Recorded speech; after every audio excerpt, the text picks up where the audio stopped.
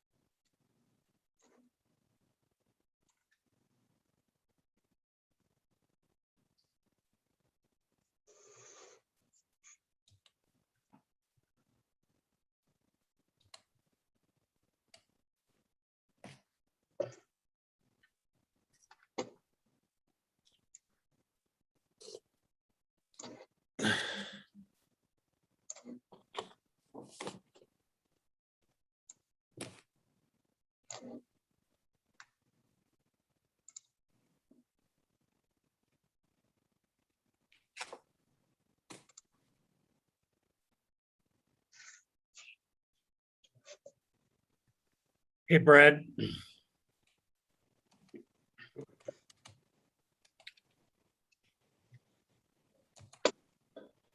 Hello, what are you doing? Same old, same old. Is Miss Yeah. Crane the first witness?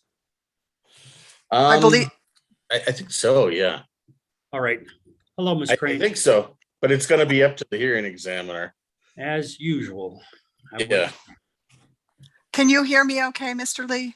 Yes, ma'am, I can. It's good to see you again. Thank you, same here.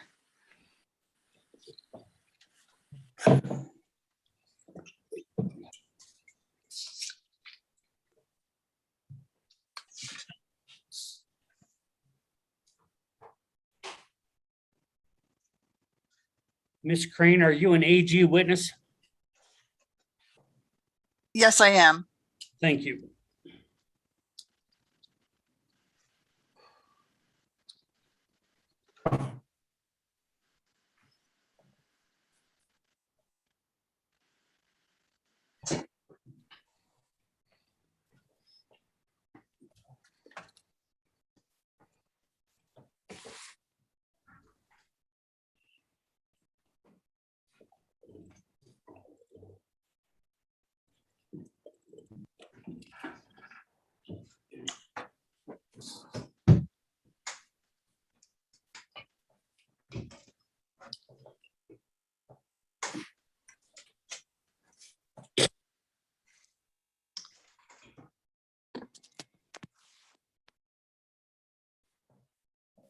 Morning, all.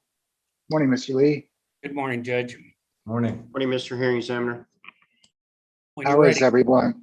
Hope everyone is doing well this fine Friday. It's our hump day for this evidentiary hearing in the matter of PNM's application for approval of abandonment and a securitized financing order regarding the Four Corners power plant. Couple of preliminary matters. Ms. Zer, are you there? Yes, you are, of course. Thank you for your email last night. You say you want to switch minutes from Mr. Setledge? That's correct. I may have had your numbers wrong for, and I probably do, for Mr. Graves. I had you at 5 minutes for him. Right. Had you oh, okay, but you had, okay, go ahead. Just explain what you want to do and I'll just do it right here on my. Sure. I have Tally. 20 minutes for Sedlage that I'd like Start to. again, Miss Zer. I would like to take the 20 minutes I have for Sedlage and transfer that to Baker. I currently have 30 for Baker, so that would be 50. Okay. And understanding that I'm following Mr. Albright, I may not even need that much time. So if I don't take 50, then I guess then I just won't have that other 20. So. Okay, thank you. I was focusing on a different witness that you have cross-examination time estimated for, and that was my confusion. Sorry for that. All right, that change has been made. Are there any other, thank you. Are there any other preliminary matters before we move to the presentation of the Attorney General's witness? Yeah, Mr. Hearing Examiner, this is Kyle Tisdale with Community Groups. Yes, sir. Good morning. Yeah, we took a look at our cross-examination last evening and we would request to move the 10 minutes that we have for Mr. Atkins and add that time to Mr. Baker, which would be 20 minutes then for Mr. Baker. Well, Mr. Atkins thanks you. Maybe not Mr. Baker as much, but yeah. All right. I'm sure he'll like to talk. He would like to talk to you, but I would like to talk to him as well. So well, so I've changed you to Mr. Baker at 20 minutes, and that looks like, if I'm not mistaken, that's your final cross-examination. You'll be done with cross-examination for after Mr. Baker. Is that right? that is correct, Mr. Hearing Examiner. Okay. Would anybody else like to make any adjustments very quickly here? Yes, Your Honor, if we're trading time, this is Ray Gifford for PNM. Yes, sir.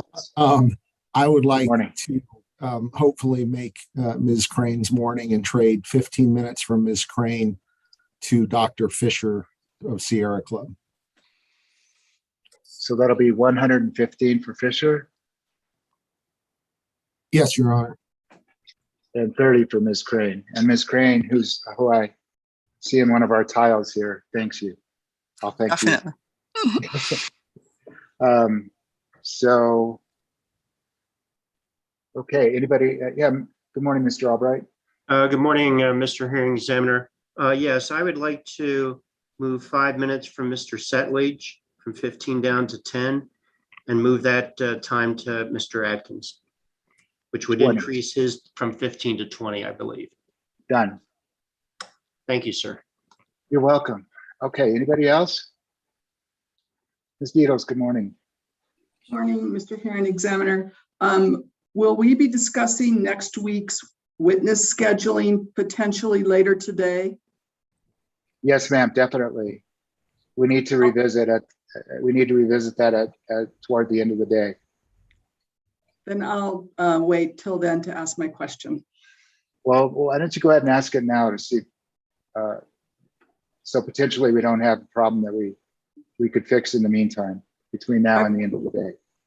I was just going to ask about the degree of certainty that our witness will be able to get on and off the stand on Tuesday, which is the day he's scheduled first to testify. He's coming to New Mexico, so if not, we may need to extend his visit by a day. Well, I haven't changed the order of witnesses. He's up first. Mr. Batts is up first on Tuesday, correct? Correct. So I would imagine he would get on and off. We have approximately right now 1.6 hours of cross requested, Mr. Batts. So I would definitely hope that we get through Mr. Batts' cross-examination or examination in total. They'll be on and off on Tuesday morning, hopefully by Tuesday morning sometime. Thank you. I'll give him that feedback. Thank you. Anybody else? Okay. Mr. Elliott, good morning. Are you there? Yes, Mr. Hearing Examiner. There. Good morning. Would you please call the Attorney General's witness? Yes, at this time, I'd like to call Miss Andrea Crane.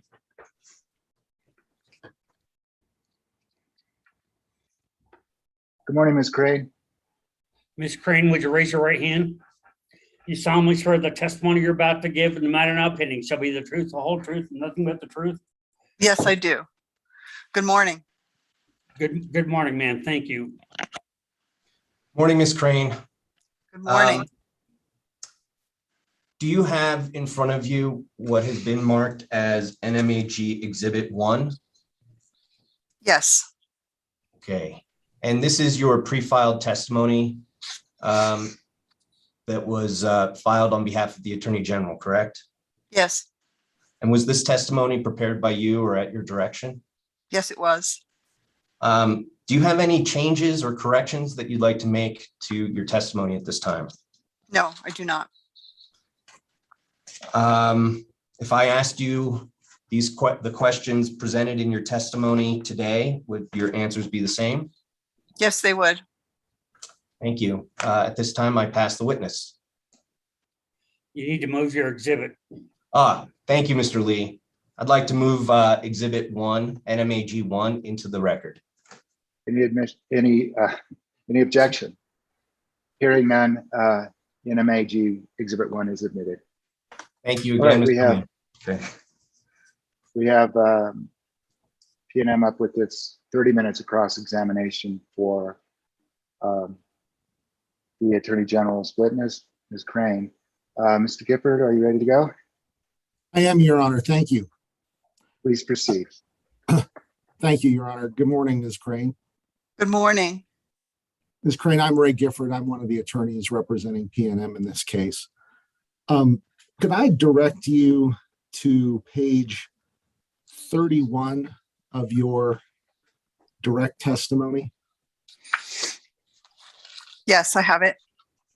And you say there on line 17 that the commission, and what we're talking about, just to give you the context, is the order adopting the certification of stipulation and the order partially adopting certification of stipulation out of the 2016 rate case. Do you remember that you talked about that in your testimony? Yes, I remember. And there on line 17, you say that the commission permitted the full 148.7 million to be included in rate base. Do you see that? I do. And those are the $148.7 million from the Four Corners Power Plant capital investments. Is that your understanding? Yes, it is. And is your understanding that that amount is in rates right now? Yes. With a debt only return. Yes, but it's in rates and it has been in rates. Is that true? That is my understanding. Yes. Thank you, Ms. Crane. I'd like you to go now to page 10 of your testimony. Am I correct in understanding that you support the abandonment aspect of this application? I support the abandonment aspect of the application, provided that the proposed merger is approved. In my view, the abandonment is an integral part of the merger, and the Attorney General is a signatory to the merger stipulation. So if the merger is approved, then yes. If the merger is not approved, then we haven't really taken a position per se on abandonment. We've really concentrated on what the cost structure should look like if the company does go ahead and proceed with abandonment in that instance. So your support of abandonment is contingent on the merger, is what you're saying? Yes. So absent the merger, you don't necessarily have a position on the net public benefit surrounding abandonment of Four Corners? No, I mean, we have not taken a position on that.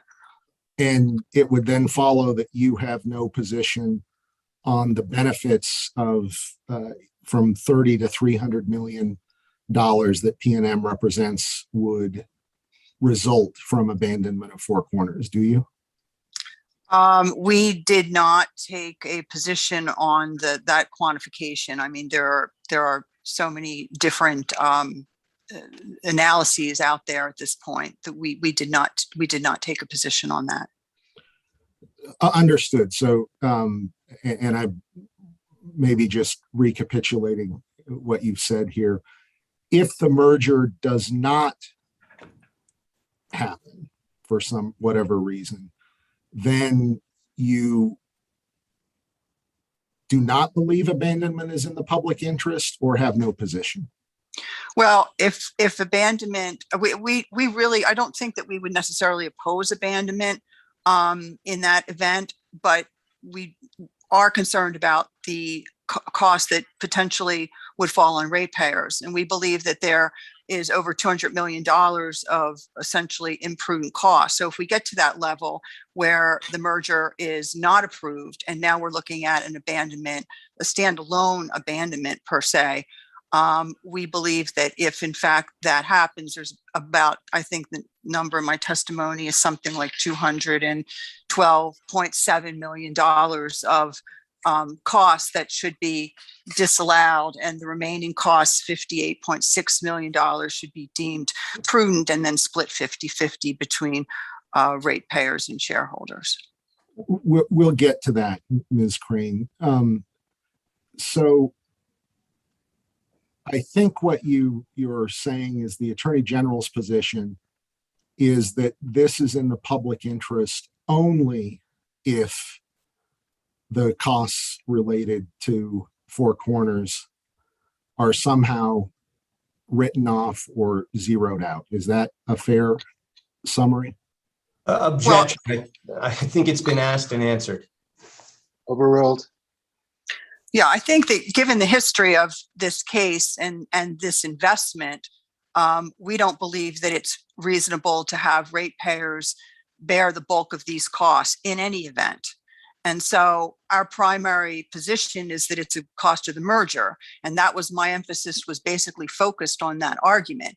Now, if it's found not to be a cost of the merger, or the merger doesn't go through, then there's still the question of what will happen. We don't think that, given the history of this investment, ratepayers should be on the hook for it regardless. Now, you do recognize that this application is being brought separate from the merger application, yes? I understand it's been filed separately, yes. And you do understand that, well, you were a witness in the merger case, is that right? I was. And the Attorney General is supporting the second amended stipulation is what we call it. Is that correct? That's correct. So the Attorney General believes that the merger should go through. That's right? That's their position, yes. And is there a stipulation, or is there an agreement in the merger case that the costs in the Four Corners plant will be treated as a part of the merger transaction? The stipulation does contain a provision about the parties retaining their rights in the Four Corners case to argue whatever position they believe is appropriate. That is as far as the stipulation addresses the Four Corners case.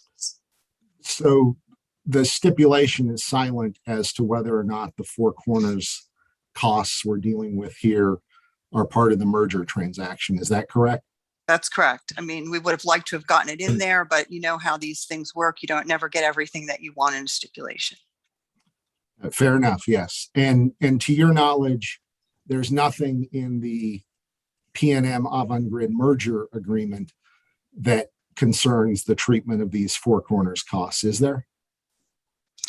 Well, there's certainly language in there that requires some sort of resolution of Four Corners. That is in the merger agreement, as well as in the proxy statement that discusses the background of the transaction. So have you heard the testimony in this case that the merger requirement is satisfied by PNM filing for abandonment and securitization of Four Corners? I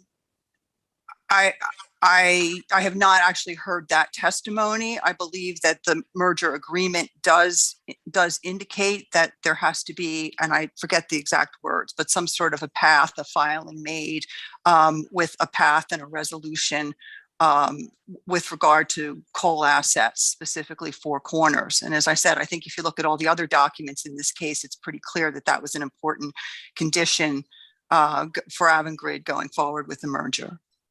So let me re-ask the question because I'm not sure I got your answer. Are you familiar with testimony in this case, or the merger case for that matter, that says that the merger condition between PNM and Avangrid is satisfied by the filing of this case? Yes or no? I don't exactly recall that specific testimony. Fair enough. Ms. Crane, could I ask you to go to PNM Exhibit 20? I hope so. For the record, Your Honor, and for your benefit, Ms. Crane, it is I'll represent, it's a copy of the Energy Transition Act. Thank you. Do you have that, Ms. Crane? I do. Ms. Crane, can I ask you to go to section 62 18 2 S of the Energy Transition Act?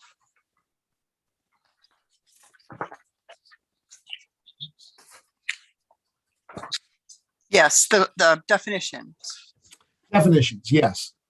And you're familiar with the Energy Transition Act, right? I am. It's your second rodeo with the Energy Transition Act after the San Juan case. Is that right? That's correct. So in section S there, it says qualifying generating facility. Do you see that? I do. Would you agree with me that the Four Corners facility is a qualifying generating facility under the Energy Transition Act?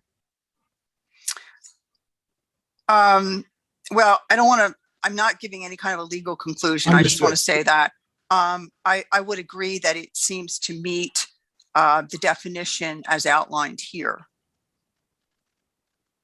Understood. And I'm not asking you for a legal position. I'm asking you for your understanding. And would you agree if we go down to subsection T that PNM is a qualifying utility? With the same caveat, I would agree. Now, in these two provisions, or for that matter, any of the other definitions, do you see that any provision that says that the Energy Transition Act doesn't apply if a merger is pending? Well, no, but that's not really my concern. I mean, with regard to the ETA applying, there's a different standard. Sure. I'm sorry, let me just finish. My testimony is that basically it should be a merger transaction cost. If it's not, my non-legal opinion is that the ETA should still not apply, not because it's because of explicit words in the ETA, but basically because the ETA is intended to reduce emissions in the state of New Mexico. And I don't believe that it would be reasonable to assume that a plant that's going to continue to operate was necessarily what the legislature had in mind with the ETA. Well, thank you for that answer, Ms. Crane. So in that same section, if you go to S1, the legislature in this said abandonment authority is granted after December 31st, 2018. Is that correct? That's what they said. And this is an abandonment application. Is that correct? I guess legally it is an abandonment application, even though the plant will continue to operate. That's right. In fact, it's possible that the San Juan plant might continue to operate if Enchant Energy gets its way. Is that correct? It's possible, although obviously with a different technology than it had when it was owned by PNM, or when it's owned by PNM. And you'd agree with me that the legislature used the word abandonment, not the word retired or closed. Is that right? The ETA speaks for itself. Okay. The legislature didn't say closed, did they? They did not say closed, no. The legislature didn't say retired, did they? They said what they said. They said abandonment authority. And a facility can be abandoned but continue to operate. Is that your understanding? Yes. Thank you.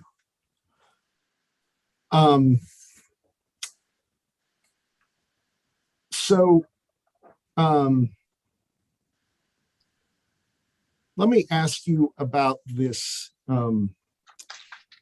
sharing mechanism that you propose. Do you recall that, Ms. Crane? I do. And you talk about that really throughout your testimony, but one of the things I appreciate about your testimony, Ms. Crane, is at the end you summarize what you're saying. And so if we could go there. Sure. Because it's a nice synopsis here. And on page, there at the bottom of page 42, you say that I recommend that the NMPRC limit recovery to 50% of prudently incurred stranded Sorry, costs. I recommend that the NMPRC I'm sorry, let me start over, Mr. Lee.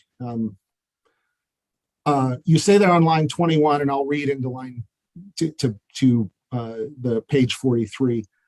I recommend that the NMPRC limit recovery to 50% of the prudently incurred stranded costs, similar to the treatment authorized for SJGS units 2 and 3 in the 390 docket. Do you see that there? Yes, I do.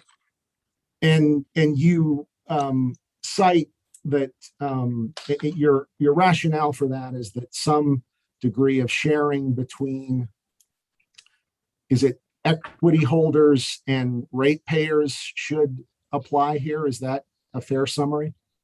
Yes. And so that rule or that principle was applied in the SJGS units 2 and 3 cases. Can we colloquially call that the BART case? Sure. Okay, so the 50% principle came out, you cite it came out of the BART case, is that right? Well, it was adopted in the BART case. Right. I wouldn't necessarily say the principle came out of that case. I think the principle's been around for a long time. And I do want to talk about that principle, Ms. Crane. And you recommended a similar sort of sharing mechanism in the San Juan Energy Transition Act case too, as well? Actually, we had 2 recommendations in that case because we weren't sure at that time whether the ETA applied or not. So in the event that the ETA applied, essentially we felt that we had no choice but to recommend 100% securitized stranded cost recovery. The recommendation on the 50% was if the ETA was found not to apply in that case. And so that's interesting. So here, if the ETA is found to apply, you don't recommend 100% stranded cost recovery? Well, no. Yes or no? If it's found to apply, I don't think that we have much choice. I think if it's found to apply, our position is it should not apply. Okay. And if it does apply, I don't know that we have any choice. Any choice in what? Well, I think that I think the costs that are found to apply under the ETA are more or less guaranteed to be recovered 100%. Again, that's my non-legal opinion here. Because they're non-bypassable? Not necessarily because they're non-bypassable, just because if from a legal perspective, the ETA is found to govern those costs, then I think we're stuck with the language of the ETA about how those costs may be securitized and how ratepayers are therefore bound to pay those securitized costs. So and the binding is the non-bypassability, isn't it? I usually when people speak about non-bypassable, I'm thinking about just from a rate design perspective. So you're right. Yes, you can. I'm sorry, I didn't realize how you were using that term. You're right. It would be non-bypassable because I don't think that we'd have any option if it's found to apply. Could the commission go back in the next rate case and look at the prudence of the costs? I think once the costs were securitized, it would be very difficult to do that.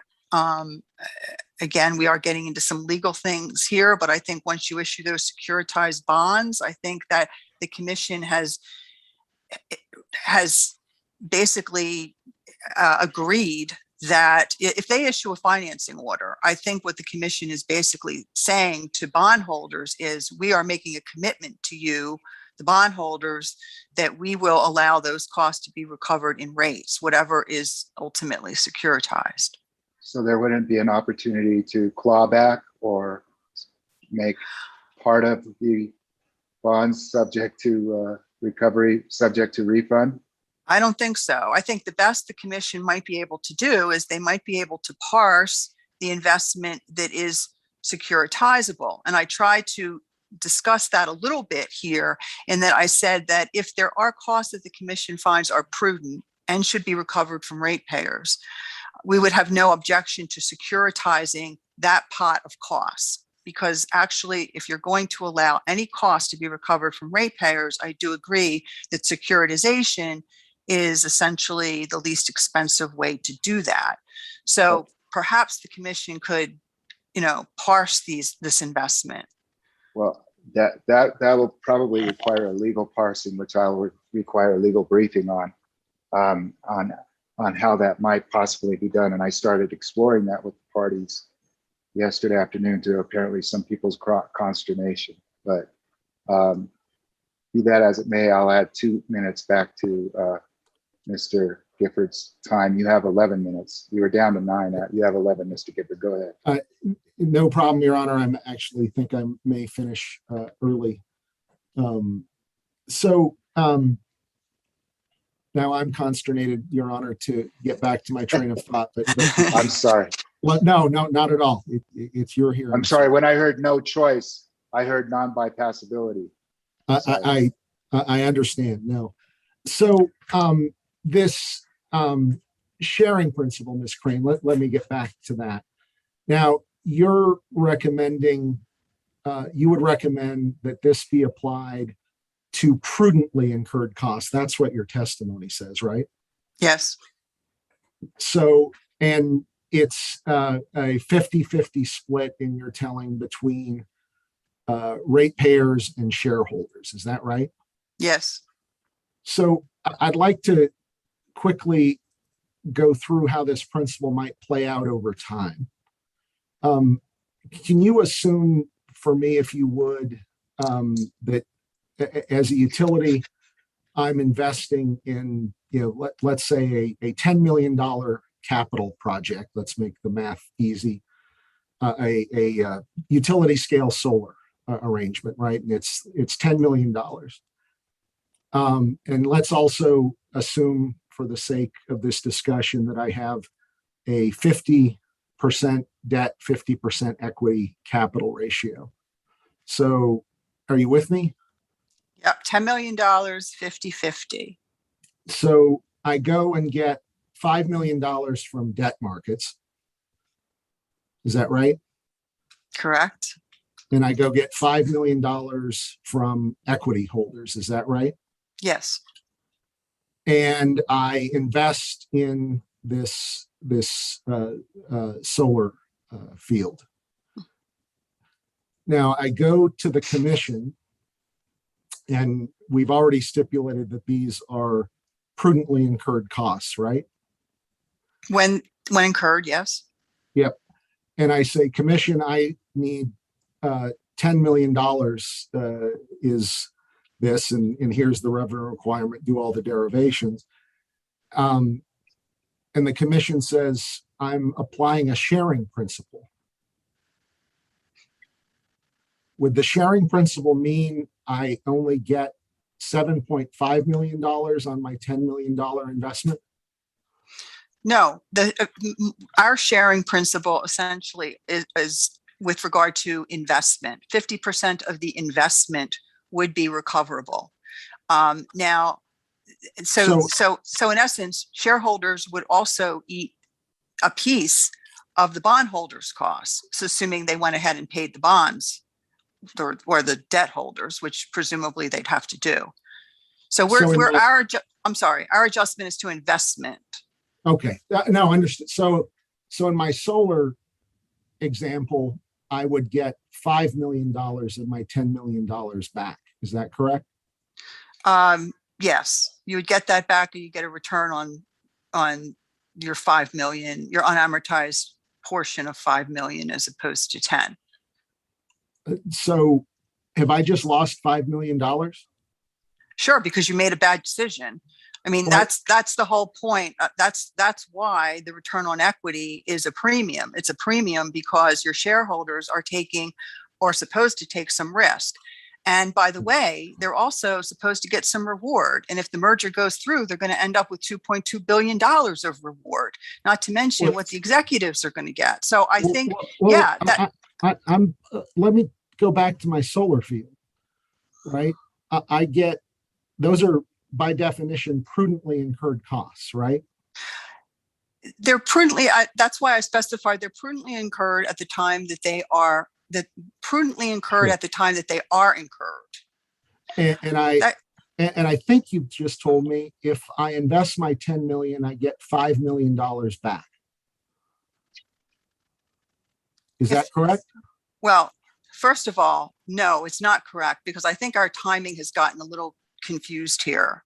And I am assuming that when you made that $10 million investment, all of that was prudent. So, Yes. because the commission they don't allow any, they don't take an investment at the time that you make it and decide that only half of it is prudent. Okay. So if they're allowing something in rate base, they decide it's prudent. So let's say you make your $10 million investment and the commission decides this is prudent. Okay. Let's assume after 5 years and for whatever reason, that asset is retired. Okay. So you still have $5 million of stranded costs associated with that asset. Now the question is, how much of the stranded costs should now be paid for by ratepayers? Obviously, when it was initially invested and found to be prudent, we were paying for 100% of the return on and of that investment. Once it stops being an investment that provides necessary utility service, and that once it stops being an investment that is just and reasonable to include in rates, then we get into the prudence issue. And prudence is a broad term. I know it has a legal standard, but there's also does it make sense for ratepayers to be paying these costs? Are these costs used in the provision of service? And if the answer is no, then I think there should be at least a sharing mechanism. All right. So if my $10 million investment was prudently incurred, do I get $10 million back or $5 million? Investment is, if it's prudently incurred, and let's just assume it has a 10-year depreciable life, and let's assume it's in service for 10 years, you'll get 100% back. So on the back end, is the principle you're espousing then is that if there are stranded costs, that's when sharing kicks in? Well, sharing can kick in for a variety of reasons at any time, but I certainly have consistently taken the position that stranded costs should be shared 50-50. In this case, I don't think we should pay for anything because I think it's merger related costs. But if there are stranded costs involved, then I think it should be 50-50 sharing. If it's an imprudent cost, we shouldn't pay any of it. So if there's a stranded cost, but but the investment was prudent, if I'm a utility, wouldn't I want to ride that asset out to its full lifespan? You probably Yes or no? would. Yeah, you would. Absolutely. And that's why commissions have to be vigilant that's why commissions have to be vigilant that the companies are actually making reasonable decisions. And what if the legislature in year 5 for this asset changes the law and I have stranded costs because of a legislative change? Is that sharing principle still apply there? Absolutely, because you have gotten that premium return prior to that legislation. You are supposed to be assuming that risk, just as I indicated you are earning reward from that equity. So yes, absolutely. So if it's a 50% write down, am I going to want to double my return over the 10 years? Well, you always try and get as much return as you possibly can. That's one reason why ROE is such a hotly debated issue in rate cases. You're always trying to maximize your return, and we're always trying to make sure that ratepayers are paying a reasonable return. If I have 2 jurisdictions, Ms. Crane, one jurisdiction honors this sharing principle, and the other one treats prudently incurred costs as fully recoverable. If I'm an investor, which jurisdiction do I invest in? Well, I've heard this argument for a long time that Which jurisdiction do I invest in? well, it depends. Actually, it depends. the If you're returns are Mr. the Hearing same. examiner, can we just I'm allow sorry. Ms. Crane to finish her answer? If you are solely concerned about maximizing your return, and that's your only interest, and if you have the ability to choose very targeted investments solely in one jurisdiction, you are going to invest in the jurisdiction in the United States of America that gives you the absolutely highest return. In reality, that's not what we see happening at all, as you well know. Obviously, it's just not. It just doesn't work that way. But theoretically, it would work that way. All the investment would go to whatever regulatory jurisdiction in the United States grants the highest ROE.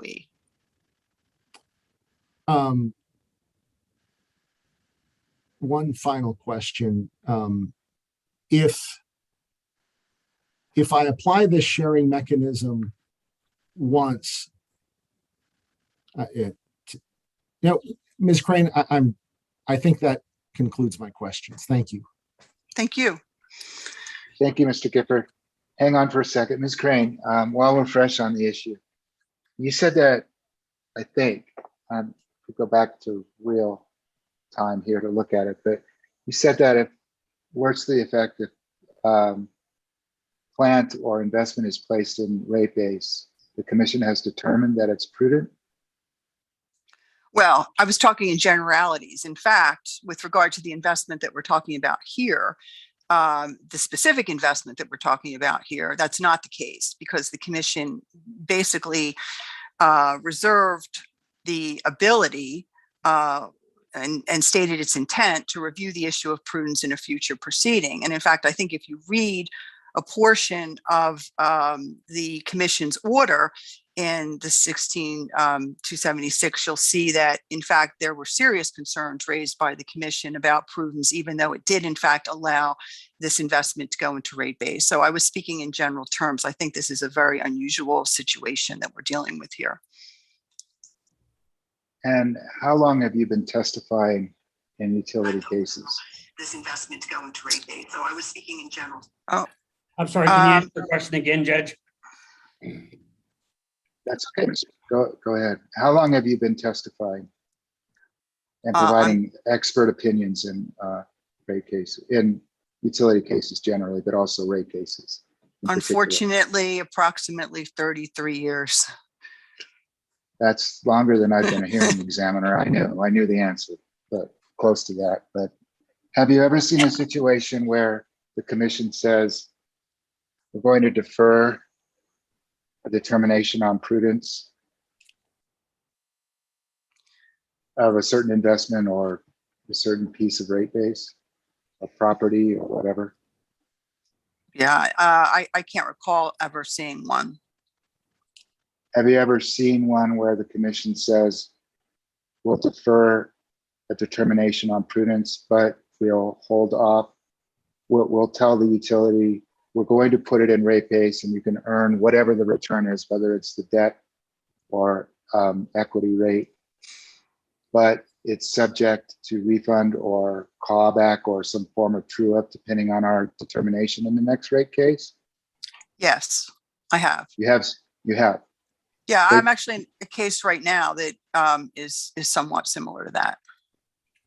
But have you seen it done where that last part is not told to all stakeholders? Where, in other words, the subject to refund or clawback, if you will, depending on the determination in the next rate case. Have you seen it issued by a commission without that qualifier?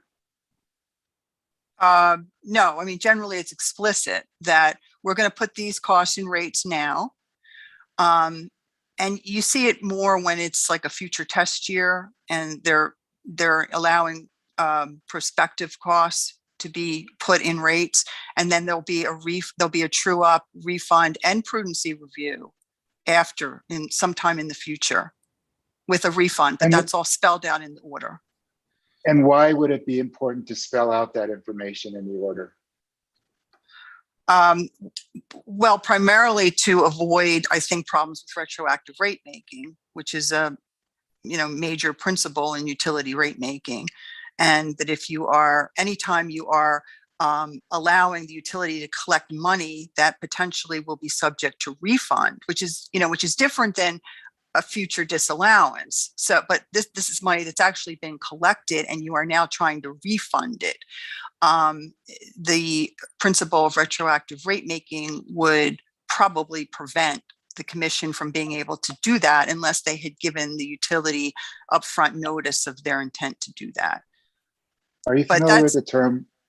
Go ahead, I'm sorry. I just wanted to draw the distinction between the situation where there's the rates are being charged, but they're subject to refund. That's essentially, one scenario. And then there's a prudence review at some point. That's potentially different from a situation where at some point in time assets become stranded and you are now going to prevent future recovery of that.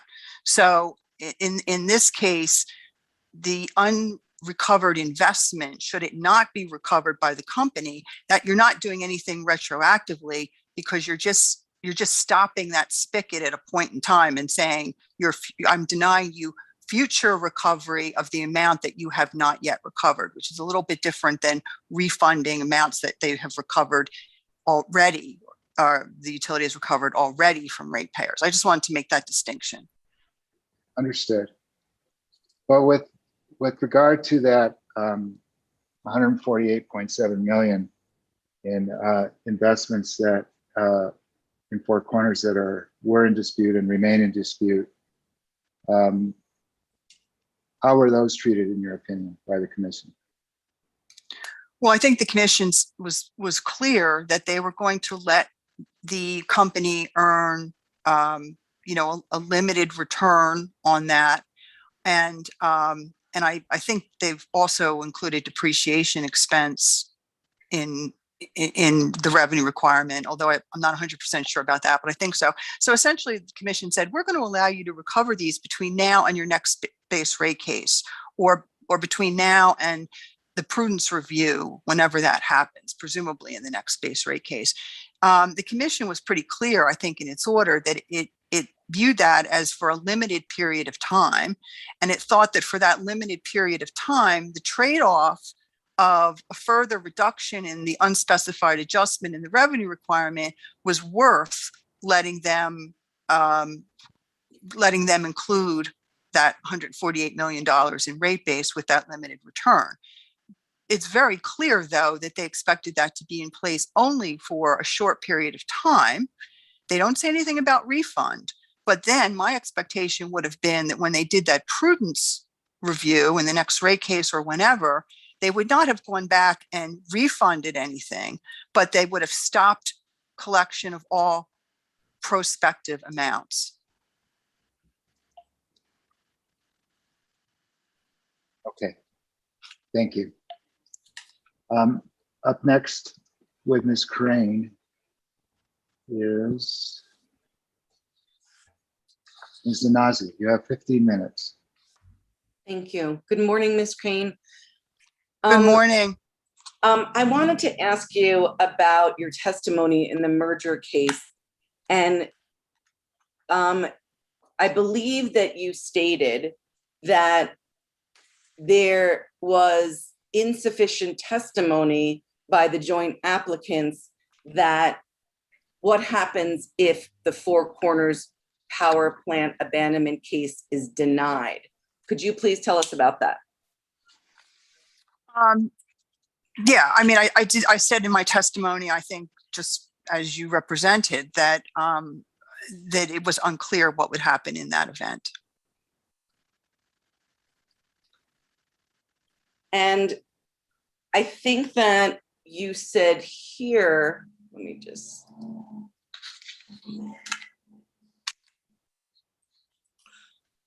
it's possible, is it not, for a utility to imprudently incur costs, but it later be found that because it's cost effective, that asset, it becomes prudent. Is that right? Your Honor, I hesitate to do this, but I do want to make you aware of my concern about friendly cross here.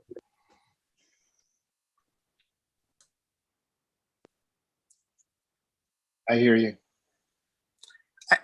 I think it's more likely that an asset is found to be prudent and then later found to be imprudent due to changing circumstances.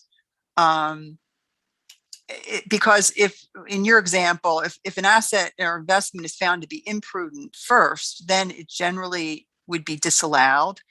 And I guess the company could come back in future years and try and get that asset, like Palo Verde 3, for example, could come back and get that in rate base at that point in time, or otherwise, in cost of service, whether it be through rate base or through some sort of operating expense. So, yeah, I guess it's possible. But in that case, they would have to prove that it's cost effective at that later time. Is that right? Correct. I'm going to renew my objection to friendly cross, Your Honor. Overruled.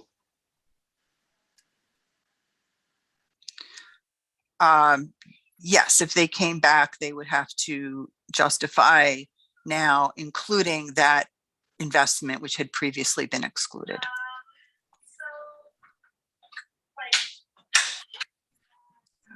Oh, sorry. At least it wasn't my dog or something. Do you believe that PNM's proposed sale and transfer to NTEC results in a net benefit to New Mexicans?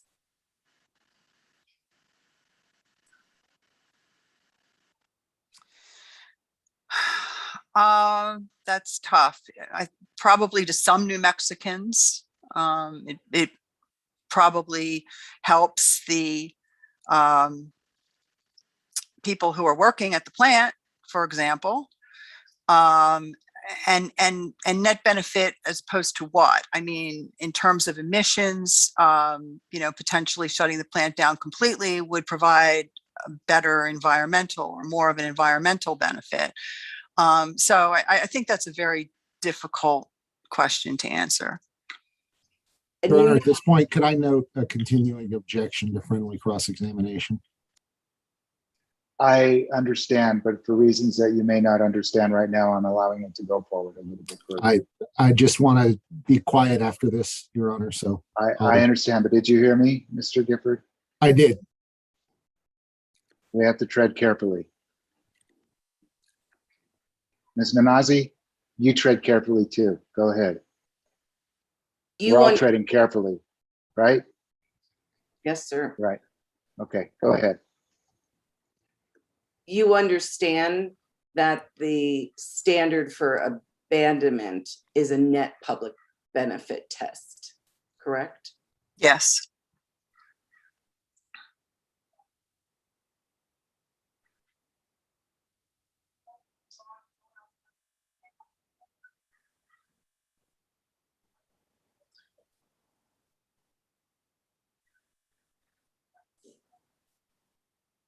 Why would you approve abandonment if the merger is approved, but not approve abandonment if the merger is not approved? And then I just want to add, I know it's a compound question, but I think you can answer it.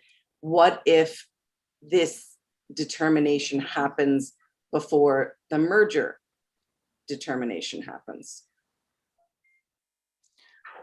Yeah, that is a compound question. I'm sorry. Can you give me that again?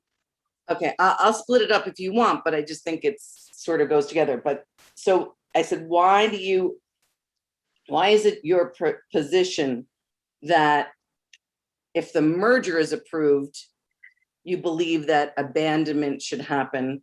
But if the merger is not approved, you don't believe that abandonment should be granted. And then the corollary is, what happens if the merger is not decided before this case is decided? Okay, well, first of all, we're supporting the merger. The Attorney General supports the merger. So from that perspective, we view abandonment as an integral piece of the merger. And so therefore, we are, so that's the reason why we're essentially supporting abandonment, you know, in this particular case. Now, if the merger doesn't happen, we really haven't taken a position on abandonment if the merger doesn't happen. What happens if this case goes forward first? Well, because we're supporting the merger, we're recommending that the abandonment be approved. And that's our recommendation in this case. So if it is approved, and then if the merger does not go forward, I guess we'll all have to kind of see where we are at that point. And is it because then the securitized amount becomes, in your mind, a $300 million cost of the merger, such that regarding the merger case, there should be no adverse impact to ratepayers of the merger? We don't think that, well, I don't think the cost would be securitized if, because our recommendation is that this be found, that the $300 million be determined to be a transaction cost. Transaction costs are to be borne by Avangrid pursuant to the stipulation in the merger case. So we view that as being, you know, we view it as a merger transaction cost. So we don't think there would be any securitization, because they would not be able to securitize a merger transaction cost. They can only securitize a cost that is going to be recovered from ratepayers.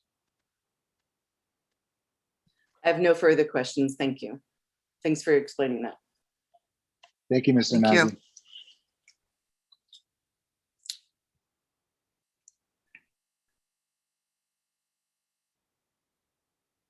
Nazem. Up next, I believe we have Ms. Beatles, 10 minutes with Ms. Crane, is that correct?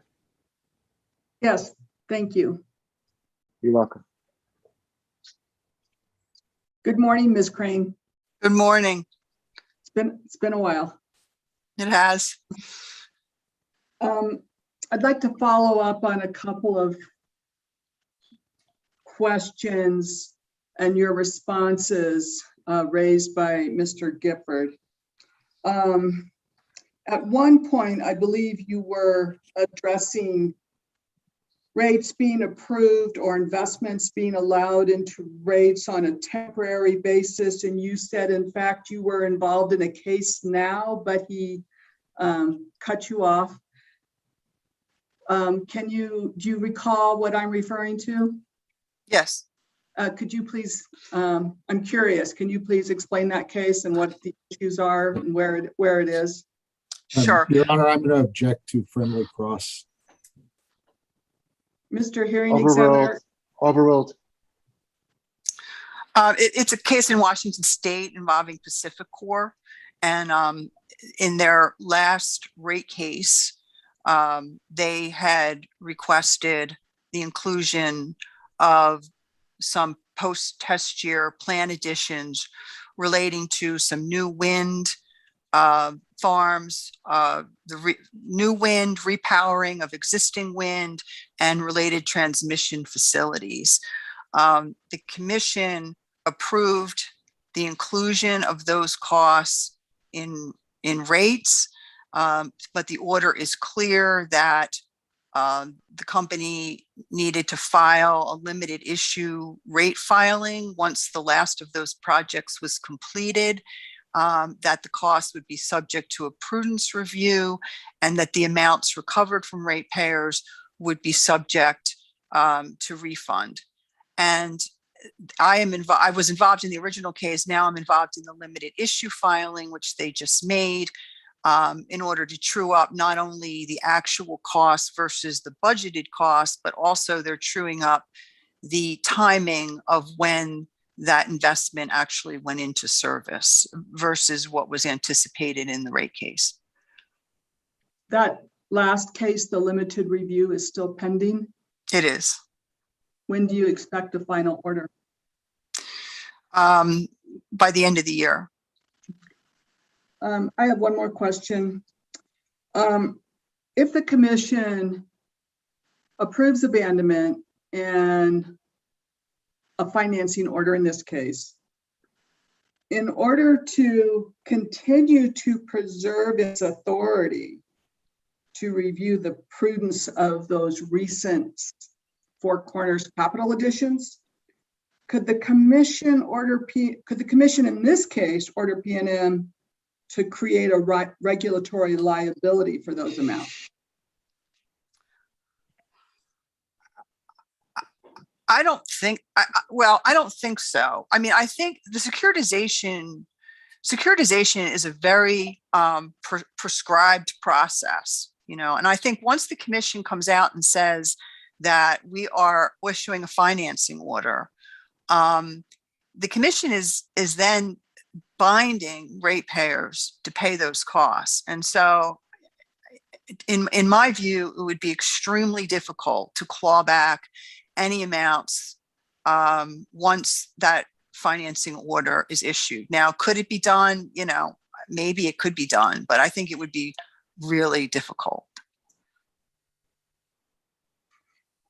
Thank you very much. I have nothing further. Thank Thank you. you, Ms. Beatles.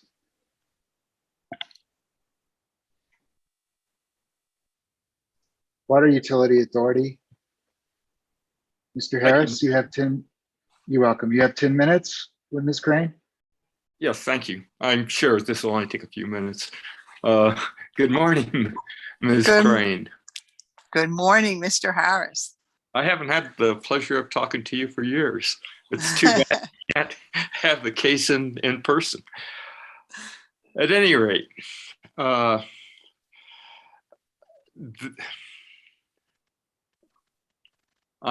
wade into some of this broiled water here. Did you listen to any of the testimony of Mr. Phillips yesterday? A little. Well, it's your understanding of his testimony that that he takes the position in his testimony that there are better or less expensive resources to replace the Four Corners plant, that are less expensive and less polluting. How does that fit into the discussion about investments that were initially prudent and cost effective and now are no longer apparently cost effective? Yeah, it's a tough issue, especially as technology changes, and different people probably have different views. My view is that the utility is in a very special situation in that it is a monopoly and it is given, a monopoly franchise territory exclusively. And that comes with a lot of responsibility. And one of the responsibilities, in my view, is that the utility should constantly be striving to find ways to provide the least cost, the least reasonable cost of service for its ratepayers. Now that's easier said than done. Obviously, there's a huge hurdle once an investment is made. It's and authorized by the commission. It's really a huge hurdle, and even before it's authorized, once an investment is made, it's very difficult to get a disallowance of utility investment. It absolutely doesn't happen all that often. But in my view, that doesn't negate the responsibility of the commission and the regulators and the other parties to constantly strive to ensure that the utility is serving customers in the most cost efficient manner. And as I indicated, that imposes a lot of risk for shareholders because they're not guaranteed, or I don't think they should be guaranteed, of a return on or of that investment. On the other hand, sometimes there's a windfall and somebody comes along and wants to buy you for $4 billion. So, there's a trade-off there. Okay, and the follow-up is, how does the commission's initial, or the hearing examiner's initial determination of imprudence on the selective catalytic reduction, I believe that was in the 16276 case, how does that play into who should pay what? Well, first of all, we obviously think this is a merger cost. So Avangrid or shareholders should pay 100%. Now, if that's not the case, then we think that not only was it the hearing examiner's recommendation or findings about imprudence, but actually, if you take a look at the order by the commission, there's lots of language in there that seems to me to imply that the commission itself had some real concerns about the prudence. So I understand that a hearing examiner's recommendation is simply that, it's a recommendation only. But the way I read the order, I think the commission probably agreed with the hearing examiners on that recommendation. For a number of reasons, they made the decisions that they did and thought that they'd get a second bite at the apple, which now it looks like, the company would claim they don't get that second bite. Okay. I don't know. Did I answer your question? Yeah, you did. I mean, have you ever encountered a case that had such complicated issues to parse? Yeah. I don't know. It seems like PNM has a lot of cases lately that have a lot of complex issues, but this is right up there. I would agree with you. Okay, thank you. I have no further questions, Mr. Hearing Examiner. Thank you, Ms. Thank you, Mr. Harris. Ms. Crane, that's why, are you familiar with the term in philosophy of troubling an issue? Using it as a verb? Oh, like 3 times, that sort of thing? Or no? No, well, just actually stretching and evaluating and analyzing an issue from various different angles. And it also turns out to be a troubling issue or a set of troubling issues that we're dealing with. But I'm using trouble as a verb to try and tease out and focus. And what I'm trying to do in several respects is evaluate, look at these sets of interrelated issues on the investments and the prudence through the prism of, on the one hand, the rate-making authority and application of rate-making principles by the commission. And on the other hand, the requirements, strictures, and application of the Energy Transition Act and the interplay. And there are a whole set of issues underneath that are answered based on where one falls. And so that's what I've been trying to start a dialogue with the parties with, and you've helped in that regard a lot. So I appreciate that. Thank you. I should say my husband was a philosophy major as an undergrad, so I should have known that term. Again, thank you. I have one more party that has cross-examination for you, I believe, and that's staff. Mr. Foreman?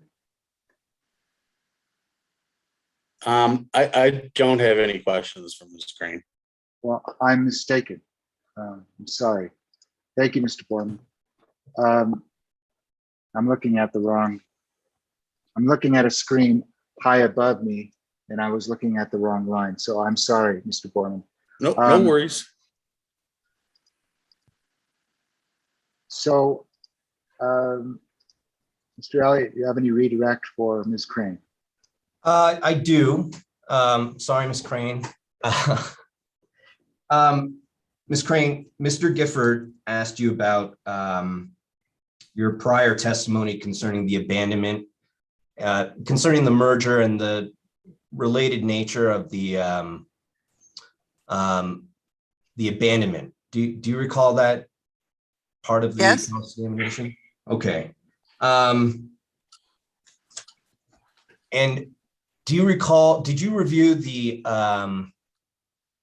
NTEC agreement in the purchase sale agreement with NTEC? Are you? Well, I'm generally familiar with it, but I didn't, I Okay. I can't quote it chapter and verse. Are you generally aware though that that one of the central provisions is that it requires the receipt by the seller of a final non-appealable approval of abandonment of PNM's ownership interest? Yes. And that is it your understanding that the NTEC agreement, the NTEC sale, excuse me, can't close unless there's a financing order that's been granted? I don't recall that requirement, that there be a financing order. Okay, but are you generally aware that if the NTEC agreement can't close, that there isn't a contract that's in full force and effect? Yes, if it doesn't close, then the transaction doesn't happen. Okay. The other question I just wanted to ask you is, and I guess it would go to the troubling of the ETA. The ETA, it amended not just, it was an expansive piece of legislation, right?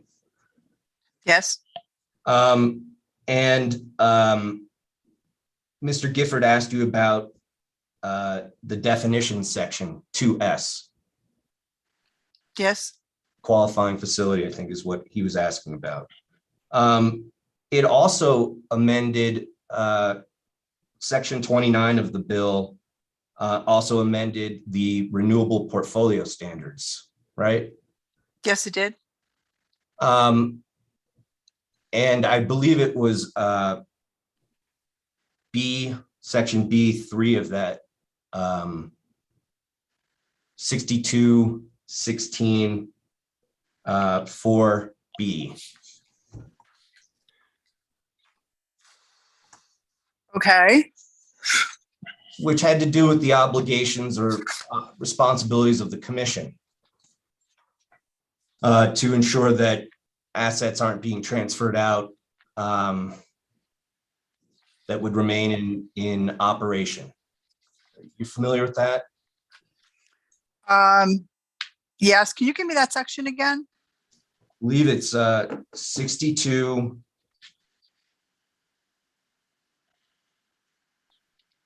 6216-4, it's paragraph B, and it's numeral 3.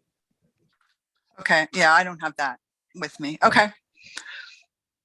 Well, I guess the question is, the ETA overall, it requires that, would you agree these provisions have to be read in harmony with one another? I would think so. So how do you think it applies to the commission's determination on abandonment? Well, I expressed in my testimony some concern about the ETA applying at all, because I think that, we had some cross-examination earlier. PNM's attorney asked me about specific language that is or is not in the bill, but I think one has to step back and say, what is the whole purpose of this legislation? This legislation is to reduce emissions and to promote renewables. And, there's sort of the two sides of the same coin there. And there's a renewable requirement, in the sections that you indicated. And there's also, I believe, something to the effect of, the company being prohibited from taking certain actions, in order to meet their RPS standards. So I think they have to be read together.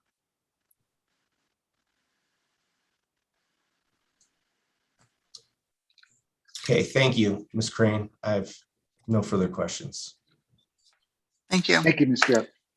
Thank you, Mr. Elliott. Ms. Crane, it's always great to see you. I hope that the next time we are able to see each other is in our new digs in Santa Fe, maybe hopefully sometime next year or whenever that may be. But for the time being, it was nice to see you over Zoom. Nice to see you. Good luck.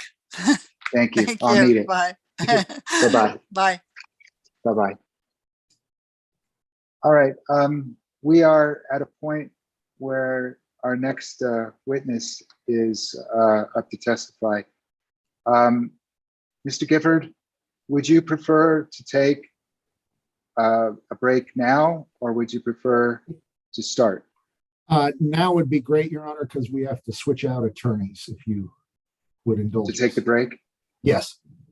Mr. Atkins, I'm sorry, you're already with us. It's great to see you as well, but we're going to take 15 minutes to change over attorneys. Is that all right?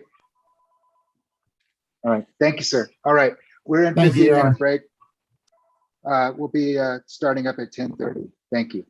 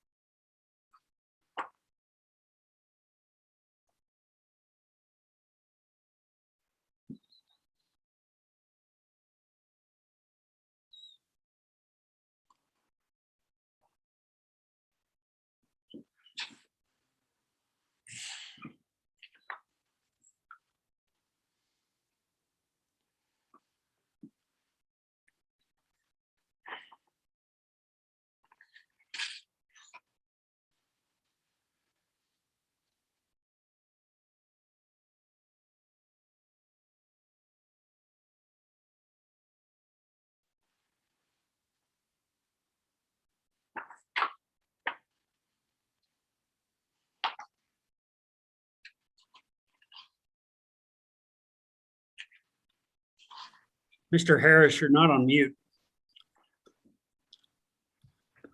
Thank you, Mr. Lee. You bet.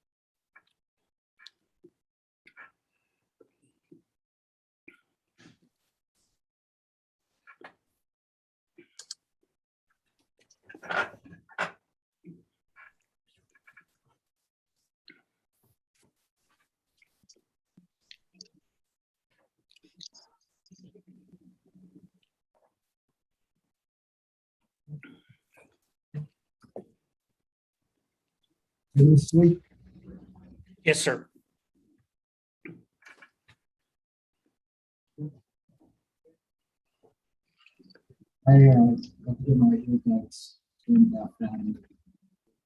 Judge, you're not coming through very clearly.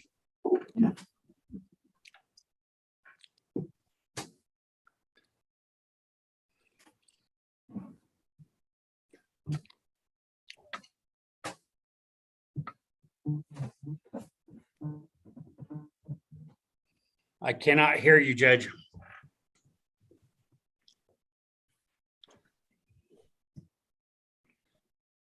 I see your lips moving, but cannot hear you. There's no volume, Mr. Hearing Examiner.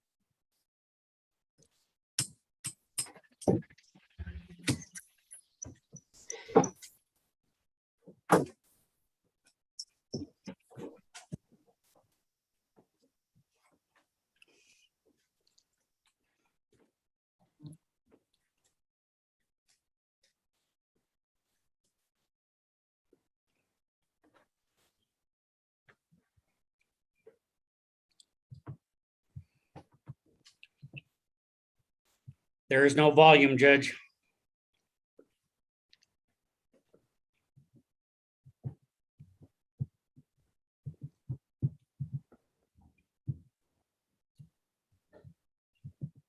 I cannot hear you, Judge.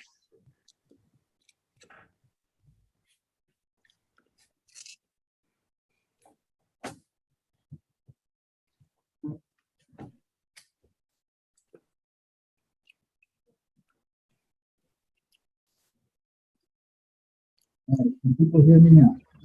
You are sounding very muddled, Judge. You may need to log off and log back on. Let's try this again.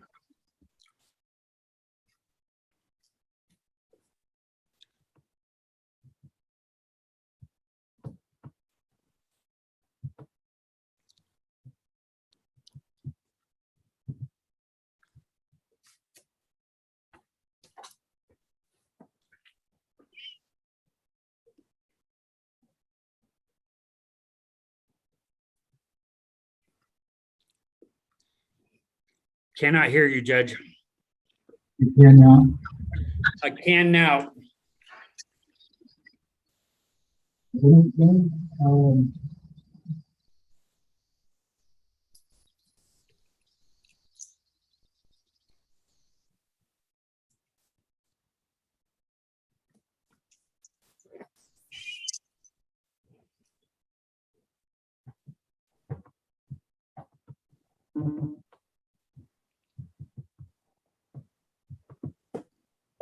Cannot hear you, Judge.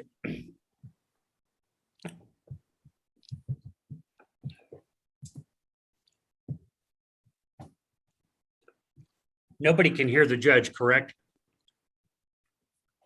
Correct, Mr. Lee. I don't hear him either. That's correct. He's logged off. I apologize, ladies and gentlemen.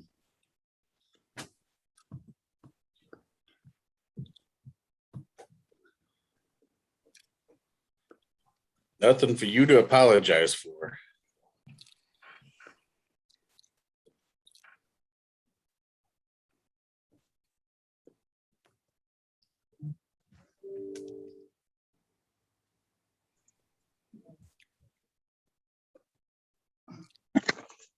I cannot hear you, Judge. He is muted, however. Yeah, it looks like he may be on mute.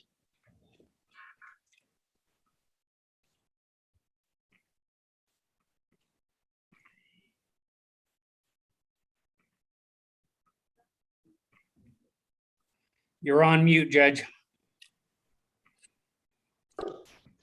Can you hear me over this microphone? Yes, Yes. sir. All right, I'm using a different, probably not quite as good microphone for this, and I apologize for the delay. Every once in a while, and it hasn't happened in a while, my earbuds glitch out with Zoom. So be that as it may, my apologies for that. We're back with the cross-examination of PNM witness, Mr. Atkins. Ms. Terwilliger, would you please call your next witness? Yes, thank you, hearing examiner. Mr. Atkins, can you state your name, title, and who you work for the record, please? Miss Terwilliger, I need to swear the witness. Oh, yes, thank you.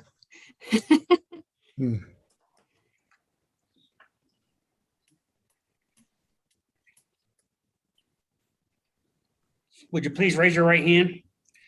You solemnly swear the testimony you're about to give in the matter now pending should be the truth, the whole truth, and nothing but the truth? I do. Thank you, sir. Okay. Okay, Mr. Atkins, can you now state your name, your title, and who you work for the record, please? Yes, I am Charles N. Atkins II, and I am the Chief Executive Officer of Atkins Capital Strategies. And do you have your prepared direct testimony in front of you, which has been marked PNM Exhibit 15? I do. Great. Was that prepared by you or under your direction? Yes, indeed. Do you have any corrections to that testimony? I don't, thank you. And if I asked you the same questions today, would the answers be the same? Yes. Okay, I tender Mr. Atkins for cross. You But need first- to move your exhibit. Yes, sir, I was getting there. Thank you. Hearing examiner, I would ask for admission of PNM Exhibit 15. Any objection? PNM Exhibit 15 is admitted. Thank you for the assistance, Mr. Lee. And hearing examiner, I tender him for cross. Thank you, Mr. Williger. Mr. Bartel, I have you down for 20 minutes with Mr. Atkins. Mr. Bartel, are you there?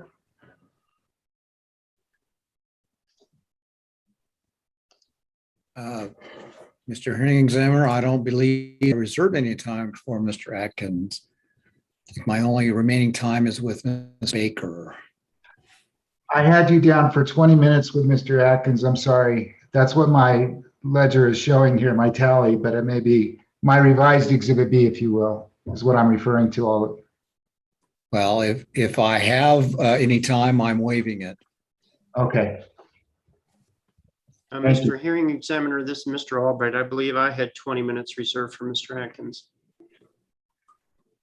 You do. Go ahead, Mr. Albright. You have 20 minutes. Thank you, Mr. Hearing Examiner. Good morning, Mr. Atkins. Hello.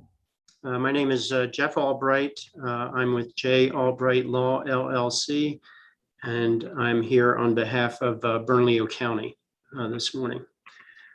You have an impressive resume there, Mr. Atkins. I also noted I have that a few gray hairs. I have a few gray hairs here and there, you know. well, I just have a few less hairs. So, but I also noticed that Howard University within the last day or so just gave loan forgiveness to all the juniors and seniors across the board. So that was good to see. It was a great experience there. I would like to, if you'll just turn to page, I do have some questions. If you'll turn to page 1, please, of your direct testimony.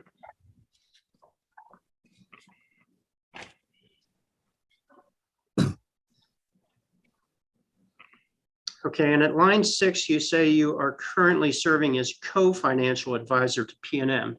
So who is the other financial advisor you're working with? It is also Guggenheim Securities.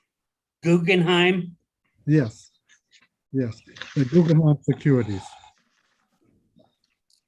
Okay, but you're no longer with Guggenheim, correct? Exactly, yes. And when did that when did that occur? When did you separate from Guggenheim? I believe that it was in September of last year.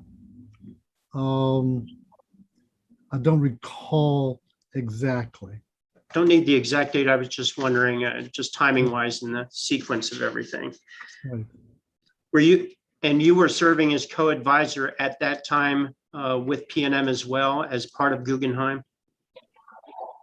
Yes, as advisor, yes.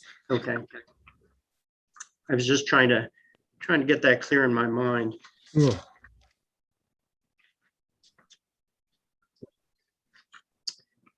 Would you also, would you turn to page 9, please?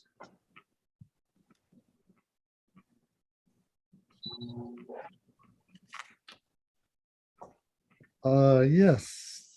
Okay, and there you talk about the basic description of securitization, and you go through an explanation of that.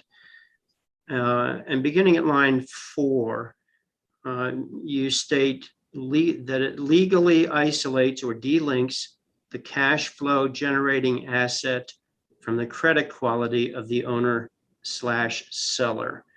Do you see that statement? Have I read that correctly? Lines 4 and 5? Yes. Yes. Doesn't that shift the burden of risk from the IOU to the ratepayer? What it does do is that it enables a particular large amount of customer savings because these bonds are able to be rated AAA, which is higher than the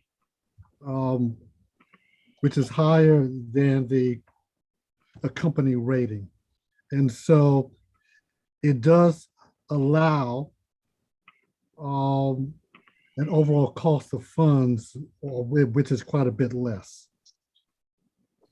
Well, and since the cost of the securitization itself and the financing the bonds is part of what the ratepayers take on as part of that bond issuance, wouldn't that discourage PNM from being cost efficient with regard to expenditures and so forth? I don't see how I don't understand your particular question. Okay, well, let me ask a couple other questions. For example, legal fees associated with the securitization are reimbursed under the ETA, correct? Yes. Yes. Okay, so is there any incentive to conserve their legal costs associated with securitization if they're all going to be paid for by securitization? What incentive is there for the company to minimize their costs? Well, there is an overall incentive because even though these particular assets, even though this particular transaction, it is legally isolated,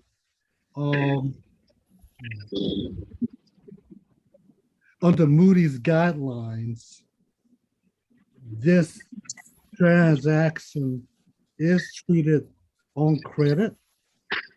And so the overall level of the ongoing transaction charges, customer charges, there is an incentive at PNM to keep all of those charges as low as possible, because in the overall Moody's credit approach, those charges still have an impact on the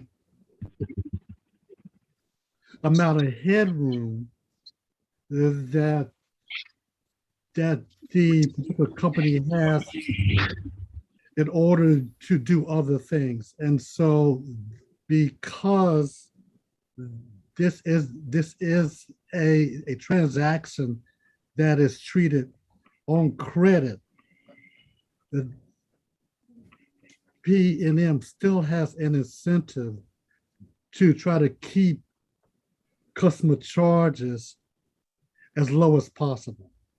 And so, yes, there is still an incentive there. But once the bonds are securitized, whether it's done in tranches or whether it's not done in tranches, that doesn't change. I mean, the bonds have been issued and they get a rate of return.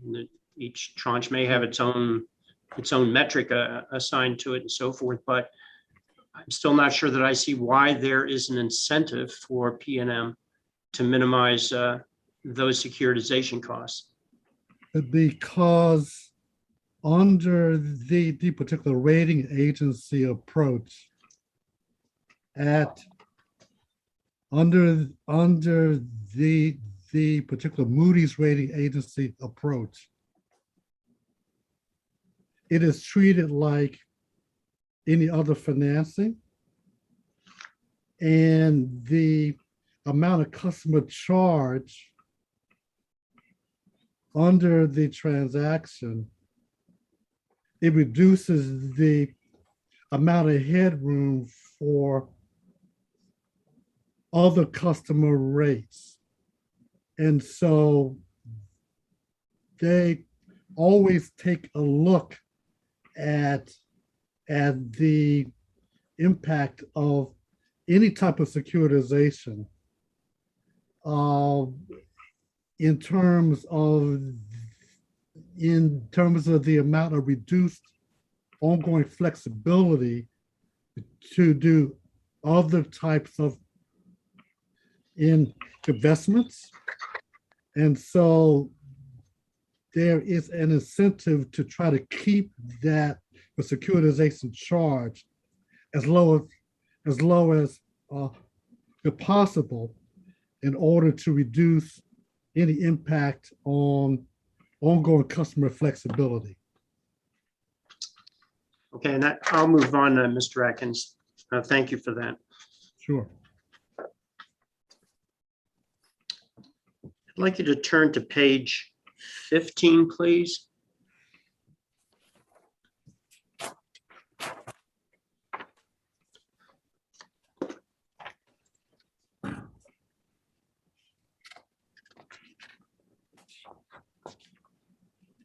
Sure.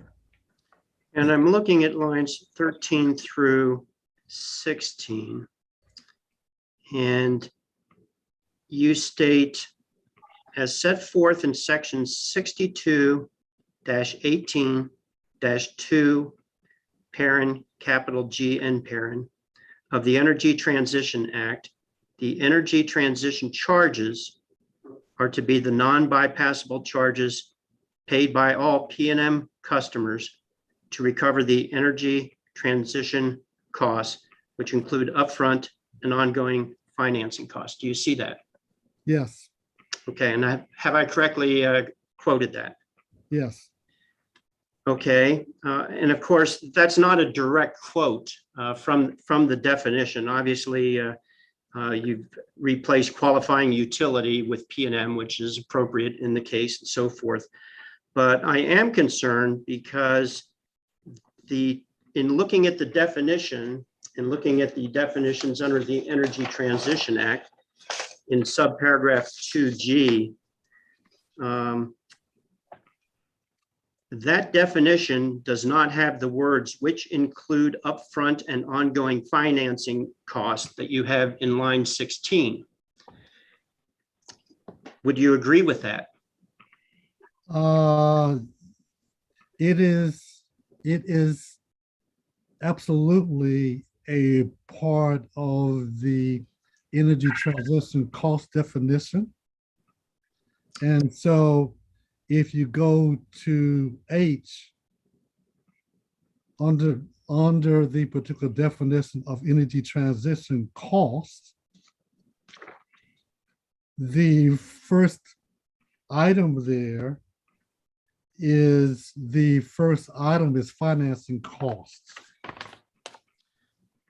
And let me go through that because I did go through that paragraph G, and I'm looking at G, states means a non-bypassable charge paid by all customers of a qualifying utility. I'm sorry, it means a non-bypassable charge.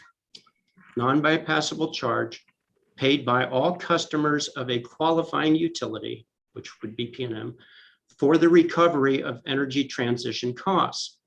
And then if you go to paragraph H, energy transition costs means the sum of, and it goes through a number of very detailed definitions there, but it doesn't talk about upfront costs or ongoing financing costs. It doesn't make those distinctions in any of those definitions that are there. So I'm just wondering where you came up with upfront and ongoing financing costs. I agree with the ongoing financing cost. Oh, But well, where did the upfront cost come from?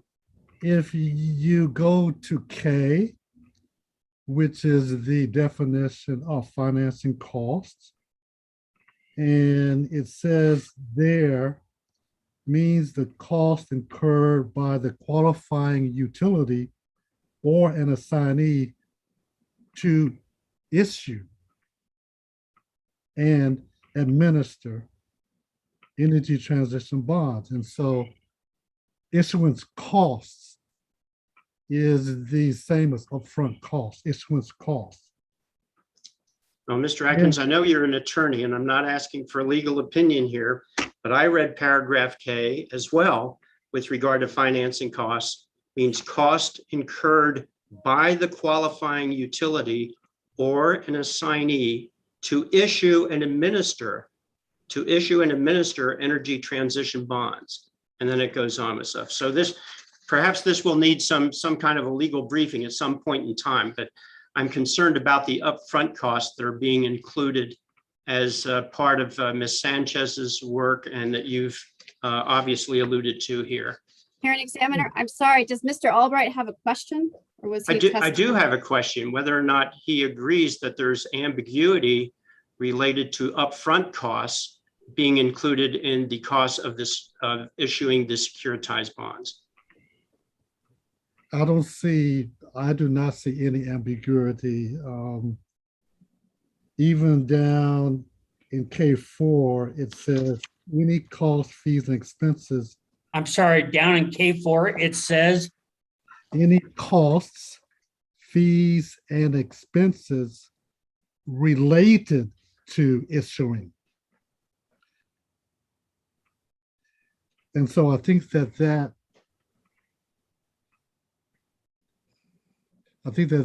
is just crystal clear there.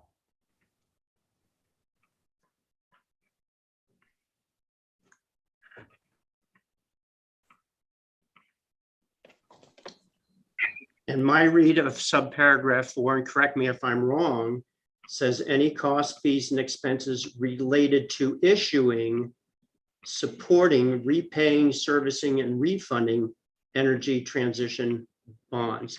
The application for a financing order, including related State Board of Finance expenses, or obtaining an order approving abandonment of a qualifying generating facility. Yes. Would you agree that that's how it reads? Yes. Yes. Okay, all right. It's quite And we may inclusive. disagree on the interpretation of it. But I Yes. understand. But Mr. Albright, let Mr. Atkins answer the question. My apologies, sir. Oh, sure. It is quite inclusive. And would you agree And that, yet, Mr. Albright, you have about 4 minutes. thank you, sir. Would you agree that for purposes of the financing of the Four Corners Power Project, it's envisioned that this will be done through an SPE, a special purposes entity at PNM? The particular bonds would be issued through a special purpose entity. Yes. And that SPE will will have an affiliation with PNM, correct? It will be a wholly owned subsidiary, yes. And it will also be structured so that it is bankruptcy remote. And it is envisioned that there may be a separate SPE for both San Juan and for Four Corners, or they may be combined. Is that your understanding? Yes. If they are separate, then separate costs would be incurred. Well, even if they aren't separate, is it your opinion that that separate costs would be incurred for each one of the securitization for either San Juan and or Four Corners? Yes. Did you work with Ms. Sanchez at all with respect to looking at the costs, the estimated cost for securitization? I did go through the estimated transaction costs. You say you did or did not? I'm sorry. I did, yes. You did. Okay. Yes.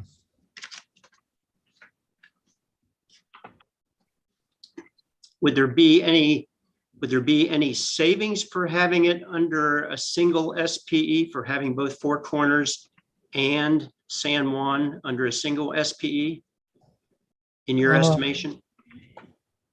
I would say slight cost, a small savings. And where would those cost savings be? There is a quite minimal cost in the establishment of a separate special purpose entity structure. A slight cost. But the issuance of the bonds themselves would have to be done separately, correct? Yes.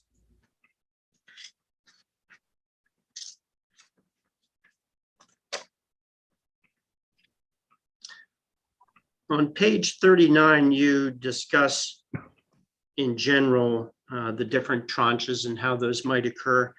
What happens if there's an undersubscription in a particular securitization or with a particular tranche? What happens?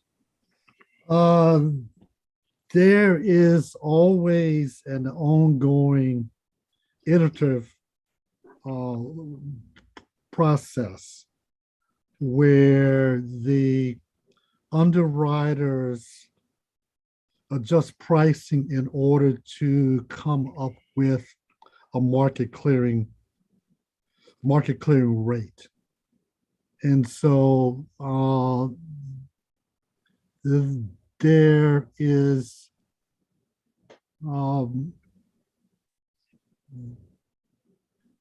that is part of the ongoing underwriting process. So when that happens, do they just rescind an entire tranche, or do they carry it over? What are the mechanics of that? There would be either an adjustment in the interest rate on that tranche, and that is the particular most likely approach in order to find a particular market clearing rate. Do you anticipate that as securitization is applied to more and more of the capital expenditures under the ETA, that the interest rate would go down, or would it go up? And I know interest rates are subject to a lot of variables, but as the burden of securitization increases on the customers, would you expect the bond rating to remain the same, or go up or go down? It would not have, every single transaction those particular customer charges are considered in an aggregate, and all of the particular AAA stress tests are applied to two transactions if there are two transactions outstanding. And so in my exhibit 4, it did show the combined impact of a potential San Juan transaction as well as this transaction. Okay, Mr. Hearing Examiner, I have no further questions for Mr. Atkins. Thank you very much, Mr. Atkins. I appreciate your time and the answers. All right, thank you very much. Thank you, Mr. Albright. Ms. Nazi, I have you up next for 20 minutes with Mr. Atkins. Is that correct?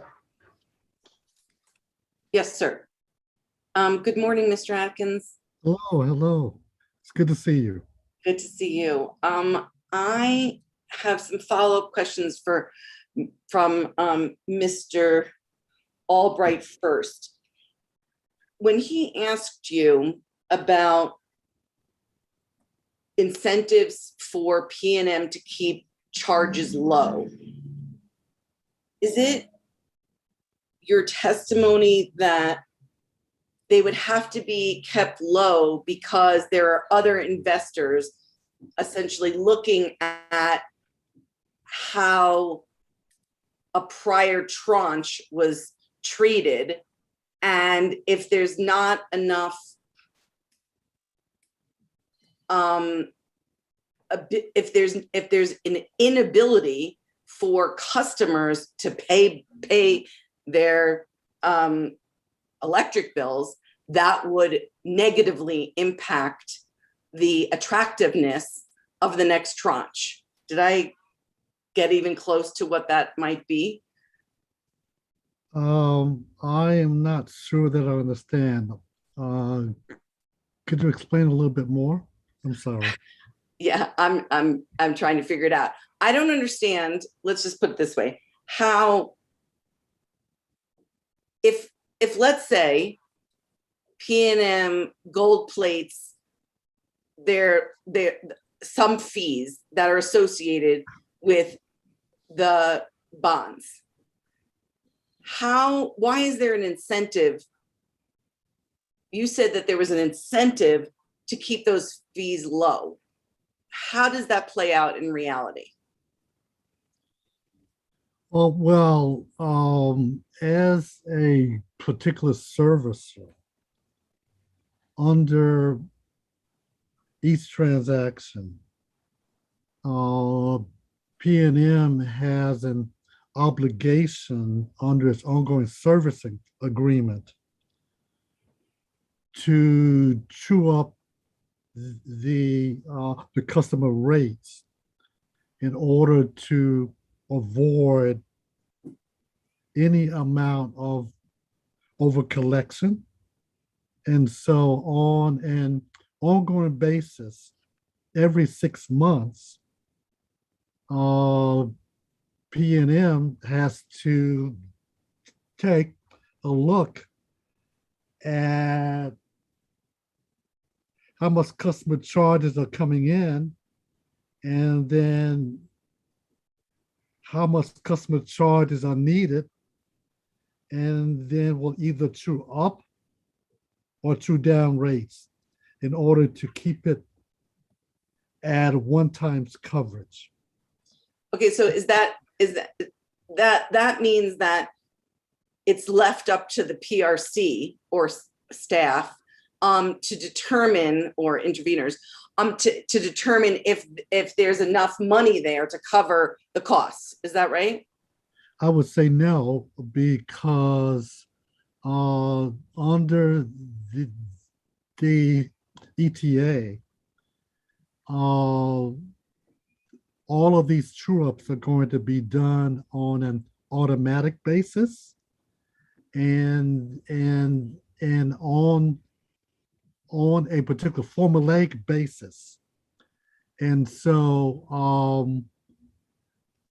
the only scope of review throughout each of these true-ups is only for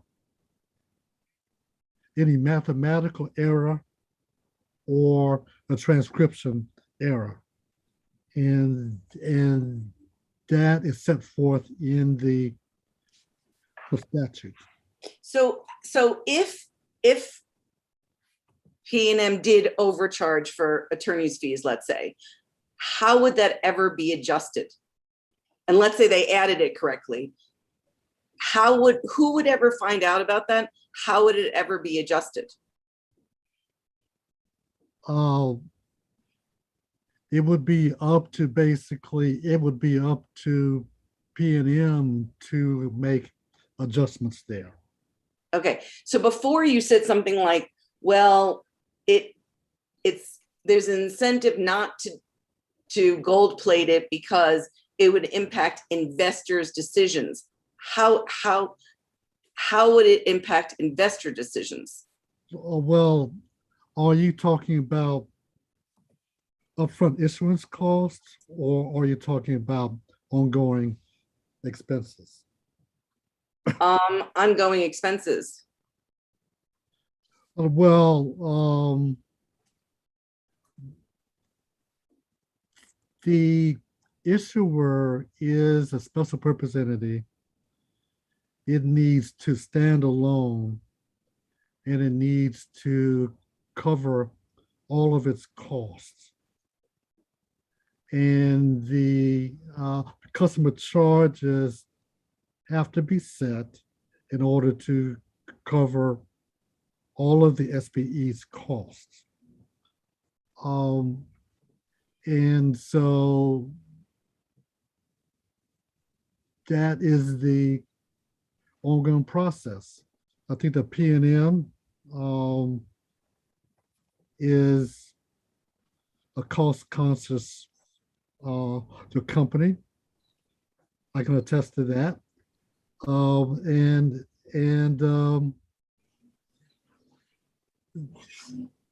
They have an ongoing responsibility as ongoing servicers to ensure that the SPE's costs are being covered. But is it your testimony that other than trusting PNM, there is really no way to review those ongoing charges except if those charges don't literally add up? That is exactly how I would say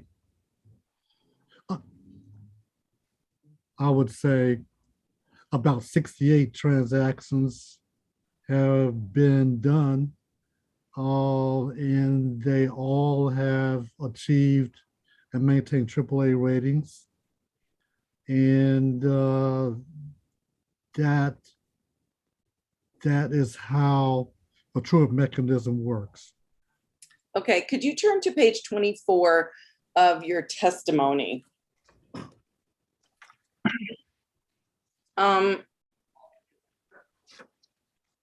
Here, you're referring to the graph that is above on page 23, which we'll get to in a minute.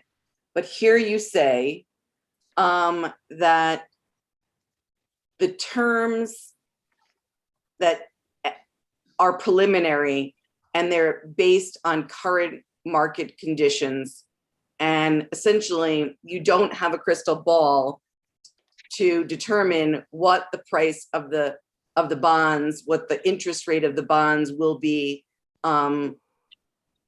in 15 years, in 20 years, in 25 years. Is that right? You do not know what interest rates are going to be in the future, although I did check as of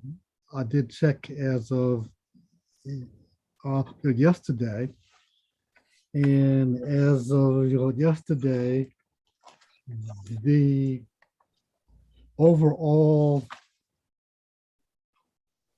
average coupon was actually about 1 basis point less. And so even though treasury rates have gone up. I'm sorry, even though transfer rates have gone up?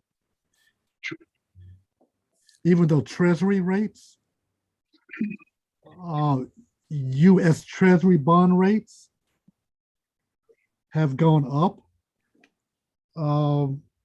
Expected credit spreads have gone down a bit. And so the overall expected coupon, overall estimated coupon as of yesterday was 2.34, and that compares with 2.35, which was in a testimony. So, sir, can you explain to me how the different tranches get offered? And I think what you said before, well, first, let's start there. So on the day after, or a certain time after the merger, if this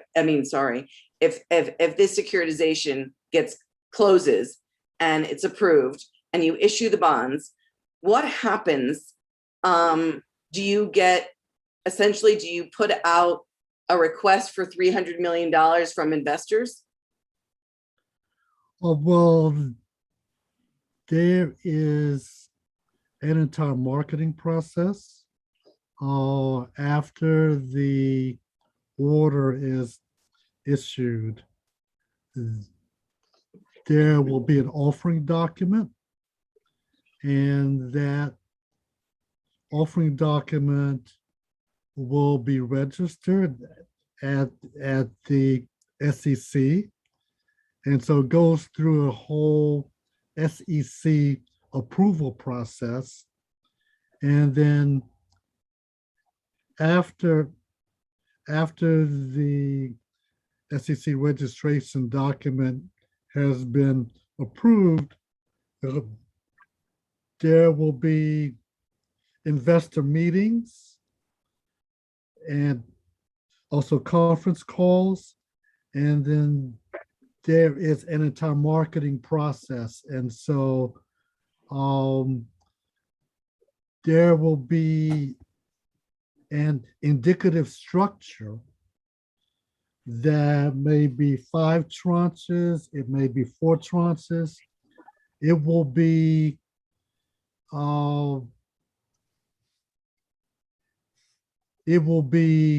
introduced to the investor market, and the groups of investors will give feedback. And then the underwriters will see what is that investor feedback, and then they will say, well, perhaps we need to try to do a 4 tranche transaction instead of a 5 tranche transaction. But the overall structuring is still designed to try to create on an annual basis a particular level annual debt service, just so that every year that there will be a level amount of ongoing debt service and ongoing costs. So is it true Excuse that me, like, Mr. Nassi, are you saying anytime marketing?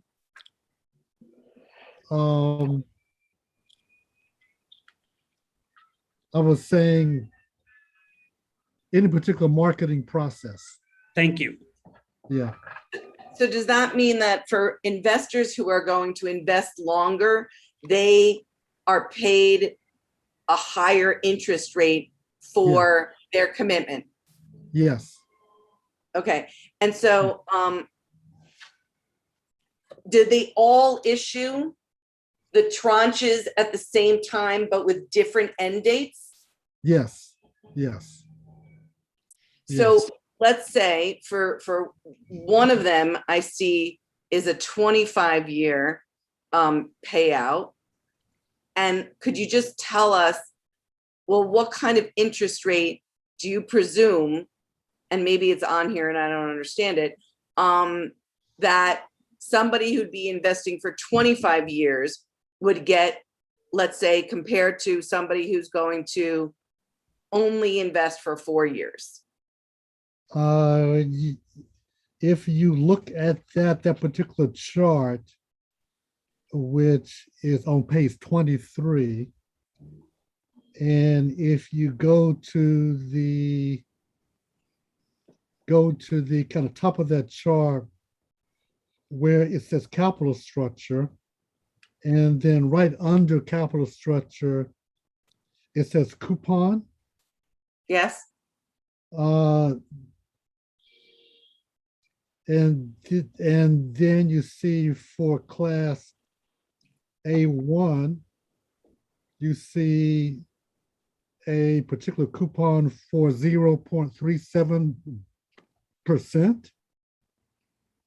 And then for class A5, you see a coupon of 2.85%. Right.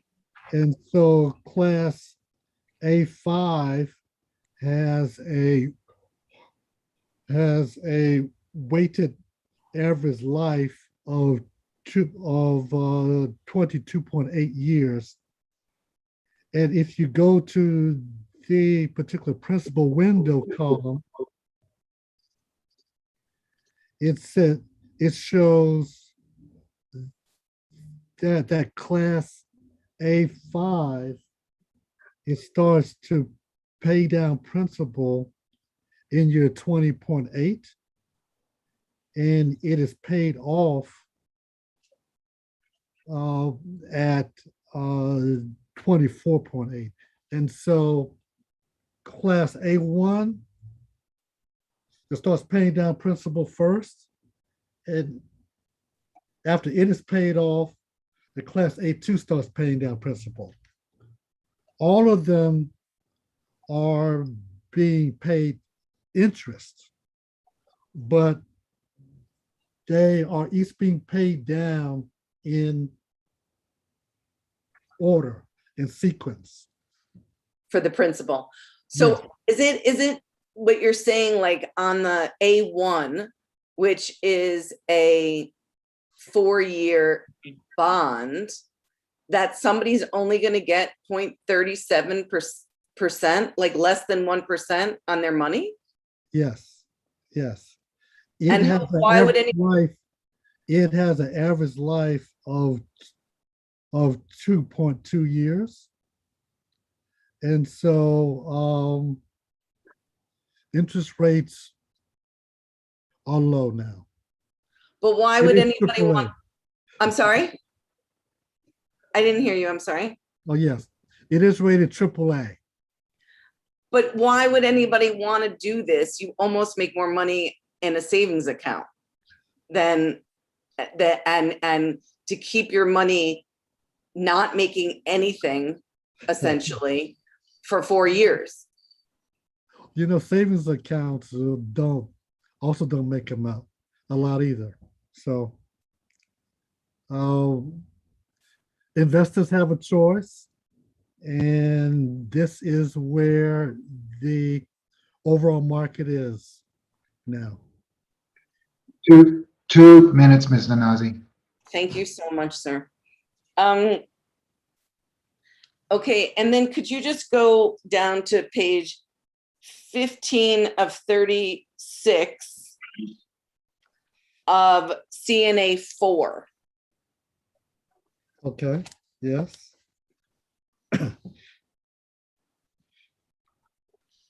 I'm just getting there myself. 1 second. Okay, so what is this page? What is page 15 of 36? What is that? Is that a disclaimer? It is a particular notice. it is a notice. And on, for instance, the third paragraph, oh,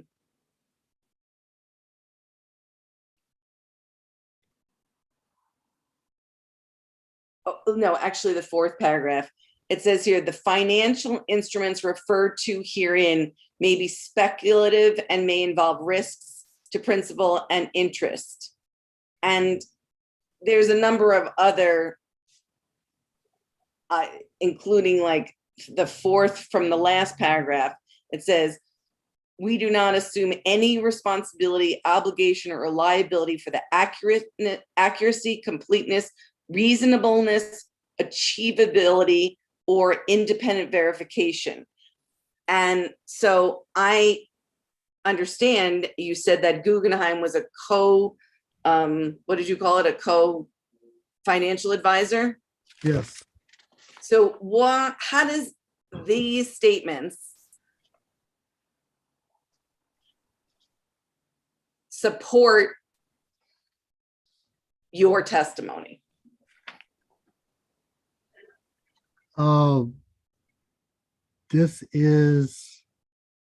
It actually shows that the proposed transaction structures for both San Juan and also Four Corners actually are consistent with and also satisfy the criteria of Fitch for a AAA rating, as Fitch has actually, Fitch has basically published them. And so what this is, it shows a comparison of the transaction structure, and it shows cash flow stress tests on that show that the AAA stress tests are being met, and the content of the particular memo, it demonstrates that. Thank you, sir. Thank you, Ms. Nanazi. Ms. Beatles, I believe you have 5 minutes with Mr. Atkins. Yes, thank you very much, Mr. Hearing Examiner. Good morning, Mr. Atkins, although it may be good afternoon from wherever you're appearing. Hello. It's good to see you. Good to see you too. I have one question that I also asked Ms. Sanchez, and her response was very complete and satisfying, but I thought you might be able to provide a bit more detail. And that is, what are the considerations with respect to the timing of the bond issuance relative to the actual date that the utility gets out of the coal plant? Like, are there any limitations on when the bonds must be issued? And are those, I know this is compound, but I would just like you to elaborate. And are they driven by marketability or legal concerns? I am not quite sure that I understand, but the bonds can only be issued after there is a particular final and non-appealable order. And then the particular bonds should be issued as SEC registered bonds. And so there should be, the bonds would not be issued until after there is SEC approval. The particular bonds are going to be backed by energy transition property, which is a particular property right. And so the ongoing payment of those bonds is going to be based upon the energy transition charges, which arise from energy transaction property. And so the actual bonds are not tied to any other asset. If the triggering event for the issuance of the bonds is PNM abandoning the plant, whether can the bonds be issued before the actual abandonment? Or in the case of San Juan, could they be issued after the appeal is resolved, but before the actual last date of operations of the plant? Or does the plant need to be closed? Does PNM need to have gotten out of the plant before the bonds can be issued? I would say that that once these bonds or the San Juan bonds are issued, that investment comes out of rates. And so it is not tied to the physical plant. And so it is tied to the energy transition property, for which it comes out of the order itself. May I try one more question, Mr. Hearing Examiner? Yes, ma'am. Thank you for asking. Mr. Atkins, it's due to my awkward wording because this is not my expertise. But my question is, and let me give you some context. There has been some concern amongst the community groups about getting the just transition assistance. They thought that the bonds would be issued by now. But it's my understanding, and please correct me if I'm wrong, that the bonds cannot be issued. And I'm talking about the San Juan case, but it has a relevance to the Four Corners case. The bonds cannot be issued until after PNM leaves the plant or after the plant shuts down. Is that a false understanding? I want to know if the bonds can be issued before the actual qualifying event.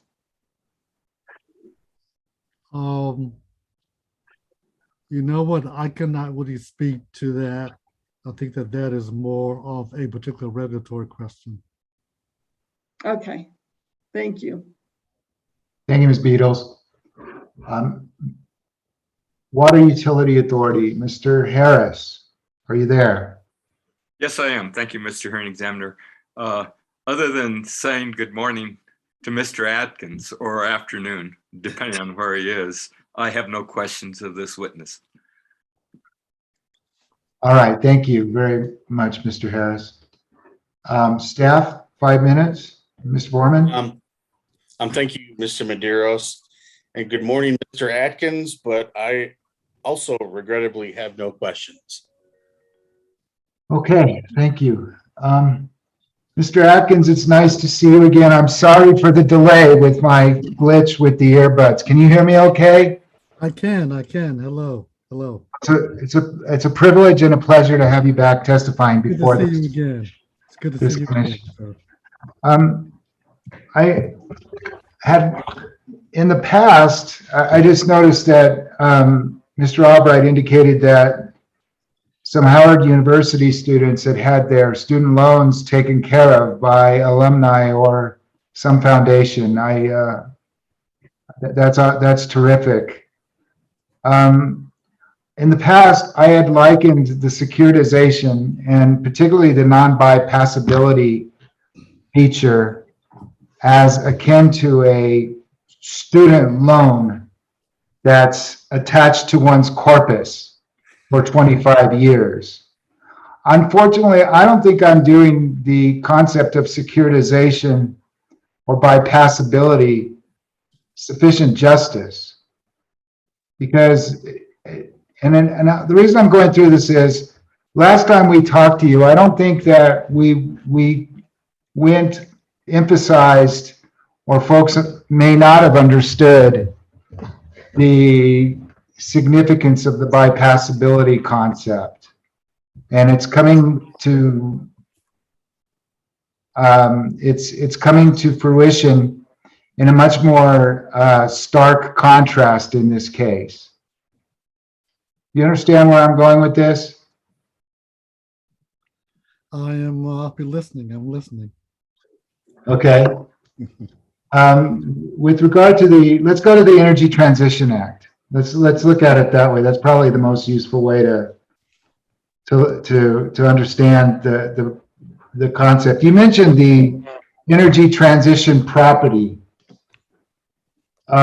just a minute ago in an answer.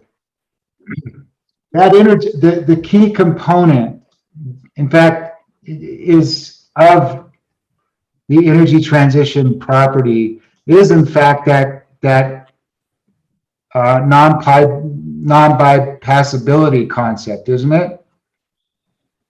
It is really, all of these bonds are really based upon a particular statutory and also regulatory framework. And these bonds are different from a lot of other asset-backed bonds in that there is no real excess debt service coverage, or there is not a substantial amount of over-collateralization, i.e., a lot of asset-backed bonds may have either 1.5 times debt service coverage, i.e., having 1.5 times cash flow over and above ongoing debt service, or it might have extra assets that are 15% extra assets or 20% extra assets. Here, all there is a statute and a financing order which is consistent with the statute, and there is a state pledge that the states and its agencies will not impair the rights of bondholders and also other parties to the transaction. And so the agencies actually, the most important credit factor in these bonds is the overall statutory and also regulatory framework and the ongoing regulatory compact here. Yes. And so, well, that's interesting. You say regulatory compact. Yes. Have you been listening to, the regulatory compact, that's an interesting concept in relation to this, because the question is, potentially, has the Energy Transition Act changed the regulatory compact in terms of the Commission's rate-making authority with respect to this particular abandonment? I am not a counsel in the great state of New Mexico, but it is clear under the statute that the whole purpose of the statute is to have 100% cost recovery of underappreciated abandonment costs. So that's why on page 13, getting back to the concept of this valuable property right, when you explain what the energy transition property is, essentially it's the right to bill and collect a certain non-bypassable charge, right? Yes, but but under the statute, it goes a little bit further. Oh, of course it does. I'm just Um, trying to isolate that concept. I mean, there's also the concept of the middleman, the manager, the special purpose entity being bankruptcy remote, for instance. There's an architecture to this act that I appreciate mostly because of your testimony. Okay. In the last case, in this case. So I understand that, but I'm just kind of focusing on that non-bypassability. And so if you look at the energy, so I'll let you answer the question though. In fact, as it's become apparent to me, and you can correct me if I'm wrong, but it seems like this special property interest, this non-bypassable charge, is the linchpin of the Energy Transition Act. Is that a fair assessment? I would say that the non-bypassable charge in these bonds, they are a particular means to an end, and it is an expression of a state policy to have a qualifying utility to recover all of its energy transition costs, including abandonment costs. And it uses the term all. Yeah. And so I think that we all can read it. And the whole purpose isn't just to issue bonds, it is for recovery of abandonment costs. And it incorporates pre-existing long traditional provisions of the Public Utility Act related to abandonment. It actually incorporates the Public Utility Act in some respects. I can't speak to that. I can speak to the ETA. Well, it actually does cite or mention 62-95. Different provisions are incorporated. But my point is, I get the feeling that I wouldn't have the privilege to talk to you without this concept of non-bypassability, and here's why. In forgiving or otherwise paying the student loans of the Howard University students, that's a profound gesture that affects their lives forever. That is a profound thing that you've done. But I don't think folks have grasped in some quarters what it means to have a non-bypassable charge paid by all customers of a qualifying utility. The qualifying utility here obviously is, there's not too much argument that it's PNM. And that's what I'm reading from is the definition of the energy transition charge, 62.18.2G as in Garrett or garage, right? Yep. Who are the customers who are paying the charge? It is all customers who receive electric delivery service. So see that. That's subparagraph P where non-bypassable is defined. Right? It says it means that the payment of an energy transition charge may not be avoided by an electric service customer, and here I'm going to emphasize, located within a utility service area and shall be paid by the customer that receives electric delivery service, excuse me. Yes. So who is the customer? It's not a physical person, it's actually a meter, isn't it? Oh, well, it is a customer who is connected. Right. And if the customer dies,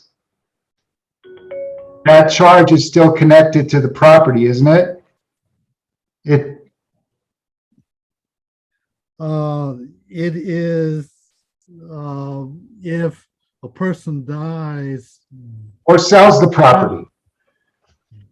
that particular person isn't a customer, and so there isn't anybody there who would pay. Whoever is running that, moves in, another person moves in, and then that person pays. that person assumes that debt. Oh, well, I think that person is going to pay ongoing charges at that point. See, and that's why I say I don't do the energy transition property and the concept of non-bypassability justice, is because if you die while a student loan is non-dischargeable in bankruptcy, if you die, your heirs don't inherit necessarily that student loan. They get a notice from the loan servicer that you have to tell the loan servicer that the person has died. But this charge for 25 years at least goes along with the property. Whoever is living in that property and running and receiving service from PNM, assuming they are. Well, even if they're not. I would say no, in that if you have a particular customer who actually moves out, and it takes 2 years for another person to actually move into that house, that particular person who comes in isn't liable for all those past charges. No. Going ahead. No, just for the related to the energy they consume once they take over the property, whether it's a business property or a residential property or a commercial property. Once they become a customer, right, in that spot, yes. And okay, I don't think it's fully appreciated though, in some respects. Well, it is a great amount of ongoing savings. It is a 2.35% cost of capital compared to a 6.10 cost of capital. Right. And so it is a great savings there. Right. But it affects the commission's rate making authority to the extent that other provisions of the act say, for instance, that if it's in rates in 2019, and you know what I'm talking about, right? Yeah. Although you don't touch on the issue of prudence, you don't mention the word once in your testimony, right? It is not a part of the ETA. Prudence. What is not a part of the ETA? There is not a separate prudency review as far as I could see,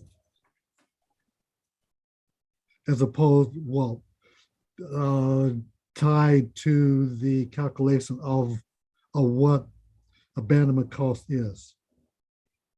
So are you saying the commission's not permitted to review the prudency of certain investments as part of the E ETA? Under the ETA, it is quite clear that abandonment cost, it is quite clear on the overall definition of abandonment costs.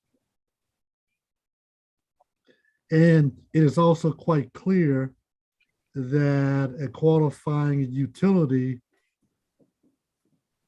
can recover its abandonment costs. As defined in the act? Yes. Okay. Very good, Mr. Atkins. Thank you, sir. I'm going to ask Ms. Twilliger whether she has any redirect for Mr. Atkins. I do, hearing examiner. Thank you. Mr. Atkins, you were asked some questions about PNM minimizing its securitization cost, the upfront financing cost, or the ongoing cost. Do you recall those questions? Yes. And Mr. Atkins, you reviewed Laura Sanchez's direct testimony, is that right? Yeah. Okay. I don't know, do you have a copy of it there with you by chance?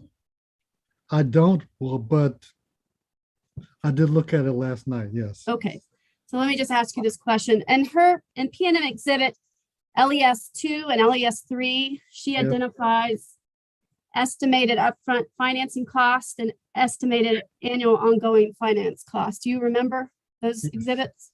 Yes. And there's legal fees listed for both of those. Is that right? Or other fees too? Yes. And are those legal fees based on some sort of percentage or market-based rate? Can you tell me what those legal fees are based on? Those, well, what I can say is that the overall range of all of those expenses, including legal fees, are within the same ranges of other transactions.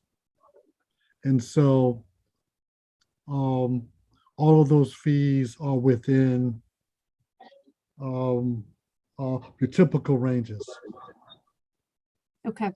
And is there any opportunity for the gold plating of costs in terms of upfront financing cost or annual ongoing financing costs, given the ranges that are reflected here in these exhibits? Could you explain as far as gold plating? Gold plating means charging more fees than you otherwise would, or excessive legal fees, like double a normal legal fee that for New Mexico, let's say, for example. Oh, well, I haven't seen that in any transaction. And I would not expect that here. And Okay. so, no, I mean, no. Does PNM earn a return on the amount of security after the securitization occurs in the bond for the bonds? Does PNM earn any return on that amount? No. Or what it earns is a quite small amount of that is based upon the 0.5% equity contribution into the special representative, and it earns a long-term debt rate on that $1.5 million, a small amount. And Mr. Atkins, you were pointed to what you characterized by Ms. Zanassi. You were pointed to what you characterize as Guggenheim's notice. Is that right? Do you remember that line of cross? Yes. And is Guggenheim's hold on, let me just go there. This Guggenheim Securities Firm memorandum. In your opinion, Mr. Atkins, is that memorandum, is the basis of that memorandum the requirements of the ETA? And would any deviations from the ETA be viewed as credit negative in terms of the bonds that are issued or the utilities credit rating? It would be a big red flag if the order or if the ongoing process was inconsistent with the ETA. There is not a statutory provision in the ETA that would give the commission authority for a post bond issuance prudency review in order to claw back the cost recovery. And so to have a particular process that would be counter to the intent of and the actual provisions of the ETA would be a particular major red flag, and could affect either the particular transaction rating, because it would raise a question about,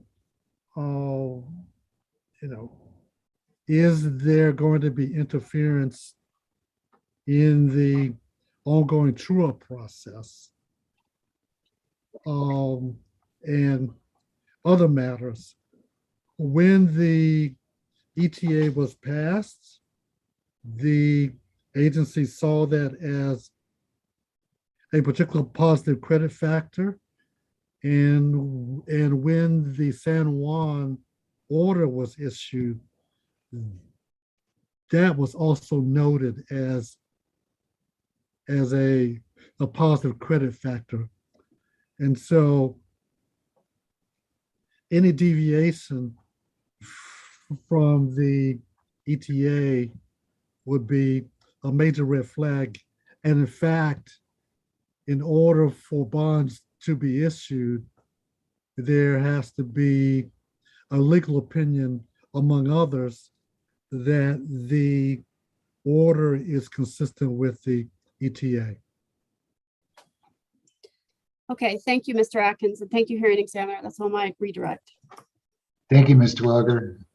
Mr. Atkins, it's always an honor to have you join us. Truly a privilege. Thank you so much for your testimony, sir. Sure. I just miss being in Santa Fe. So, we miss having you here. yes.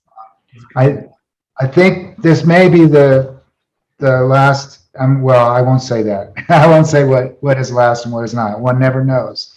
So anyway, it was great to see you, sir. Take care. All right, thank you all very, very much. Thank you, sir. Okay, bye now. Bye. Bye-bye. Okay, we're going to take our lunch break, and a couple of things. I'm going to log out and turn off everything and turn it back on. Hopefully I'll have, usually that works to get my earbuds, one pair or the other, working with Zoom. Hasn't happened for a while. I apologize for that glitch that cost us 5 minutes. So I'll add that to our lunch now. And when I come back, I will perhaps have my ruling on the outstanding evidentiary issue and procedural mess we have with the administrative notice of the documents from the case number 16-00276.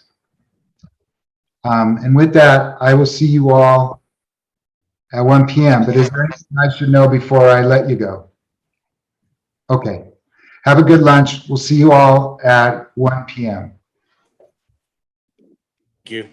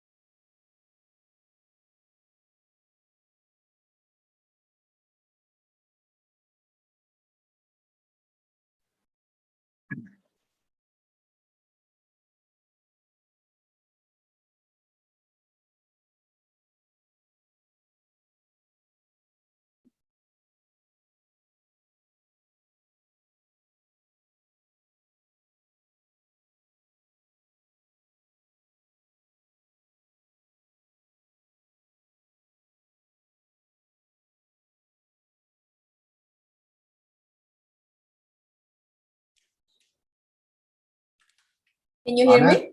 Yes. I can. Can you hear me? Yes. Can you? I don't. I don't hear any echo. Can you hear that cooler? I have a little cooler in here because I have to close the doors. Can you hear that whirring in the background? I hear mine. Let me turn off mine. Just a minute.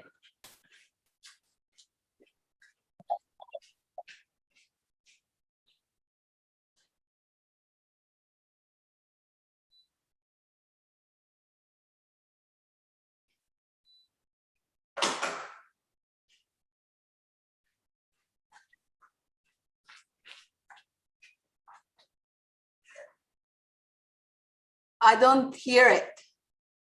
Oh, good. Let me try this, see if you hear it now. I took off. Can you hear it now? You broke for a second. But can you hear me now? Yes. Can you hear that cooler now, that loud noise? No. Oh, wow. Okay, because I have a noise, when I do that, it's a noise canceling thing on there that blocks the noise of it. But Zoom, I also have a setting in Zoom in audio that suppresses background noise, and I guess that's working. So that's all good. But Is there any chance that you may have like a microwave, something running nearby in the kitchen? No, I did before. I had a phone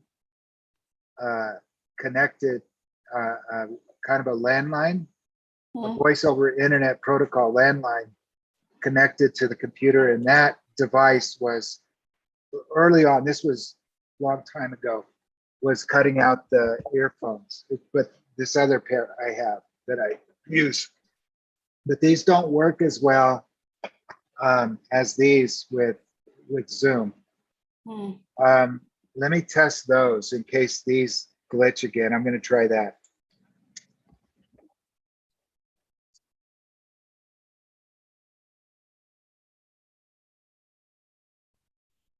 Let me make you host before I forget.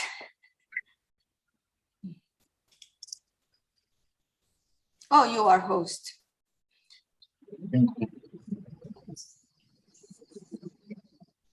So I'm connecting inside of the Bad. Sounds muffled. Okay.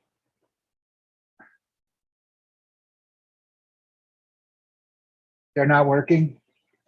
Well, now they are, but at the beginning they sounded like they didn't sound right. Okay. But these probably don't sound as good as the other ones, right? They sound good as long as they're working right. At the beginning, it sounded like a muffled sound. Yeah. Okay. I'm going to switch back to the others, but did you say you made me host again? You are host now. Okay. All right, Anna. Anna, thank you so much. I'm sorry to. Oh, that's fine. So I have to go to the building. So I don't think I'm going to be available for the, the next few hours.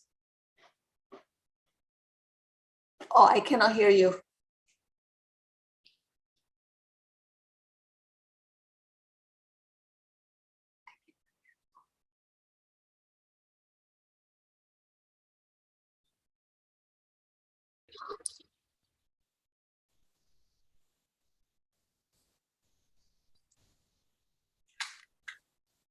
Okay, now hopefully it's working. Yes, you sound like far away. Yeah. A little. Okay, now you sound better. Oh, okay. I can't take these off for the rest of the day until it's over, because that's what happened. I took them off at the break, and they lost the connection, and it didn't want to connect. So anyway, when you go to are you going to use the parking garage? I'm gonna go pick up my card. Yes. Okay, I went in last night after the hearing because I had a doctor's appointment. So Uh-huh. right before I went in and picked up the card, and I went up to the office and I got the printer cartridge. It was right where you said it would be. And when I tried to get into just test the parking card at the Sandoval garage, I didn't scan it in the right place. So be careful with that when you test it. Look at that email that they sent us. All right. It's a very specific, she said that if you scan it more than once, it'll lock you out. So I guess you have to be very careful with that card. I was not successful in using it the first time. And hopefully I didn't mess it up, but I didn't scan it on that box in the email where there's a picture of the box that you scan. And I was trying to scan it in the wrong place, so. I'm thinking like maybe I should buy a bicycle. Yeah, crazy. And my office looks good. I just need to get that credenza set up correctly and configure it, but Jen will help me with that. Hopefully this weekend. So Miguel suggested me to go this week, and maybe he can help me put it together in your office. But what we don't know is, I don't know if I am going to find him today. What we don't know is what the setting is going to be for you. What I think is where those two bookcases are next to the window, that wall that faces the next office, which is going to be the new hearing examiner's office, I think, right? That wall, there are a couple of bookcases there. I think the credenza needs to go on that wall because my desk is going to go where you placed it in that area there. So anyway, but I may not, it looks kind of tricky to put that thing up. So we'll see. All right. I'll see you then. All right, Anna, thank you. Have a good weekend. You too.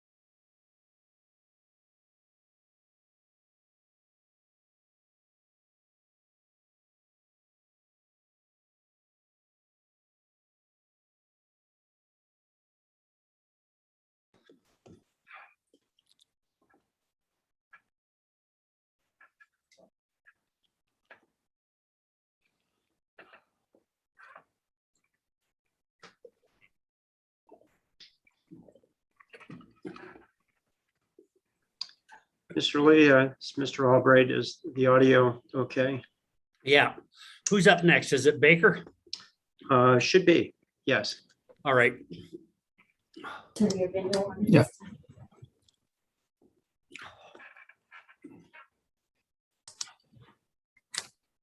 Mr.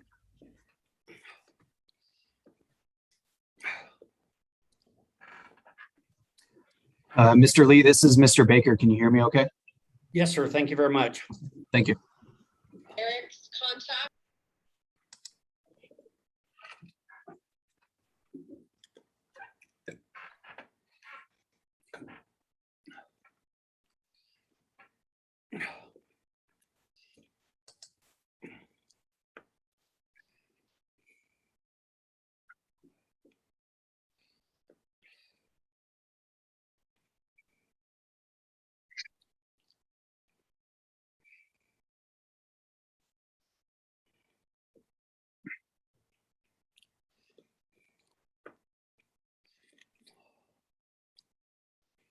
When you're ready, Judge. Thank you, Mr. Lee. Good afternoon. I hope everybody had a very good lunch. I see that Mr. Baker is with us. Thank you for joining us, sir. Before we have your cross-examination and examination, however, I'd like to issue my ruling from the bench on New Energy Economy's pleadings regarding the taking of administrative notice of documents in case number 16-00276-UT. And my ruling is as follows. Acknowledging the Commission's provision in its January 10, 2018 revised order, partially adopting certification of stipulation in case number 16-00276-UT, that in a subsequent proceeding, administrative notice be taken of evidence on the deferred, quote unquote, issue of prudence admitted in that proceeding. Fully 5 1/2 months ago, the hearing examiner provided a specific and streamlined process for designating particular portions of the case 16-276 record for which administrative notice might be requested by the parties on the issue of prudence. The hearing examiner even went so far as to define in the March 19, 2021 procedural order, particular portions of the case record that should be designated in 3 months and 23 days or 2,760 hours. That is by July 12, 2021. And even further to provide in a footnote examples of the proper formatting of citations to the transcripts, testimony, exhibits to testimony, and freestanding cross-examination exhibits admitted during the case 16-276 hearings.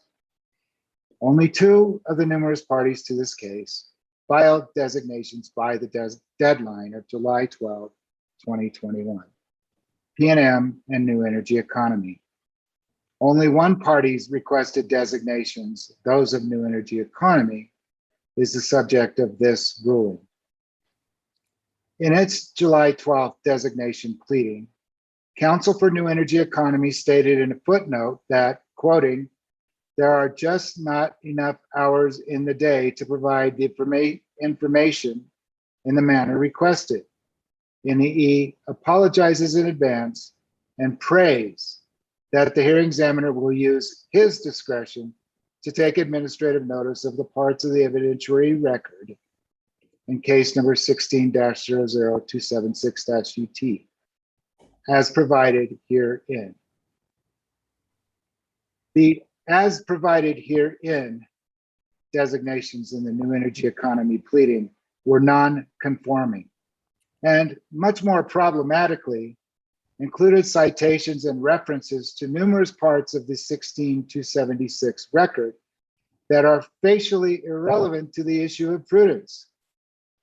For just a minor limited instance of the designation errors endemic in that pleading, In addition to those examples of irrelevancy cited in PNM's September 2, 2021 response, New Energy Economy cited PNM with Gerard T. Ortiz's entire direct testimony and exhibits filed in support of the revised stipulation, and supplemental testimony and all the exhibits filed expressly to support PNM's requested recovery of rate case litigation expenses from PNM's prior 2015 rate case.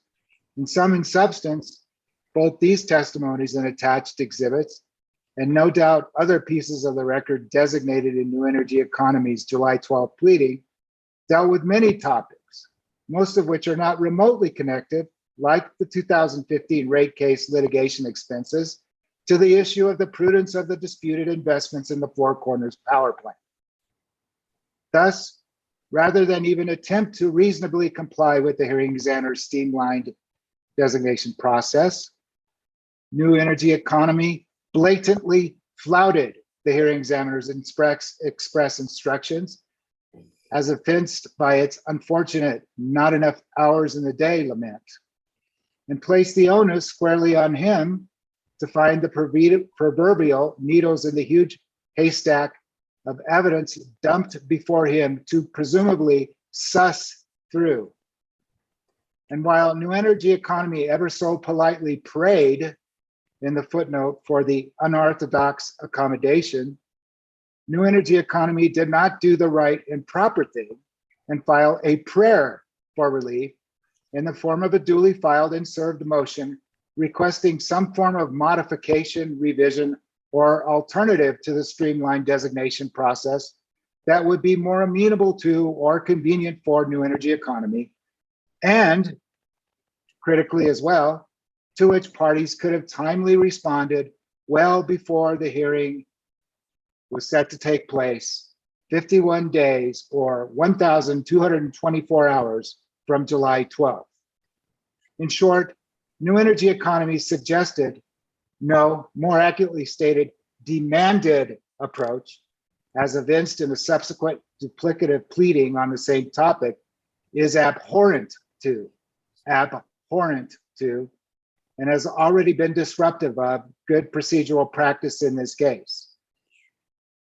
Hence, aggravating an already overly complicated procedural quandary just before the September 1st hearing began, on the morning of, New Energy Economy filed that duplicative pleading, its so-called emergency motion to take administrative notice. In the quote unquote emergency motion, New Energy Economy, most troublingly, makes new and wholly unsupported allegations that run completely contrary to reality, both in terms of the procedural rules and orders of the commission and hearing examiner, and the facts applicable to this wholly gratuitous and unnecessary procedural mess. The emergency motion, which amongst other things, makes intemperate accusations and implicit threats, is frankly sanctionable. But exercising a high degree of tolerance for intemperance and disrespect of this tribunal, let this ruling stand in as that sanction, at least for the time being. Now, as to the relief requested, the motion is utterly baseless and worse yet, directly conflicts with governing and clearly spelled out commission procedure under Rules of Evidence 1.2.2.35 D3 and D4 on the matter of taking administrative notice of documents, or more hopefully yet, portions of relevant documents.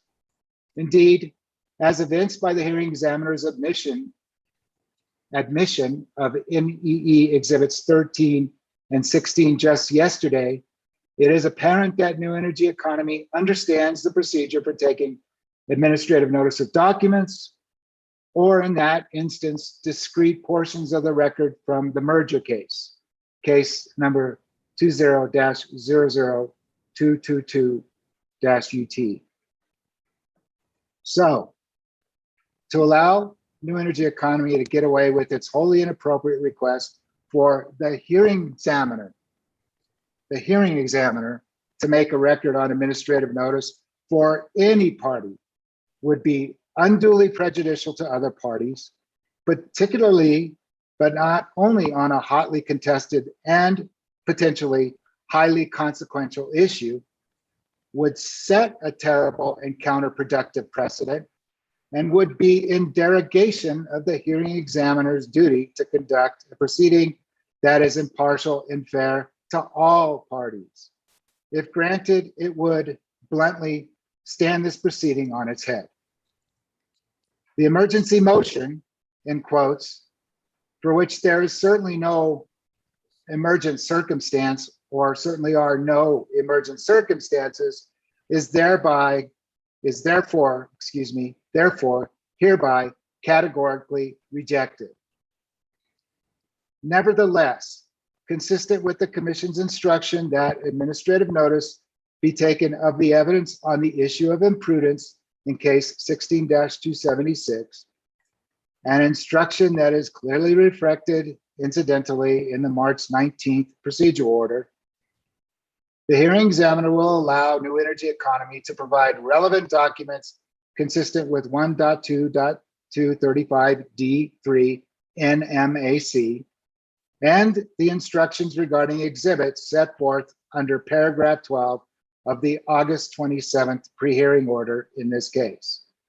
If New Energy Economy chooses to follow proper procedure, it shall upload relevant documents from case 16-276 to its Dropbox folder for this case, and thereby transparently allow the parties an unfortunately small window of time to review them before the September 7th hearing on Tuesday. To that end, New Energy Economy shall upload the relevant documents of its selection and choosing to Dropbox by no later than the evening of September 6, 2021, and so there's no misunderstanding, shall upload the documents by no later than 5:00 p.m. on that date, September 6, 2021. To the extent some of the documents subject to or covered by this ruling have already been uploaded to New Energy Economy's Dropbox folder for this case, New Energy Economy's updated index of exhibits uploaded with any new documents should clearly indicate the administrative notice designation of relevant and relevant only documents authorized by this ruling. Now, Mr. German, are you ready to call PNM's next witness?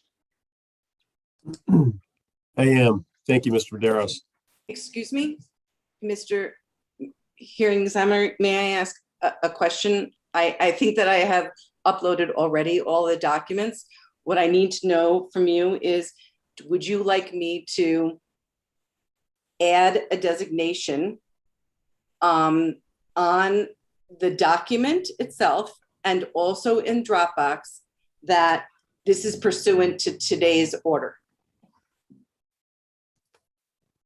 I think just what I intended there at the end of the ruling was that the index referenced the ruling.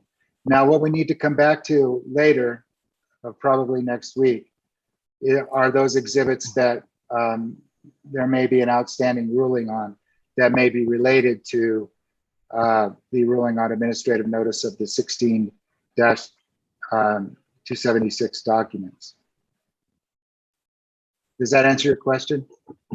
Yes, sir. So just change my index, my knee list of exhibits, and just in that index, but nothing else. Is that correct, sir? As long as the documents, like for instance, I mentioned NEE 13 and 16, and we knew that those were related to the administrative notice in the merger case. We just need to clearly understand that whatever exhibits that you upload are those that are clearly related to this ruling on the 16-276 case. So I would just change the index for those documents that you've already included and any additional ones that you are going to include subject to this ruling. Thank you, sir. You're welcome.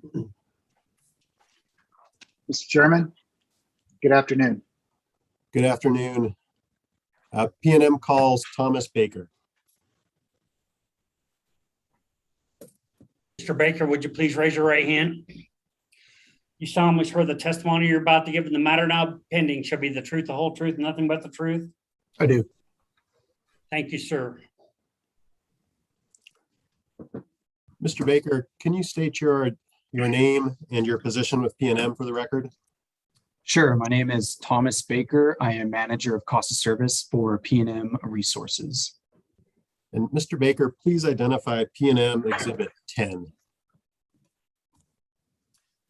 That is my direct testimony in this case that was filed January 8th, 2021. And was your direct testimony prepared by you or at your direction? Yes. Do you have any corrections to make to your direct testimony?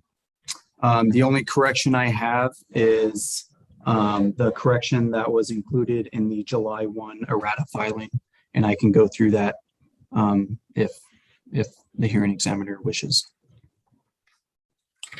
If you could, that would be great. Yeah. So it's going to be page 36, table TSB-7.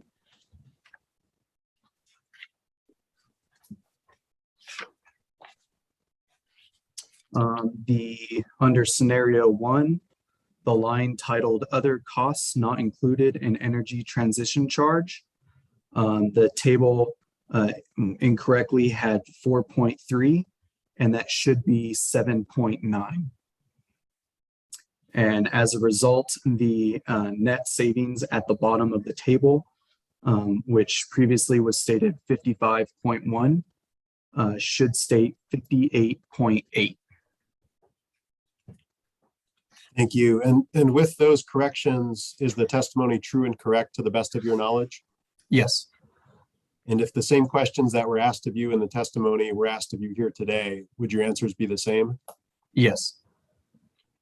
Mr. Medeiros, I'll move the admission of PNM Exhibit 10. Any objection? PNM Exhibit 10 is admitted. And Mr. Baker, can you please identify PNM Exhibit 11? Sure, that is my supplemental testimony in this case, filed March 15th, 2021. Was it prepared by you or at your direction? Yes, it was. Do you have any corrections to make to PNM Exhibit 11? No, I do not. Is it true and correct to the best of your knowledge? Yes, it is. And if the same questions that were asked of you in PNM Exhibit 11 were asked of you here today, would your answers be the same? Yes, they would. I will move the admission of PNM Exhibit 11. Is there any objection? Hearing none, PNM Exhibit 11 is admitted as well. And finally, Mr. Baker, can you please identify PNM Exhibit 12? Sure, that is my rebuttal testimony filed in this case, filed August 2nd, 2021. And was it prepared by you or at your direction? Yes. Do you have any corrections? No. Is it true and correct to the best of your knowledge? Yes. And if the same questions that were asked of you in the rebuttal testimony were asked of you here today, would your answers be the same? Yes. Mr. Medeiros, I will move the admission of PNM Exhibit 12. Any objection? Hearing none, PNM Exhibit 12 is admitted. And Mr. Baker is available for cross-examination on his testimonies. Thank you, Mr. German. More carefully looking at the my Exhibit B here, the revised one. Mr. Baker, Bernalillo County, looks like it has 20 minutes. Mr. Albright, is that correct? Yes, Mr. Hearing Examiner, that is correct. Okay. 20 minutes. Please proceed. Thank you, sir. Good afternoon, Mr. Baker. How are you this afternoon? I'm doing fantastic. How about yourself? It is Friday. Yes, it is. I'm Jeff Albright from J. Albright Law LLC, representing Bernalillo County. I'd like to start off with a couple of questions that were directed toward you by Ms. Sanchez when I was doing a cross-examination of her, and specifically, I'd like you to take a look at LES-2, Exhibit LES-2, that was an attachment on the estimated upfront financing costs that were part of her testimony, as well as PNM Exhibit LES-3. So that's in her direct testimony. Do you have that available there? We are getting it now.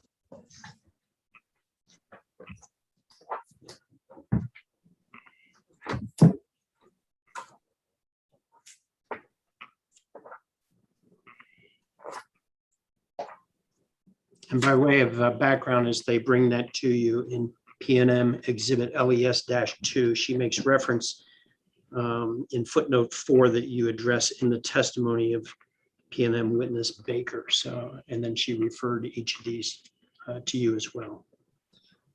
Yes, I have PNM Exhibit LES-2 in front of me now. Okay.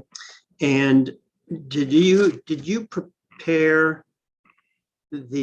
provide the estimated amounts that are listed in LES-2 to Ms. Sanchez?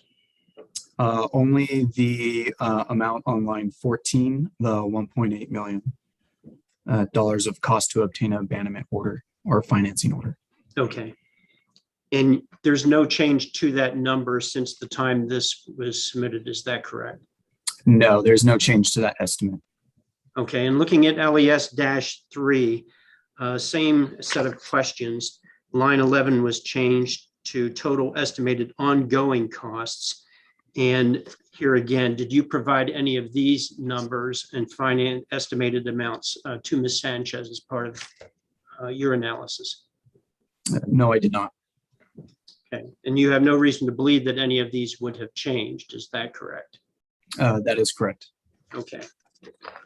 All right, I'd like to turn now to your direct testimony, please. And specifically, let's start at page 4.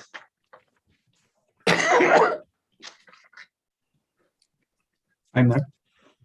Okay. And I want to focus primarily at the bottom of the page, starting with the question at line 16. Question says, please summarize the energy transition costs that are to be financed through the securitized bond issuance. Do you see that question? Yes, I do. All right. And you have several breakdown with regard to what that securitized bond issuance would include. And do you see those listed there beginning at line 19? Yes, sir. Okay, and under subparagraph 2 there, parent 2 and parent, you have abandonment costs, which include A, the undepreciated investment in the FCPP, and B, decommissioning costs that have yet to be collected from customers, and 3, other costs. Do you see that? Yes, I do. Okay, a couple of questions there. With regard to subparagraph B, decommissioning costs, but was it by intent that you did not include any reclamation costs? Yes, it was. PNM, I believe there is a case back in 2008, 2010 time period in which capped PNM's ability to recover costs from customers. And so because PNM, because the costs have already exceeded that cap, then PNM would not be recovering any costs from customers. After the abandonment. For reclamation, correct? For reclamation, exactly. Okay. Yes, and so it is not with the 25-year period that we heard this morning as a likely potential for the length of the bonds. It is not PNM's intent to try to securitize any reclamation costs from its customers. Is that a fair statement? That is a fair statement of my testimony, yes, sir. Okay. In paragraph 3, with regard to other costs, if any, required to comply with changes in law, is that just a catch-all, or did you have something specific in mind with regard to the other costs listed at line 23? No, so those costs are laid out in the ETA. Obviously, I don't know of any change in law now, but in the event that there is a change in law in the future, just wanted to make sure that those were captured in my testimony. Okay, all right, thank you for that. Mhm.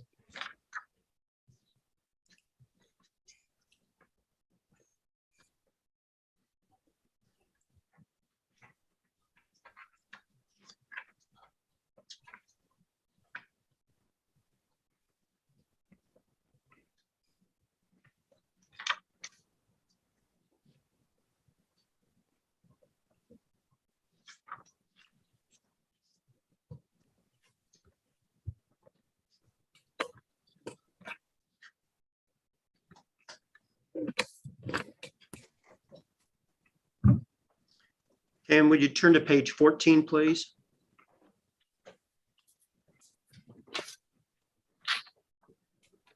Yes, I'm there.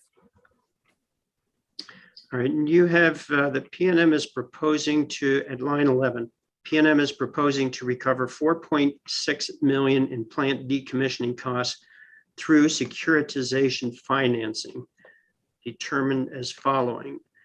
So is this all part of the general securitization, or would this be a separate securitization? I guess I don't understand your question. In this filing, we're only talking about one securitization. And Maybe I'm not following your And question. that total is 4.6 million? I thought the securitization for Four Corners Power Plant was more than that.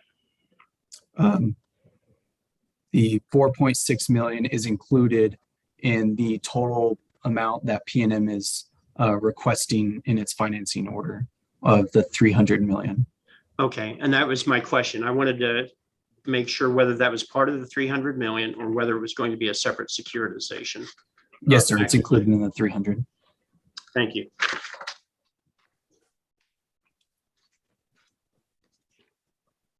On page 15 and 16, well, primarily on page 16 at lines 3 to 4, you have PNM will seek recovery of these additional funding requirements to the investment fund. Do you see that? Page 16, lines 3 to 4. Yes, I see that. Okay. And how would those be recovered? How would what be recovered?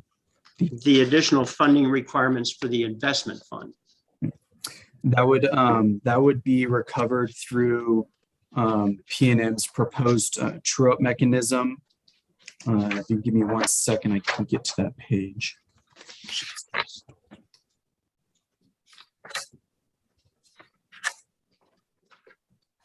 Under PNM's proposed rate making under section 4B, part 10 of the ETA. And so it would be part of the true-up mechanism for actual abandonment costs and rolled up into either a reg asset or reg liability, depending on if the costs are higher or lower. In which PNM would request to recover that through And base those rates. true-up, I'm sorry, I didn't mean to interrupt. No, I'm done. You're fine. Okay. And those true-up costs, as I recall, are going to be done twice annually. Is that correct? No, what you're referring to there is the true-up to the actual energy transition charge. Okay. That happens approximately every 6 months during a year, and that's to true up the actual energy transition charge. What I'm referring to is the true up to the energy transition costs, and so that's basically reconciling the amount that PNM estimated as part of the issuance of the bonds and comparing that to the actual abandonment costs that were incurred. Okay, so this true-up is not related to the other true-up that you discussed later on, I think in your rebuttal testimony, as I recall. I'm not aware of a true-up that I discussed in my rebuttal, but I'm not. And I could be wrong. It could be elsewhere. There's only a few documents that we've gone through. Yes, but the reconciliation or true up that I'm referring to is under section 4B10 of the energy transition charge. Okay, thank you for that.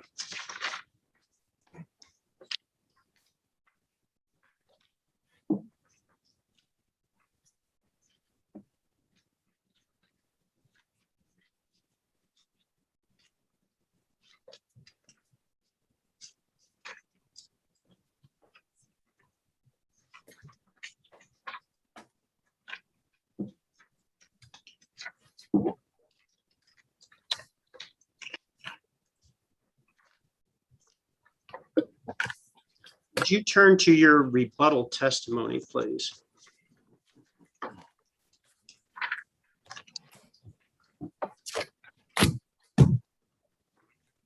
I'm on page 1.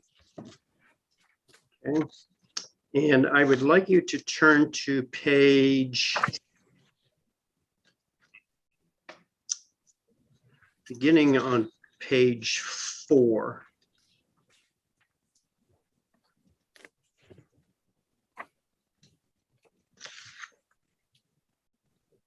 Okay, I'm there. Right, and you make reference to some testimony by Mr. Batts there, that the 27.9 million, I'm at line 20, that his proposal is based on the belief that 27.9 million is not on PNM's books and records. Do you see that? Yes, I see that. Okay. If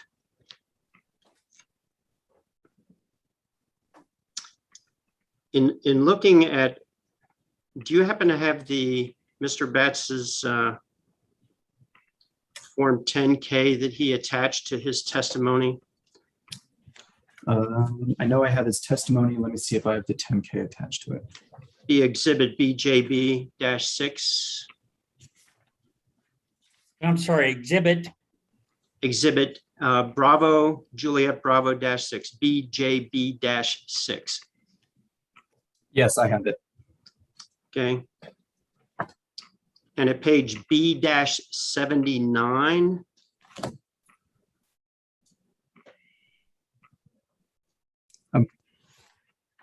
I'm sorry, can you repeat that? Bravo-79, B-79. Oh, yes, I'm sorry. Yes. Okay, all right. Can you confirm that the Four Corners power plant balance was 276,900, yeah, let me try again. $276,960,000 on December 31, 2018? Yes, that's what this states. Okay. And that does not include the 27.9 million that PNM wrote off as a result of the commission's 2016 rate case decision?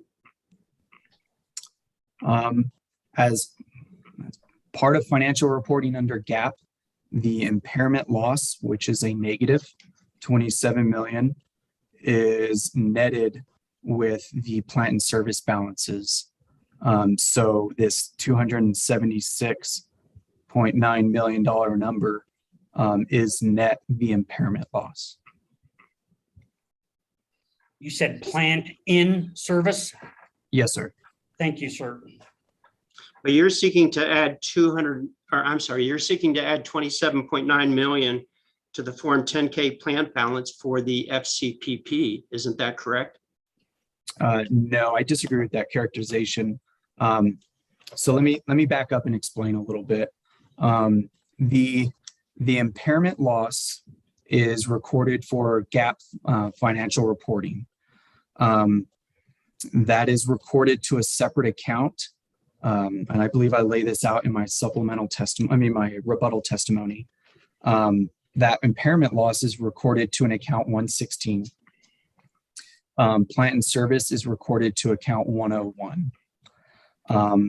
Pursuant to GAAP financial reporting, those two accounts are netted together. But what PNM is requesting to securitize in this case is the amount that's recorded in 101. And the reasoning behind that is pursuant to the stipulation in the 2016 rate case. Paragraph 8 of that stipulation states that for rate making purposes, PNM will disregard any gap impairments or impairments recorded for gap reporting. And so that is, I wouldn't characterize it as adding back 27 million. We're simply disregarding the impairment loss that's recorded to a separate account. Well, if you look at page 6 at lines 9 to 14, again, I'm referring to your rebuttal testimony. You state that reversing the unamortized impairment is required under GAAP accounting. Do you see that reference? Yes. Would you please identify with particularity what specific GAAP rule or rules you're referring to in that statement? Sure. Give me 1 second, please. And about 4 minutes, Mr. Albright. Thank you, Mr. Hearing Examiner.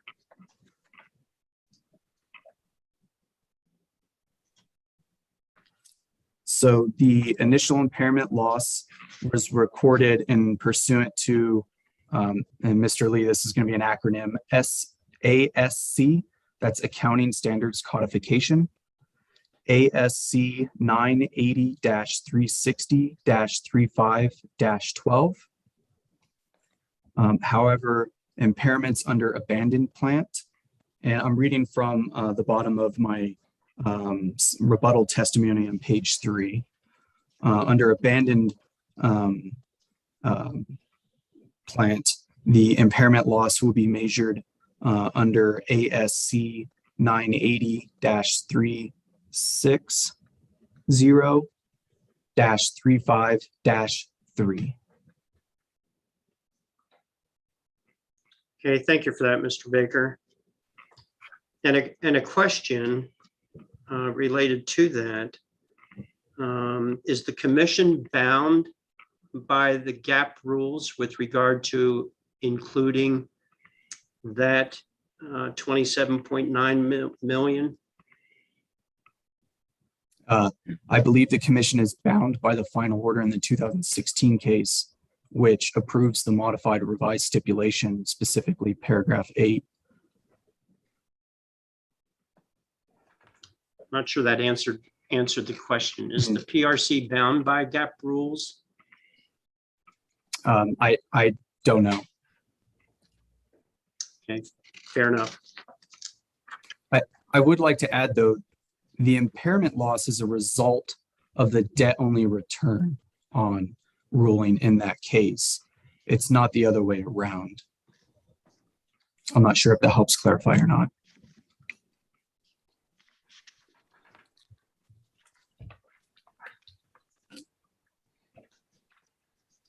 Mr. Hearing Examiner, that's all the questions I have for Mr. Baker this time, which is Thank going to you, be Mr. the only time. So thank you, Mr. Baker.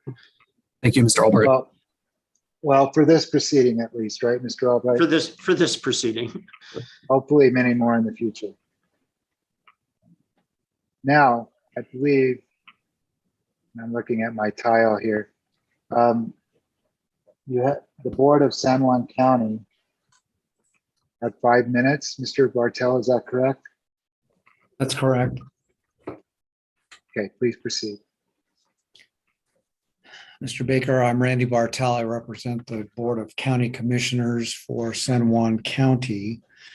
Do you have available to you what's been marked Exhibit SJC-1? I will momentarily.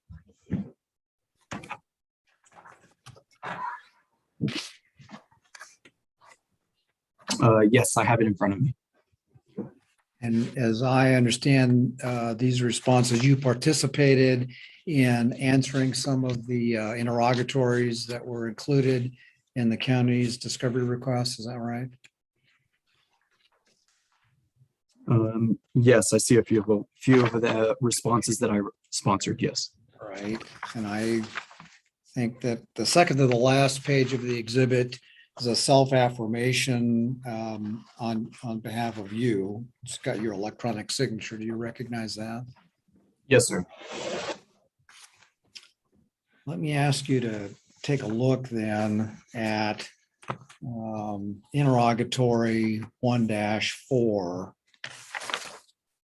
And that question asks, quote, what is the current depreciated value of PNM's ownership interest in the FCPP physical plant, end quote. And your response on page 4 of this exhibit sets out a little table, and it indicates that these are the net book values for the various categories set out in the table. So my question to you is, are you equating the term depreciated value with the term net book value? Are those synonymous in your mind? Prior to this discovery request, no, it was not, but that's how I interpreted depreciable value. Okay, so when you use the term net book value for an asset, do you mean that is the value of the original investment less any accrued depreciation to the point in time in which at which the report is being made? Yes, sir. Okay. So as I understand your answer there, as of the end of 2020, the net book value of PNM's interest in the Four Corners power plant was $234 million. Is that correct? Yes, sir. Then please take a look at interrogatory 1.7. There we're asking you to tell us what the depreciated value is of the ownership interest that will be conveyed to the Navajo Transitional Energy Corporation in December of 2024. And again, you have referred us to a table in your direct testimony, which is at page 9, table TSB-4, which also uses the term net book value. And if I'm reading this correctly, the projected net book value of the assets which will be transferred is $271.3 million.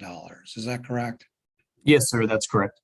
And it's true that the two groups of assets, that is those that are held as of December 31, 2020, and those which will be conveyed at the end of 2024 are not exactly the same, because there are some excluded assets that PNM will retain at the time of transfer, right? Okay. Can you repeat just the first part of that question? I'm sorry. I'm just asking you to clarify that the two groups of assets for which these net book values are being given are not exactly the same, because PNM is going to convey a subset of the assets that it currently holds as a consequence of the transfer to Intact in 2024, correct? If I'm understanding your question correctly, the amount that PNM is requesting to securitize of the undepreciated investment, the $271.3 million, are the same assets that PNM will transfer to Intech as part of the transfer. Right, and that group of assets is not exactly the same as what it overall holds as of this time, correct? That's correct. PNM anticipates it'll retain some switchyard assets in order to continue serving retail customers through that switchyard. So could you explain how it is that a smaller group of assets to be transferred at the end of 2024 actually has a larger net book value than a slightly larger group of assets had at the end of December of 2020? I don't think I followed that question. Well, the plant is a depreciating asset, correct? Yes. So your testimony is that at the end of 2020, December 31 of 2020, the net book value is 234 million. And that's a smaller number than the value will be at the end of 2024 of 271.3 million, correct? Yes, that's correct. So my And the question is, reason- why is the net book value going up Mhm. even after 4 additional years of depreciation? Right, because PNM is still obligated for ongoing capital at the plant. So you have additional capital investment between 2020 and 2024. And that capital investment, that's proportionate with all the other owners in the sense that PNM is only contributing 13% towards the overall capital construction budget. Is that correct? That's correct. Mr. Hearing Examiner, I move the admission of Exhibit SJC-1.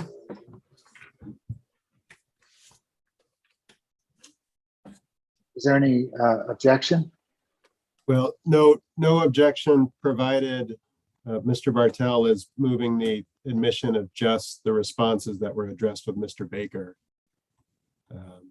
No, So I've been moving the admission of the entire exhibit because we've already examined Mr. Falgren and Ms. Sanchez, who have also acknowledged their answers and their affirmations.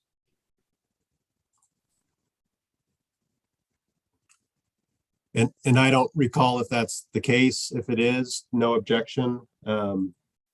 But I don't recall, and we would object to the extent that any of these responses have not been addressed with previous witnesses. I understand, Mr. Albright. Is there any, excuse me, I understand, Mr. German. Is there any other objection to the admission of SJC-1? Mr. Bartel first moved the admission of this document on September 1st, according to my exhibit list. And I have it marked as awaiting the cross-examination of other witnesses. Now, the witnesses listed for it were Falgren, Sanchez, and Baker, correct, Mr. Bartel? That's correct. Okay. Understanding PNM's objection, excuse me, SJC-1, San Juan County Exhibit 1 is admitted. Thank you, Mr. Hearing Examiner, and that completes my examination. You're welcome, sir. Thank you, Mr. Bartel. Mister, we have you down for 50 minutes with Mr. Baker. Is that correct? That's my understanding. Okay. I'm waiting for your beautiful cat to show up. Hopefully not today. Oh, darn. Well, not at all. We can't hope to see her or it. It's possible. I see I accidentally left the door open. I probably. Okay, cool. All right. All Well, right, please. No, I'm sorry. Go ahead. okay, thank you. Good. Always have to check my clock because I don't know why, but I always get this wrong. But good afternoon. Good afternoon, Mr. Baker. Good early afternoon. Let's start out on the right footing here. Yep. Okay, so I would like to ask you about.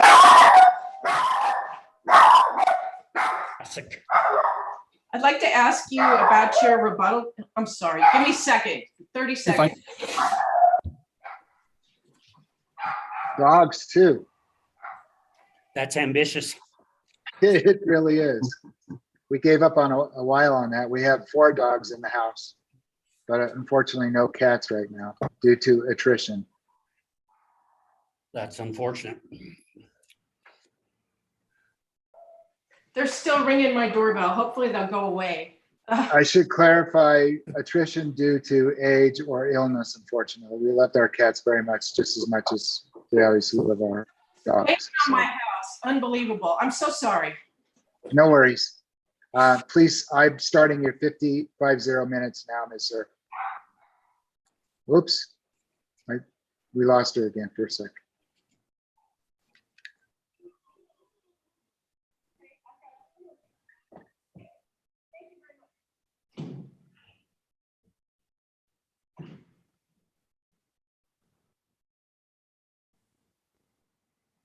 Sorry, Mr. Baker. No, no problem at all. I have dogs and I totally understand. Did you hear mine earlier? No, but I saw him. What kind of dog is that? I'm not sure. Oh, well, the one that's on my picture is my my companion, my service dog. That's Jackson. But the other dogs are around here somewhere. You sometimes see them. But Ms. Zer, you can start your 50 minutes now. All right, thank you. All right, there's been much talk about paragraph 8 of the modified revised stipulation, and you discuss it on page 5 of your rebuttal testimony. Do you have a copy of that on hand? I do.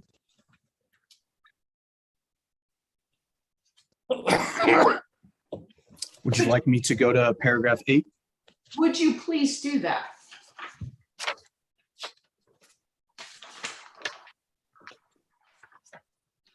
You have Okay. that? Okay, so you state on page 5 that line 12, because the signatories agreed and the commission approved that the rate-based value of the full 148 million capital investments would not change as a result of the impairment, WRA may not now seek to reduce that amount. That's your testimony, correct? Yes, it is. Okay, and if you will look at paragraph 8, and if you would, read me the last line beginning with if four corners. Could you read that out loud? Sure. Give me 1 second to read it.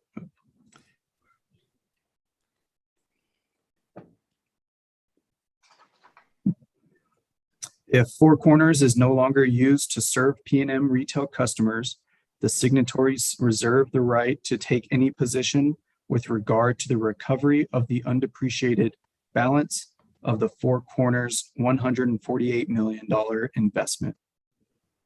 Okay, and you agree that was also a part of the modified revised stipulation, correct? Absolutely.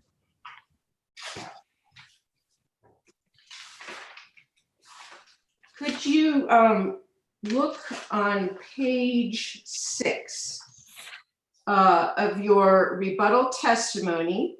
On line 11, you say in December 2017, PNM recorded an impairment loss of 27.9 million for GAAP financial reporting.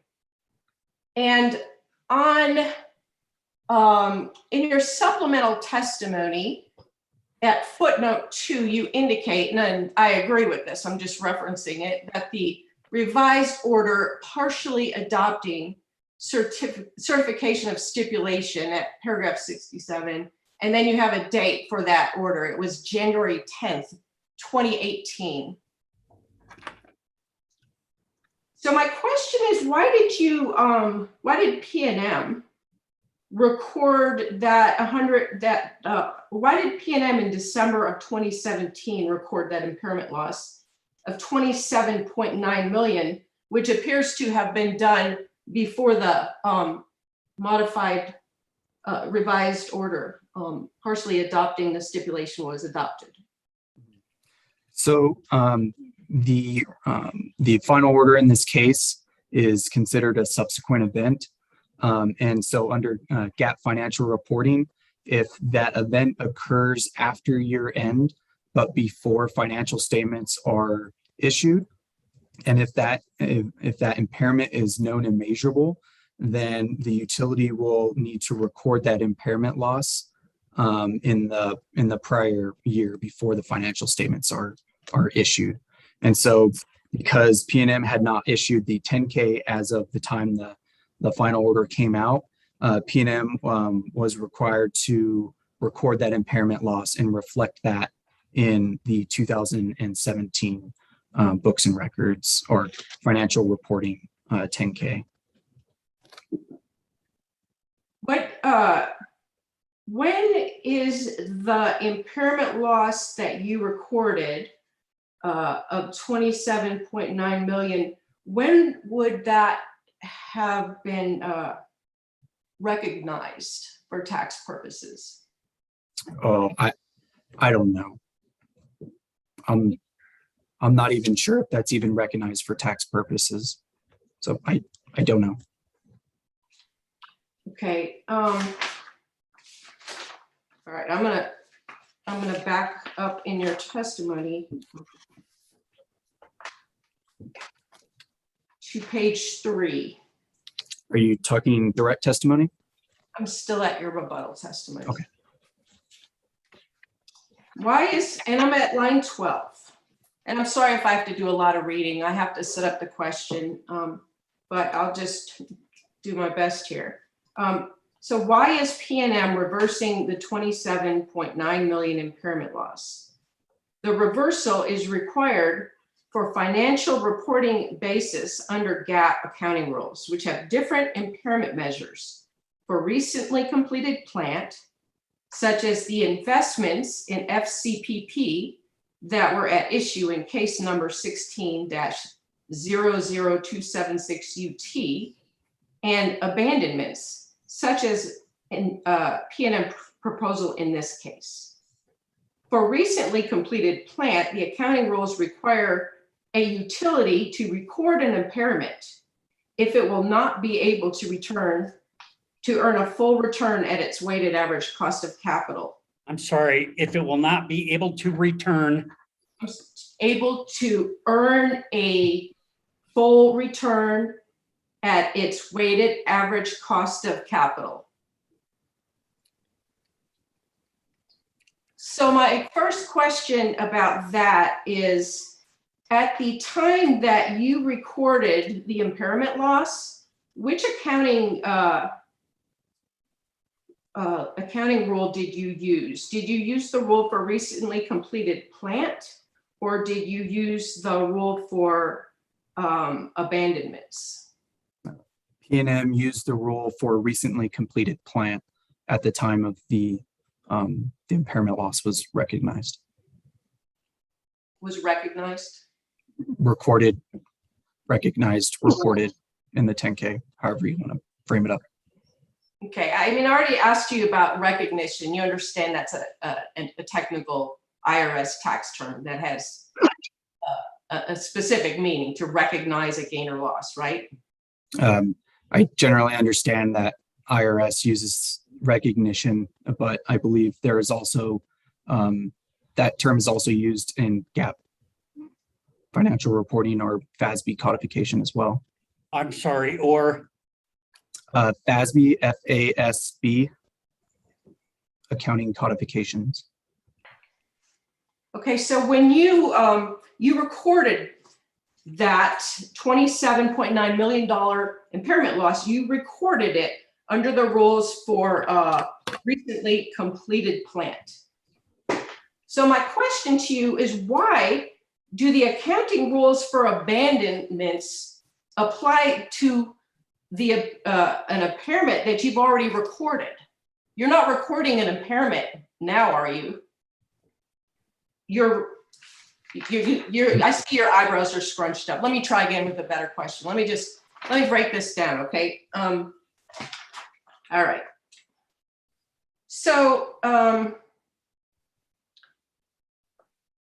you say that you talk about the rules for abandonments are different, the impairment rules for abandonment, right? That's correct. Okay.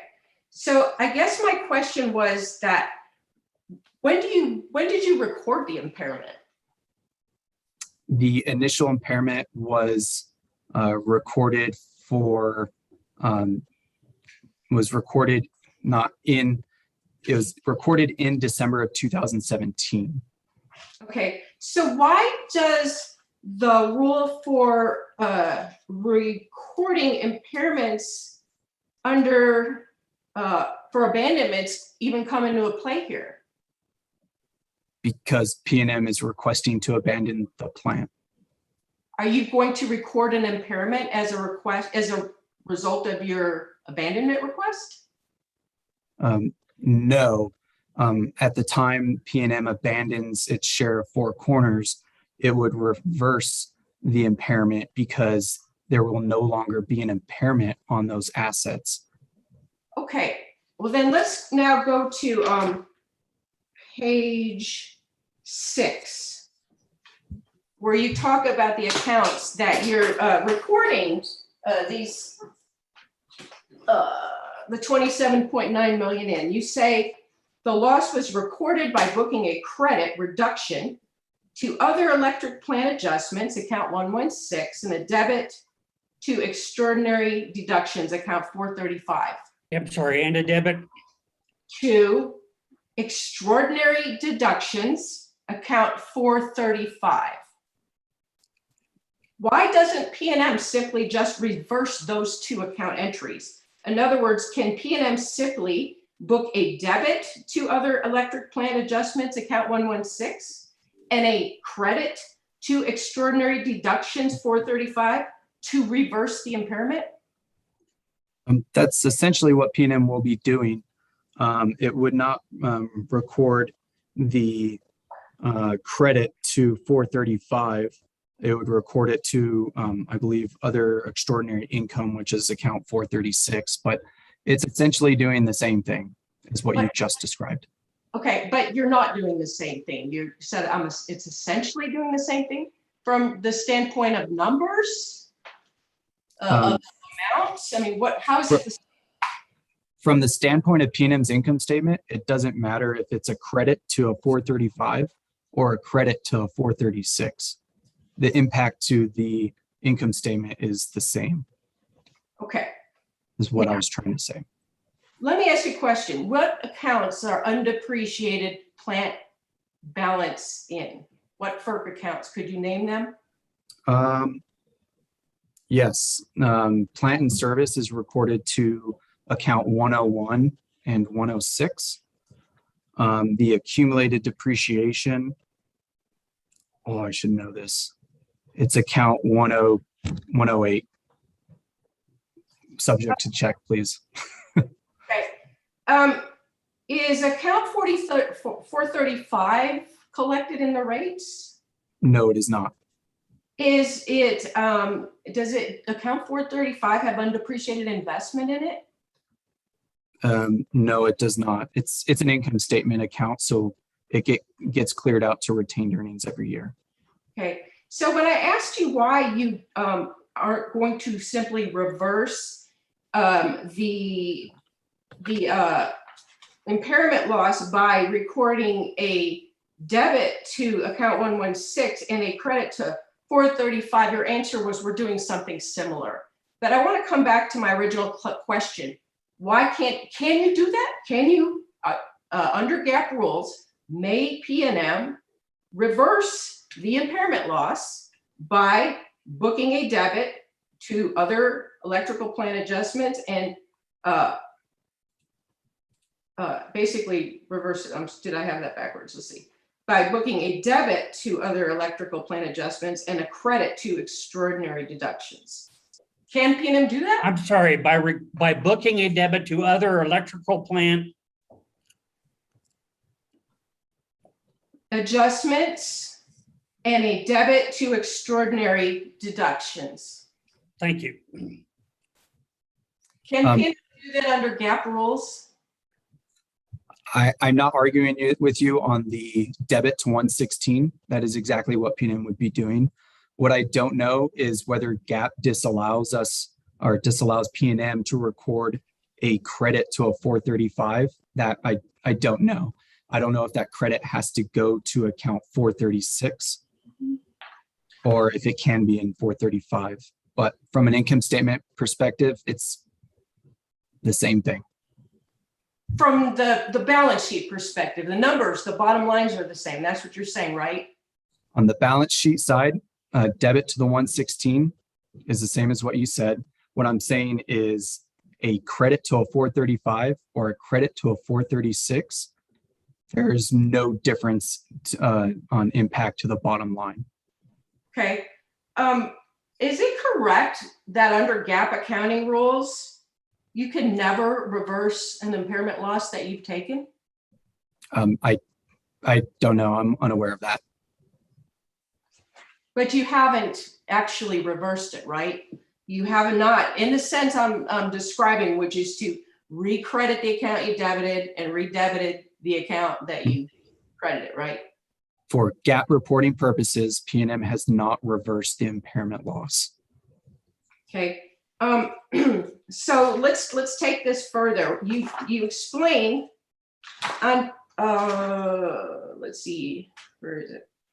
I think you state on page 8 that when you, as you describe, reverse the impairment loss, what PNM would actually do would be to record extraordinary income. Yes. Okay, and could you tell me what types of, what gets recorded as extraordinary income and extraordinary deductions? I think a great example of extraordinary deductions would be recording an impairment loss related to a disallowed equity return on a capital investment, which is the case for Four Corners. I don't have any example of extraordinary income other than essentially reversing an impairment loss that was recorded in prior years. But the purpose of the extraordinary designation is that it's unusual in nature and it does not occur on an ordinary course of business.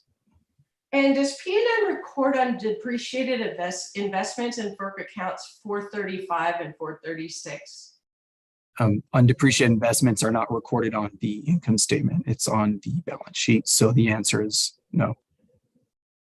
So would you agree with me that, well, let me just ask you a question. Where is this 27.9 million today? Is it still in account 435? No. So where it sits today is on the balance sheet, which is account 116. 435 is an income statement account, and that gets washed as part of retained earnings every year. So every year it starts at a zero balance.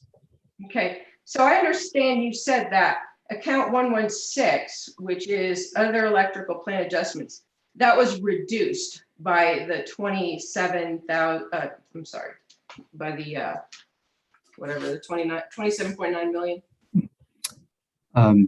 Yes, it shows as a negative asset on GAAP financial reporting. So, and then it's the debit though is in account 435 then, right? It's a loss. Yes, in the income statement, it is considered a loss. You talk about recovering, let's see, all right, page 6. I'm sorry, page 4, line 6. For this, page 4, line 4. Are you there on page 4? I am there. Okay. For this reason, at the time the FCPP plant balances are recorded to a regulatory asset for purposes of securitization, PNM will reverse the unamortized loss. What is an unamortized loss? So as part of the initial recording of the impairment loss, PNM recorded a credit to account 116 of the full 27.9 million. But under GAAP financial reporting, that impairment loss is amortized over the remaining life of the asset. And so it's not like the 27.9 million is just sitting in account 116 for the remaining useful life of the plant. It is amortized over time. And so what happens when you amortize a loss? Does it like reduce taxes? Can you explain that to me? What does that look like, amortizing? I'm not a tax expert, so I'm not going to opine on the tax impacts. From a GAAP financial reporting perspective, it shows as a reduction. It shows as a negative asset, and it is amortized over time. I mean, I don't know how else to explain it. Well, what causes it to be reduced? Where does that money go? Where does that balance go? So The other side of what it's being reduced by is depreciation expense. So what that means is that basically PNM has already recorded that loss, or really in a sense has already expensed the 27.9 million. And so the depreciation associated with that is being netted against that 116 balance to reduce it over time. You've expensed the 27.9 million. As an impairment loss, yes, that's what went to account 435. Well, then in what sense is it still on your books if you've already expensed it? It's for GAAP accounting purposes only. The full 131 million of capital investments that impairment loss is associated with, it's still sitting in account 101 plant and service. And the reason it's sitting there is because PNM is still allowed a return of those capital investments.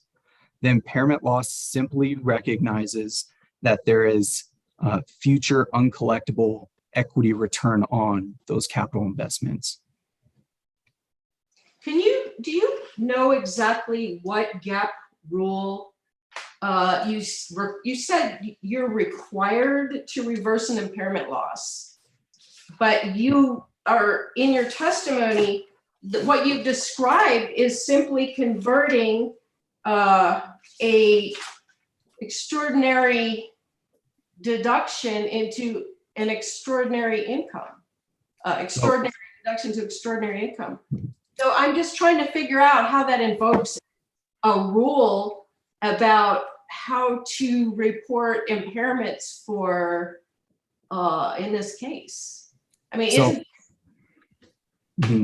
So I apologize if I phrased it up as PNM is required to reverse the impairment loss. What PNM is doing is reevaluating the impairment of that asset. And because the impairment is evaluated under the abandonment standards, then there is no longer an impairment on those assets under GAAP accounting.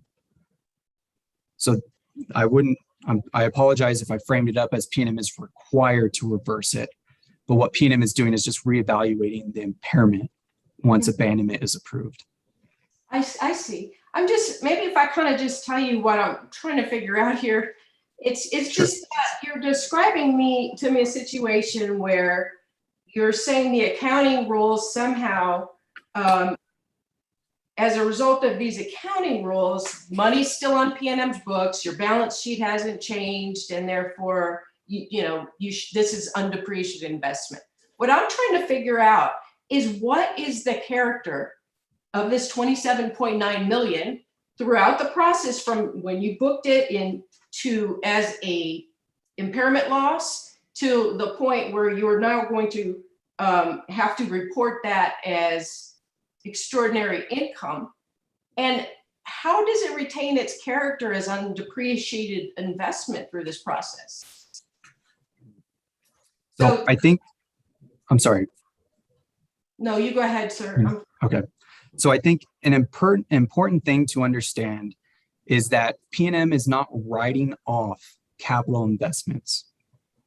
The impairment loss is simply a measurement of the loss equity return on that PNM will be able to recover from customers over the life of that asset. That's what the impairment loss represents. It doesn't represent PNM's inability to recover a return of those capital investments. And so I think that's an important distinction. The 27.9 million impairment loss is only for financial reporting. It's not something that PNM would reflect in rates. It doesn't represent an actual investment by the utility or a loss by the utility. It's only for financial reporting purposes. Pursuant to paragraph 8, PNM is not going to reduce the capital investment by that impairment loss. And another reason is that PNM is allowed to earn a debt-only return on the full capital investment. not the full capital investment minus the impairment loss. I think that's where you might be, where you and I might be understanding a little differently. I'm not sure if that helps or not.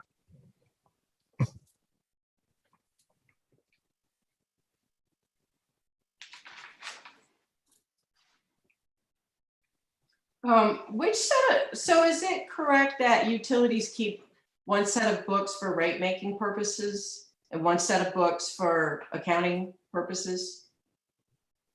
I see PNM's books and records as its general ledger. It's really just a matter of how it is reported under different standards, whether it's to the SEC or to FERC or for PRC filings. So which set of books should we look to figure out what PNM's undepreciated investments are that can be? I'm going to Sorry, I didn't hear the end object. of the question. Undepreciated investments. That was it, Mr. Lee. Thank you. Go ahead.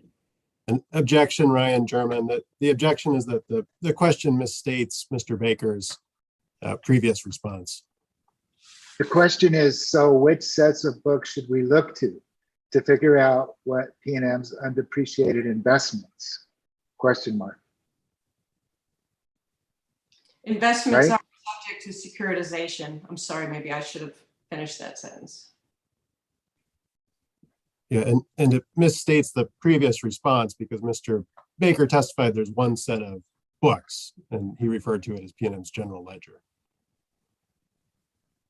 Is it, okay, do you want me to respond to that? Or ask a clarifying question. Okay, so I'm sure. Is it sometimes the case that what is on PNM's books for rate making purposes is different than what PNM records for federal accounting purposes, GAAP accounting?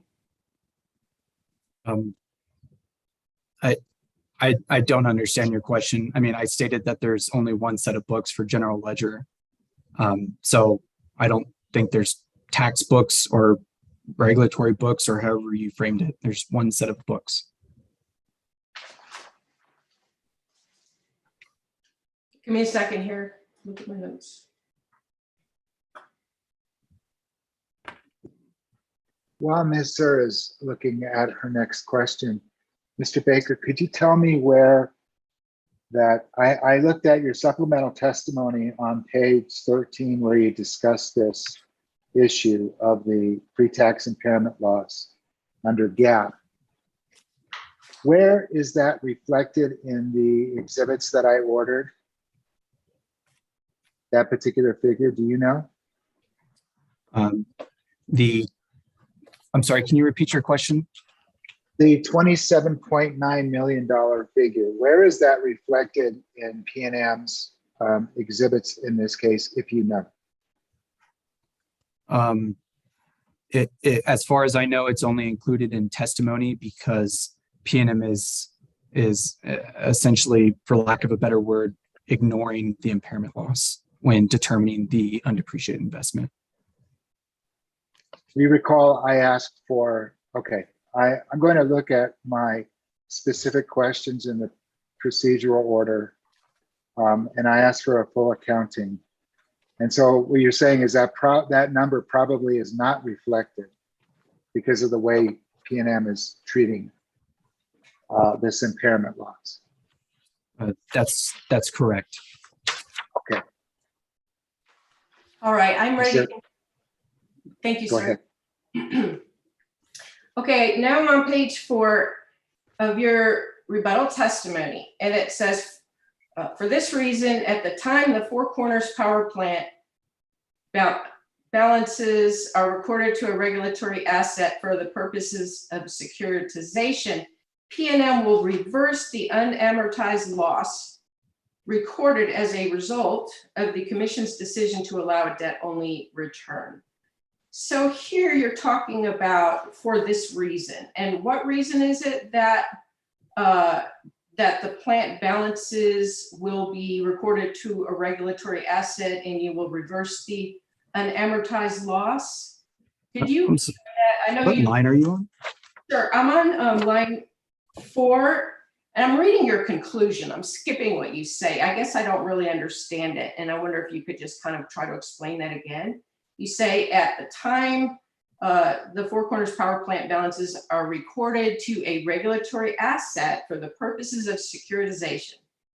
PNM will reverse the unamortized loss. So what is happening that's requiring you to reverse the unamortized loss at that time?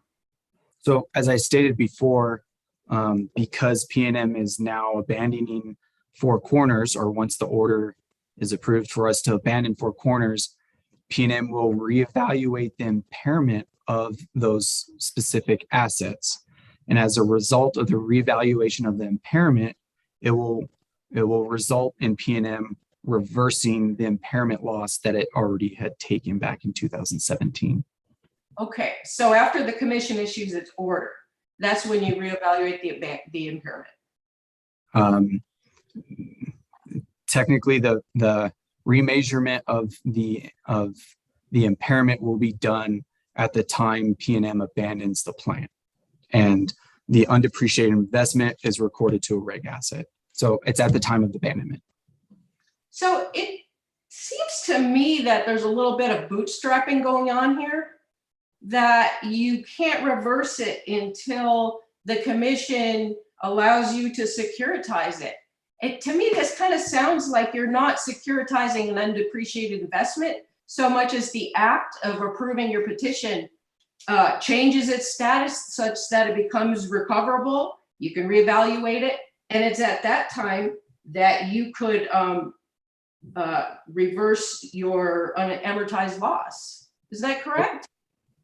Objection. That was a compound question. I had trouble following it. Maybe Ms. Zur can break it up. I apologize, Mr. Ryan. I'll try again. All right. You know, I think I'm just going to move on, actually, and leave things as they are. I'm finished, Your Honor, and appreciate you, Mr. Baker, and thank you. Thank you. Thank you, Ms.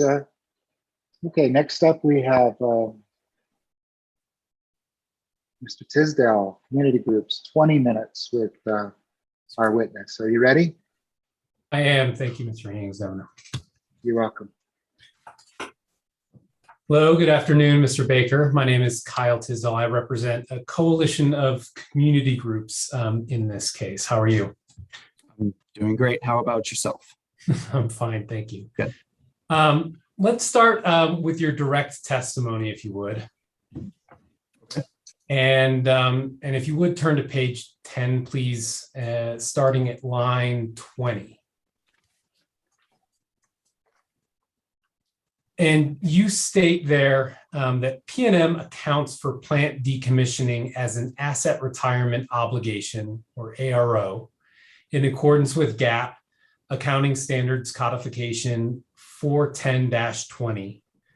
AROs are legal obligations to retire a tangible long-lived asset. Sorry, after codification 410-20, can you state it again? Yes, sorry, Mr. Lee. AROs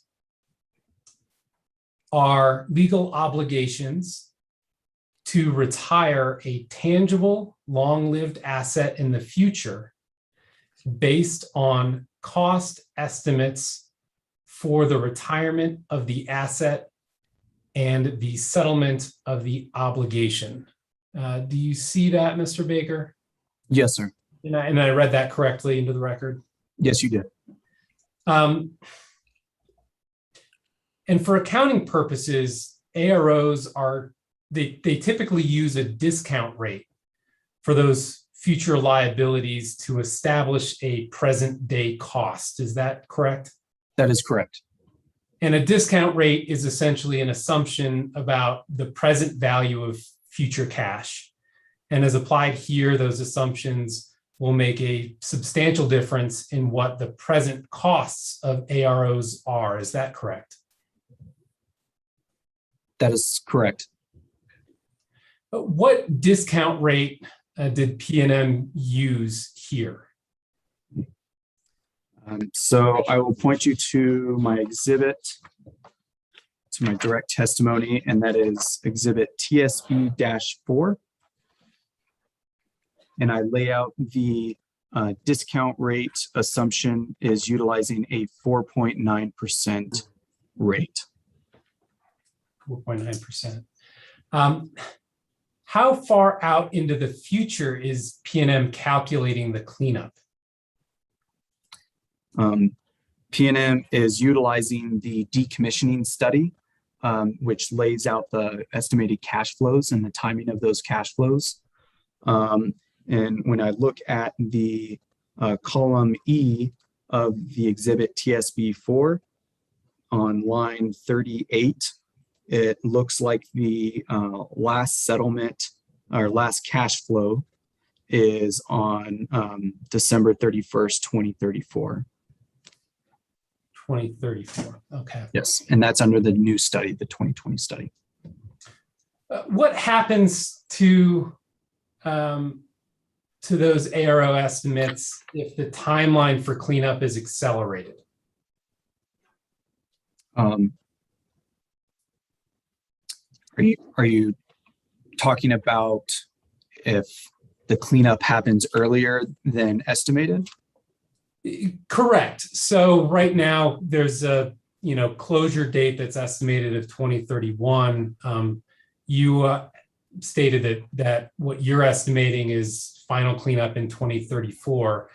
What happens if all the owners at Four Corners agree to close the plant sooner than 2031, and therefore I would assume that the cleanup date would accelerate? How would that change your assumptions relative to that asset retirement obligation? So those are assumptions that would be laid out in the decommissioning study that APS does. I don't know what those cash flows would look like, and I couldn't make a speculative guess. For your books, would it look like the ARO, which is again a discounted value based on that 4.9% that is cleanup in the future, it would look substantially larger, or it would look larger if that cleanup date accelerated? Is that fair to say? I don't know. Okay. Look with me on page 12 of your direct testimony, starting at line 18. You recognize that ARO liability increased due to the updated decommissioning costs pursuant to the 2020 cost study. And you referenced that before as well. Do you see that? I'm sorry, can you refer me to a line again? Yeah, so it's page 12, starting at line 18. And it's just, that ARO liability increased as a result of the 2020 cost study, correct?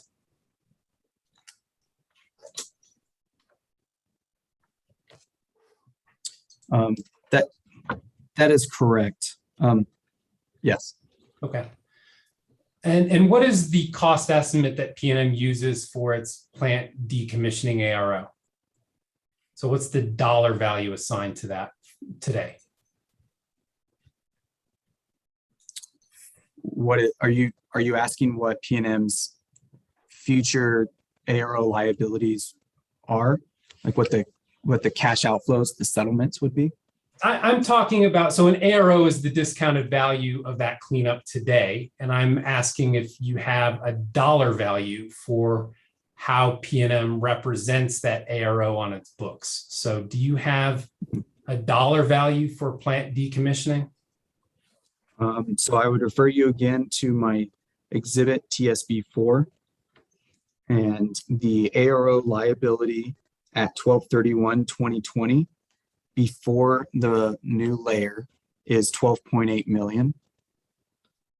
Adding the additional layer due to the new study, it adds approximately 800,000. And so if I can do the math in my head, it would be approximately 13.6 million would be the ARO balance at the end of 12/31/2020. And that's just PNM's share for the cleanup, correct? That is correct. How does that translate into the ultimate cost of cleanup, right? Because that's a discounted value for today. What does that look like in terms of the ultimate cost of what cleanup would be in 2034, I believe? Mhm. So the ultimate liability, as I show in my exhibit TSB4, PNM is estimating the cash outflows or the settlements to be 23.7 million. And that's derived from the decommissioning study done by APS. Got it. Thank you very much. Yes, sir. Does that include just plant decommissioning, or has PNM calculated and included remediation and site cleanup costs in its ARO estimate? I'm sorry, or has PNM? I'm sorry, Mr. Lee. Has PNM also calculated and included remediation and site cleanup costs in its ARO estimate? That would be a question better asked of PNM witness Falgren. He's more familiar with the study that APS performs and the specific costs that are included in that study. So you don't know if remediation is included in that? I don't know the definition of remediation. I've heard it used in many different times. I don't know how it relates to decommissioning. As a general statement, any decommissioning costs associated with the plant would have been included in these cash flows in the measurement of the ARO liability. Okay. Are you aware that coal ash is a waste product generated from coal combustion? Very, very generally, yes. Okay. And are you aware that coal ash is full of toxic substances, and if not properly disposed, it can cause groundwater contamination, amongst other things? I am not aware of that. Okay. Is coal ash the type of thing that you would assume would be included in the definition for remediation? Like I said, I don't know what a definition of remediation would be as it relates to plant decommissioning. Okay.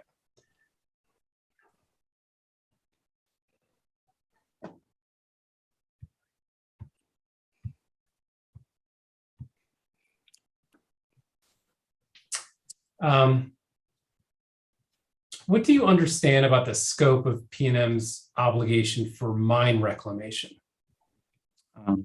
Very general in terms of customer recovery of coal mine reclamation costs. It's my understanding that back in 2008, 2010 timeframe, there's an order that came out that basically capped PNM's ability to recover surface mine reclamation costs from customers.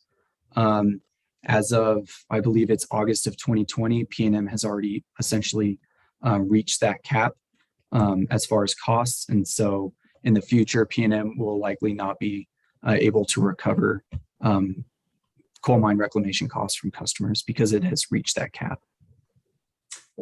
What do you understand about the scope of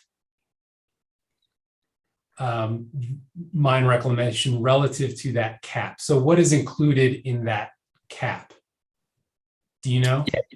No, as far as I know, it's surface mine reclamation. PNM witness Falgren would be a better witness to answer that question. Unfortunately, Mr. Falgren has already provided his testimony, so I won't be able to go back and ask him about that. So we talked about remediation in the context of the plant site. Are you aware of remediation in the context of the coal mine at all? No, I'm not.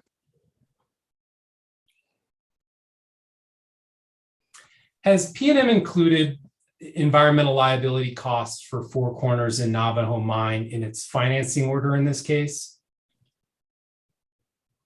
PNM has not included any coal mine reclamation costs for securitization in this case. And is that something that PNM would come back to the commission with and ask or seek cost recovery for at a later date? Are you talking surface coal mine reclamation? I'm talking about either plant decommissioning costs, mine reclamation, remediation, however that is calculated on PNM's books. Notwithstanding the cap that exists, would PNM seek cost recovery for those other environmental liabilities at a later date? My understanding of surface coal mine reclamation, as it stands today, PNM is capped on what it's allowed to recover from customers. So I would only be assuming that PNM would possibly not be able to recover those costs from customers in the future.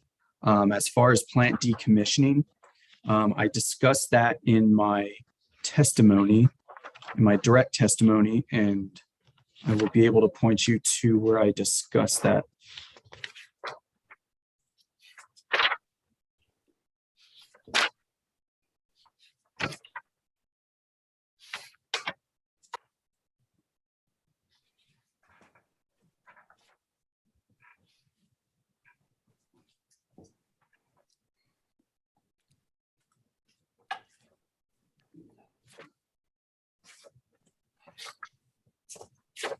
We discussed that starting on page 10 of my direct testimony. Obviously, if you moving forward as far as what PNM will request from customers, there is starting on page 15 and it continues to page 16. PNM is proposing in this case a reconciliation to actual abandonment costs versus what's securitized as part of the energy transition bonds. Once final decommissioning costs are known, and if decommissioning costs are higher than what PNM has anticipated, or if they're lower than what is anticipated, then PNM will either request a regulatory asset or regulatory liability to recover those costs from customers or to return back to customers any excess. Thank you for looking that up, Mr. Baker. I'm wondering, again, you've stated you don't know if remediation is covered within the scope of that cap. Is that correct?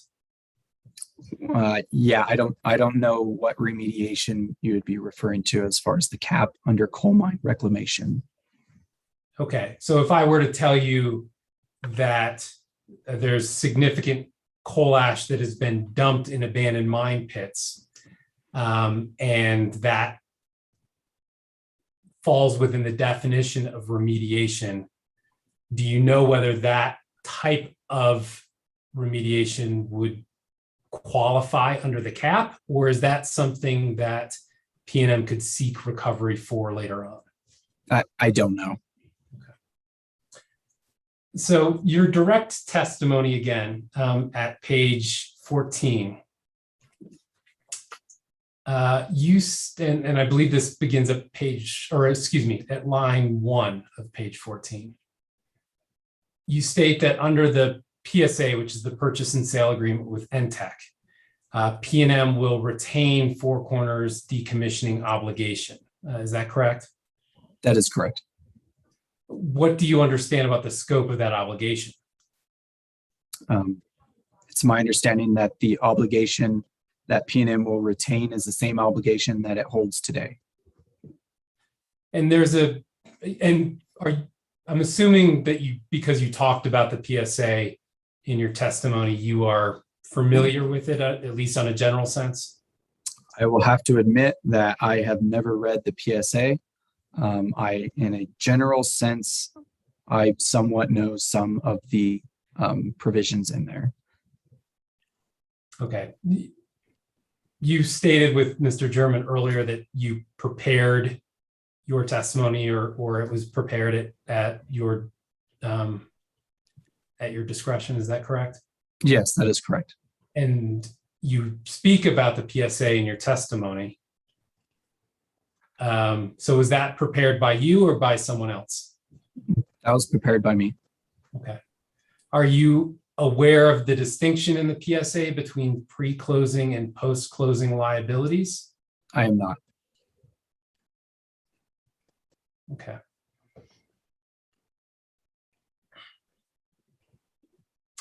There is some deferred maintenance expenses at Four Corners. Is that correct? I don't know what deferred maintenance cost refers to. So, 3 minutes, Mr. Tisdale. I'm sorry, 3 minutes. no, thank you, Mr. Hearing Examiner. So in your testimony, I believe it was with Ms. Zur, but perhaps with someone else. You talked of, or actually it was, excuse me, it was with Mr. Bartel. You were talking about basically the cost investment, the continued cost investment in Four Corners between now and 2024. Do you recall that testimony? Yes, what we're talking about there are capital investments in the plan. And are those capital investments, are those related to maintenance expenses?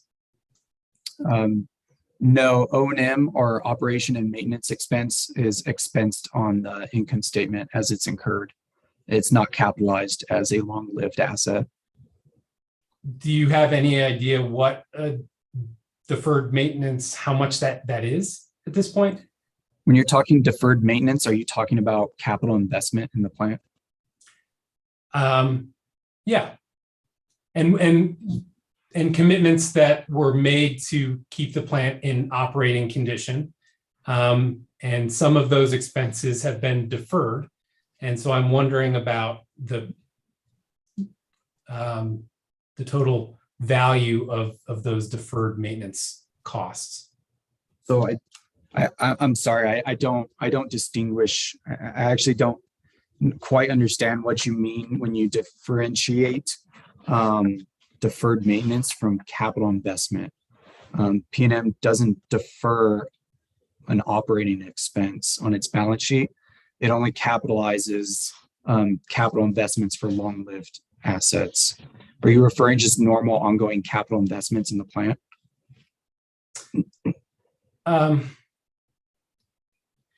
I am, so at San Juan Generating Station, right, the cooling tower just collapsed a few months ago, right? And so that cooling tower collapse, there is some speculation about why that occurred.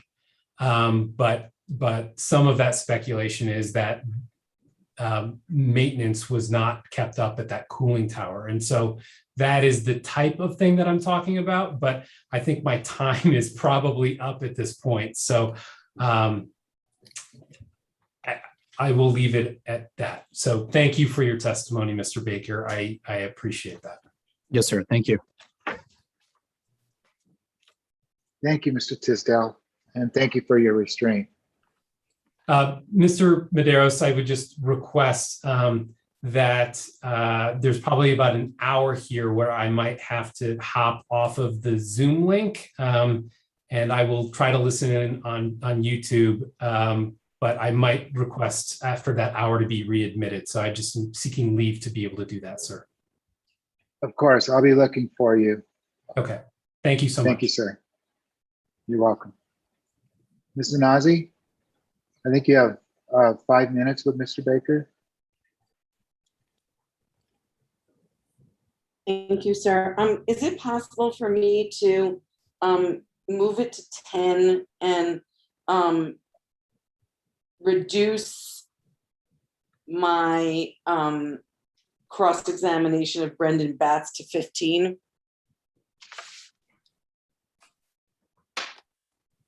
Yes, we have a busy day on Monday, so unless there's an objection to that, I've made that change. You have 10 minutes with Mr. Baker now. You're talking you have Tuesday, right? Tuesday. Yeah, I'm sorry. I considered going Monday, but I decided not to go that far. Thank frankly. you. I'm just joking, sort of. But no, yeah, 10 minutes now with Mr. Baker, and then with Mr. Batts on Tuesday, 15 minutes, correct. Okay, Okay, thank please you. proceed. Sir, good afternoon. Could you please go to New Energy Economy Exhibit number 4? Good afternoon, and I am working on it now.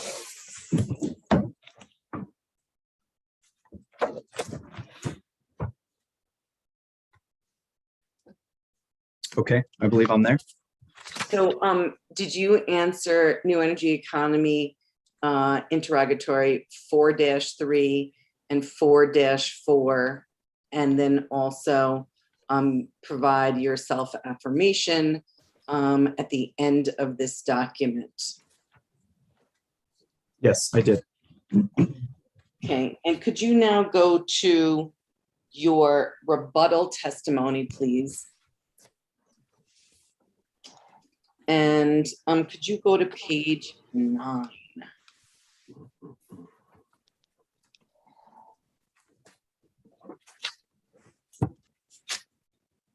Okay, I'm there.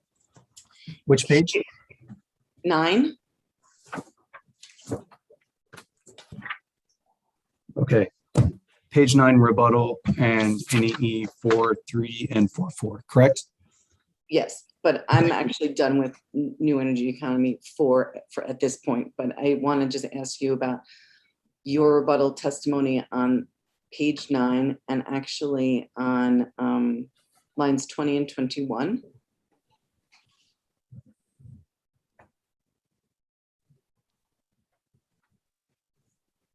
Okay, I'm there. So here you say the abandonment of Four Corners is not a merger related transaction cost. Is that correct? That is correct. Okay, and could you please go to now New Energy Economy Exhibit 16? Yes, just 1 second, please.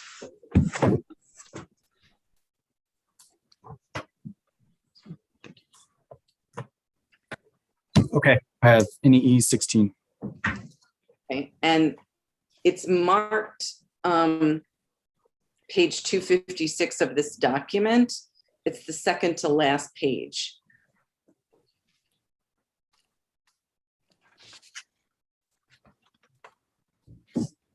Are the pages out of order?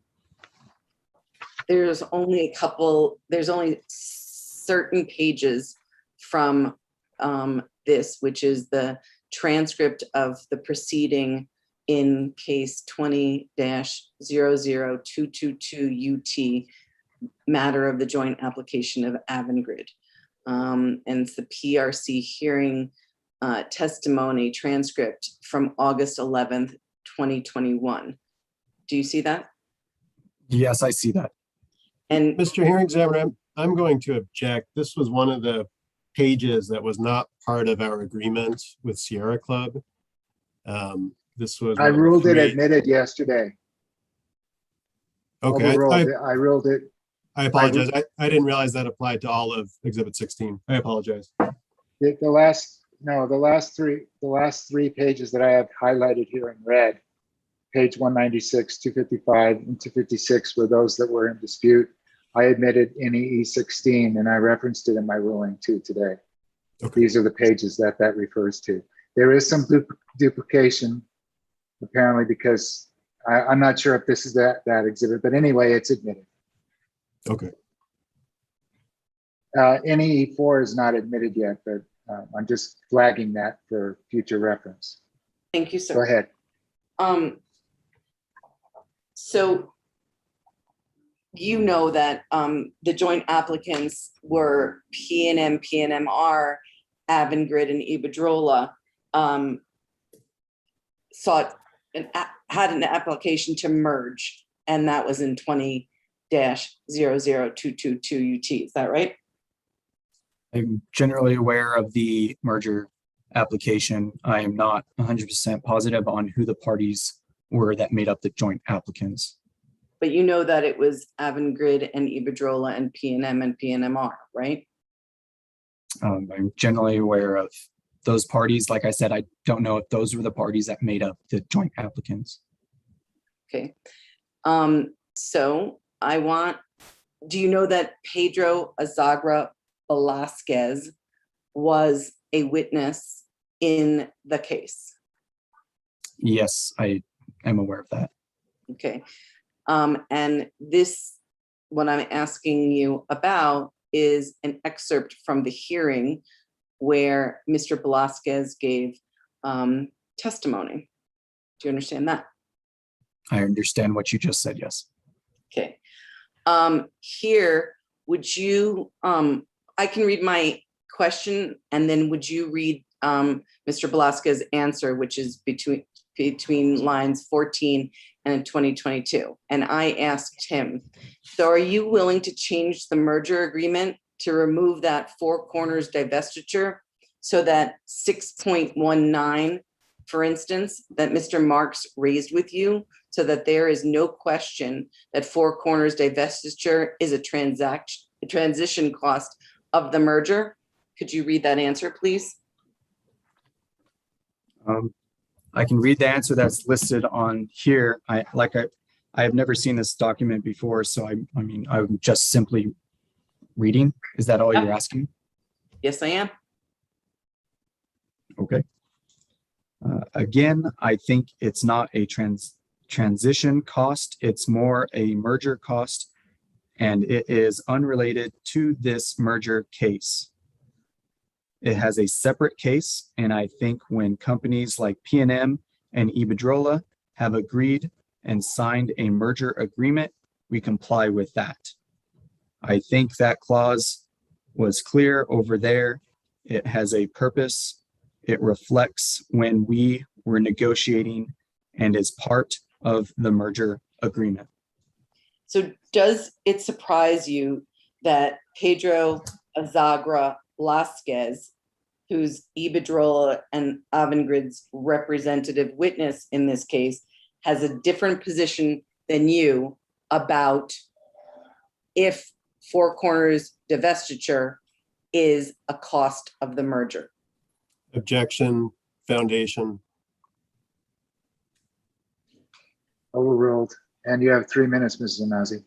Thank you so much, sir. I'm sorry, are you referring to the part of the sentence that says, and it is unrelated to this merger? No, I'm referring to it's a merger cost. Do I agree that this sentence says it's a merger cost? The answer is yes. Does it surprise you that Mr. Velasquez, Iberdrola Avangrid's representative, has a different position than PNM? I believe the position in the sentence that says, and it is unrelated to this merger case. I am not surprised that he said that. But you are surprised that he said it's a cost of the merger. I would not characterize my reaction as surprised. What is your reaction? I'll object again on foundation grounds. I mean, having Mr. Baker just read a document that's already been admitted into evidence does not provide foundation for answering questions about Mr. Velasquez's testimony. And Mr. Baker testified that he's unfamiliar with the merger case and he's not even sure who the parties were to the merger case. I think he heard your objection. Overruled.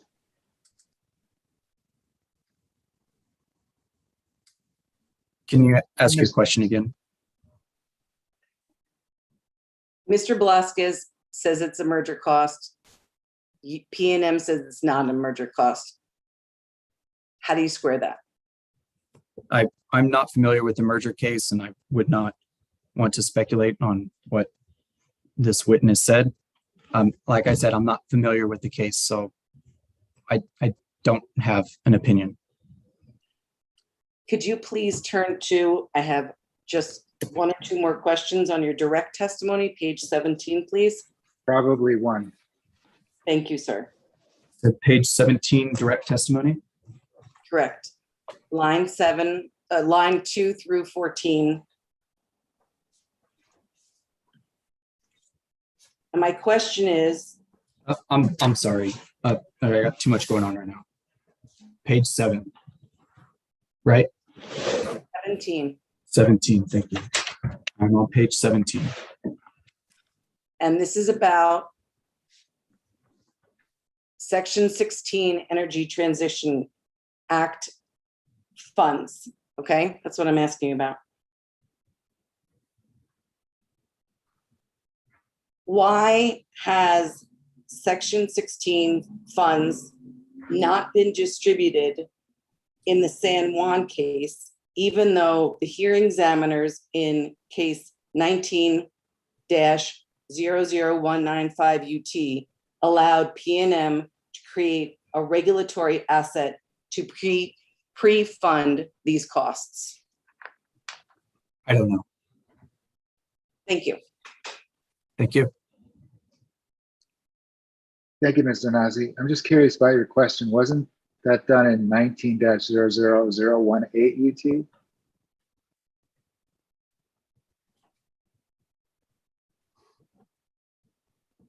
I could double check that. That's okay.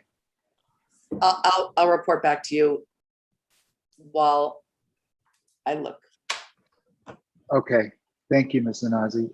Did you want to do anything with NEE4 at this point? Yes, sir. I would like to move Exhibit 4. And I believe that I did ask Mr. Falgren questions about Exhibit 4. I didn't move it then because I was waiting to ask Mr. Baker about these questions. So even though 4A was admitted before. And Exhibit 4 is now properly marked. Any objection to NEE4? Objection. Ms. Nanasi did not ask Mr. Baker about the responses in Exhibit 4 that he sponsored. That's correct. You just mentioned it and you said you might get back to Ms. Nanasi, but you didn't actually ask Mr. Baker about it. But you did ask Mr. Falgren, right? I did ask Mr. Baker if he's answered those questions and then affirmed those answers.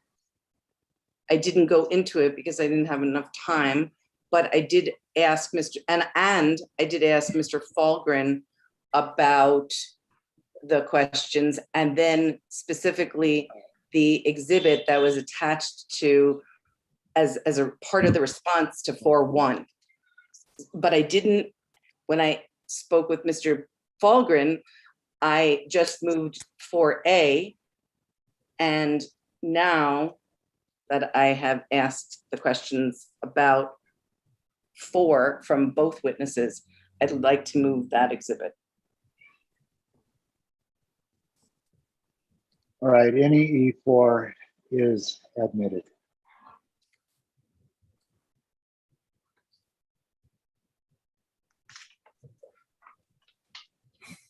Now, next up, we're at 256. Let's see how much cross-examination we have for Mr. Baker left. We have another good 40 minutes left with Mr. Baker. Ms. Beatles, you have 25 minutes with Mr. Baker still? And we're at, okay, go ahead. And Mr. Hearing Examiner, I would just note that I will not have any questions for Mr. Baker. How about the Water Utility Authority? Mr. Harris? Yes, Mr. Hearing Examiner, I do have questions. I'm not sure. What do I have reserved here? 15 minutes? It will probably take 10 minutes. Okay. Ms. Beatles, please proceed. You have 25 minutes, Mr. Baker. Thank you. Good afternoon, Mr. Baker. Good afternoon. Your deposition was taken by Steve Michael of Western Resource Advocates on June 24th, 2021. Is that right?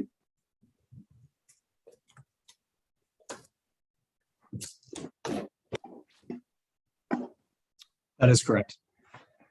And that deposition was taken at PNM offices, right? That is correct. And do you recall that I was also present at your deposition? Yes, you were. please refer to page 24 of Mr. Fenton's supplemental testimony. PNM has labeled as PNM Exhibit 5, and let me know when you're there. What page did you say? Page 24.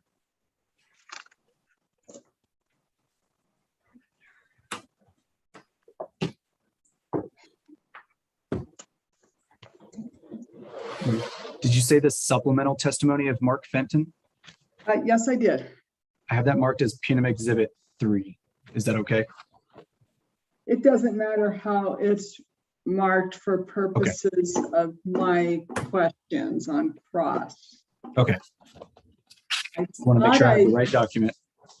Yeah, I thought I picked up the exhibit numbers from what was uploaded to Dropbox, but I know that my legal assistant then uploaded them to a separate box folder, so things could have changed. But let's just yeah, and it is supplemental testimony of Mr. Fenton is PNM Exhibit 3.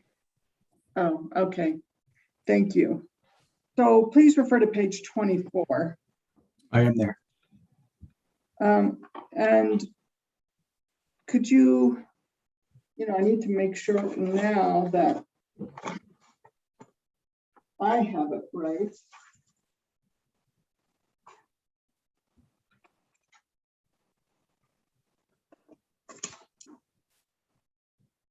Okay, on lines 13 through 17, Mr. Fenton's supplemental testimony states, quote, PNM is allowed to include its FCPP investments as shown on PNM's books and records at the time of abandonment and that were either being recovered in rates as of January 1st, 2019, or are otherwise found to be recoverable through a court decision. Do you agree with Mr. Fenton's statement? And Mr. Fenton's statement includes undepreciated FCPP investments. You were paraphrasing, you left out undepreciated. I'm sorry. Yes, it does. I'm looking at it now. That's okay. Want the record to read cleanly. Yes, Go ahead, Mr. I Baker. agree. Sorry, I do agree. And you agreed at your deposition that to qualify for recovery under the Energy Transition Act, an investment must be on the utilities books and records and also recovered in rates as of January 1st, 2019. Is that right? Can you refer me to somewhere in my deposition where I say that? Yes. So for the hearing examiners, ease of reference and the parties, WRA, mark that deposition as WRA Exhibit 3. Yes, thank you, Ms. Beatles. I'm sorry, Mr. Medeiros, I'm going to object to use of the deposition at this point because it has not been admitted into evidence. And Ms. Beatles has not asked a question that she could then use the deposition to impeach Mr. Baker's testimony with. Well, let's see if she does. I'm asking him to agree, to confirm that he agreed with Mr. Fenton's statement at his deposition. And he has to refer to his deposition. Well, he just testified that he agrees with Mr. Fenton's statement. Well, okay, well, I want to make sure that that is an unqualified agreement. But I don't think it's proper impeachment if the impeachment evidence confirms what he just testified to. Well, we'll see. So please refer to your deposition transcript. It's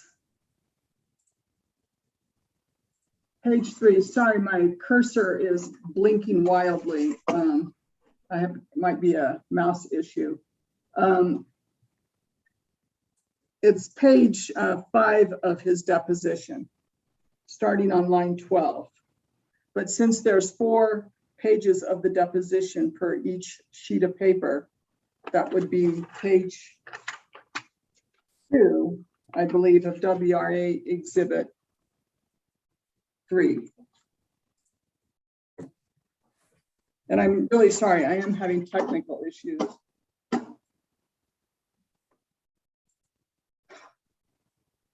There. Yeah, it's never good when that happens. When your cursor starts going nuts. Yeah. So on the deposition on the 4-page panel, which page are you referring to? Is it page 5, line 12? Yes. That's where Mr. Michael asks a question on page 5, line 12. Yes. And so he asked Mr. Baker, you were asked to agree that to qualify as an investment for recovery, it must have been 1, on the utilities books and records, and 2, recovered in rates, right? That is what I was asked. Yes. Okay, so let's refer to page 7 of your rebuttal testimony.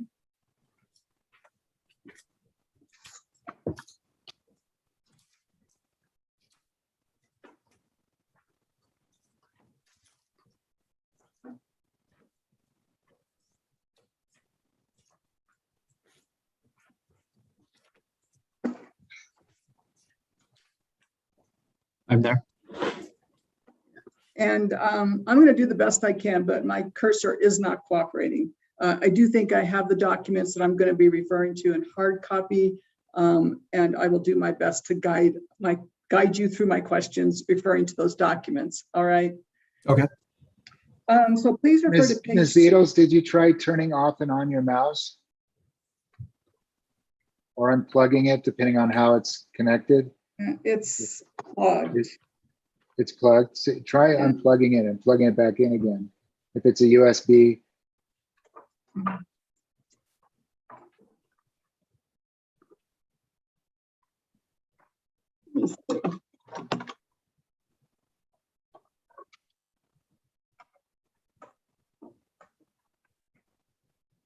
Okay, just did that.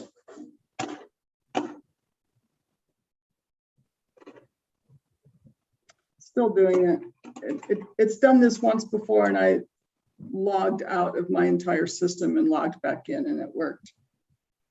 But I think I can avoid that. Let me just go forward. Please refer to page 7 of your rebuttal testimony, where you disagree with WRA's witness, Brendan Batts, that the starting point for estimating plant balances to be recovered through securitization should be based on PNM's 10K financial statements. Let me know when you're there. Yes, I'm there. So starting on line 6, you state that this argument is based solely on, quote, informal analysis that I performed in early 2019, end quote, that estimated the San Juan generating station undepreciated investment for that would potentially qualify for securitization financing if the ETA was enacted. Do you see that reference to your informal analysis? Yes, I see that. Are you referring to the analysis reflected in the email exchange between Mr. Michael and PNM that you were shown and asked about at your deposition? I'm referring to the analysis that Mr. Batts referred to in his testimony.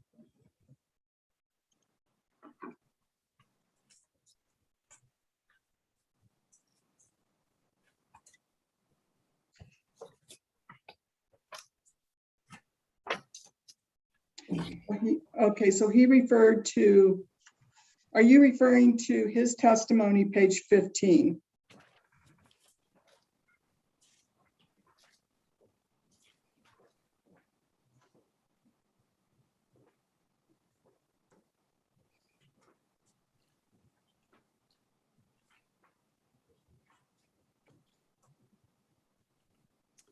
Sorry, 1 second, I'm reading it.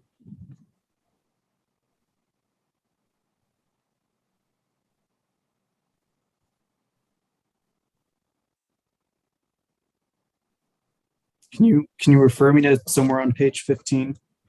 Well, you said that by informal analysis, you were referring to Mr. Batz's testimony. Yes. So I want to know, I'm sorry if I talked over you. You said yes, right? Yes. Okay, and so can you give me a specific citation to Mr. Batz's testimony where he is describing an analysis that you referred to as your informal analysis that you performed in early 2019? Unfortunately, it looks like my sticky note has fallen out, and I don't have a quick reference to his testimony, but I do know it's in there somewhere. Yes, I'm referring to on 15 and really more on page 16 of his testimony. Okay, so let's look at page 16 of his testimony. Mr. Batz's testimony starting on line 5, where Mr. Batz states during his deposition, PNM witness Baker confirmed that when the ETA was being considered by the legislature, PNM used its 10K plant balances as the starting point to establish San Juan generating station cost eligible for securitization. Is that the informal analysis that you referred to in your rebuttal? Yes, that is yes. Okay, thank you. Would you now refer to WRA Exhibit 4?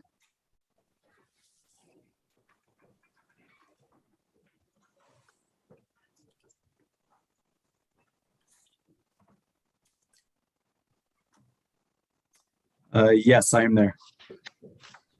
Is that an email from you to PNM lobbyist Sayuri Yamada that attaches a net book value summary for San Juan? I wouldn't agree that Sayuri's a PNM lobbyist. I believe she's the director of government and community affairs. Can you spell the name? Sayuri, S-A-Y-U-R-I, Yamada, Y-A-M-A-D-A. Thank you. So with that correction to her position with PNM,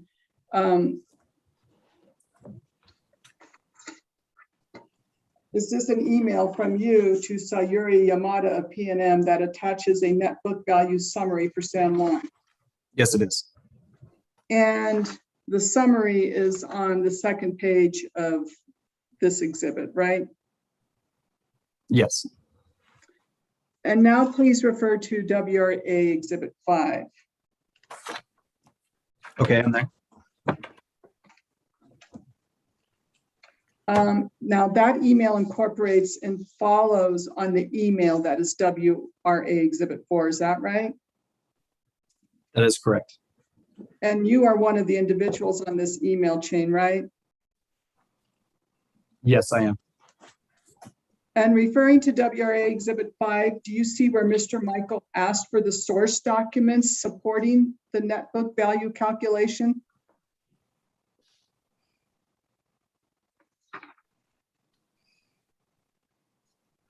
I'm sorry, can you repeat your question? Referring to WRA Exhibit 5, do you see where Mr. Michael at 2:52 p.m. asked for the source documents supporting the net book value calculation?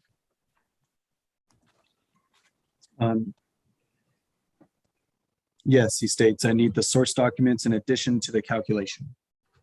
And referring still to this exhibit, do you see where Mr. Michael asked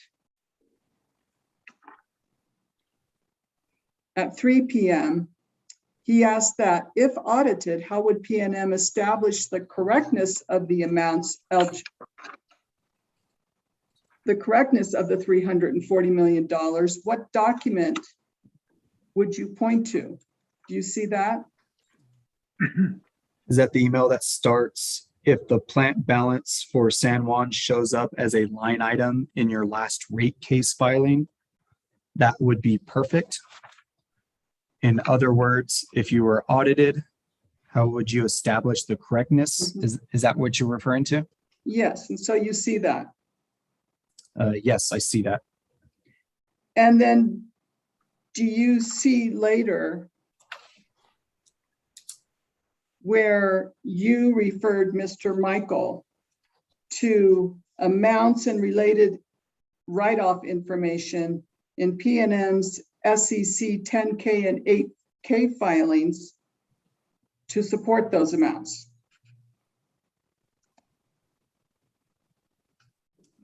Yes, I see where I referred him to the 2017 10K page B83. And you attached a 10K and 8K filing to your response, is that right? Yes, I did.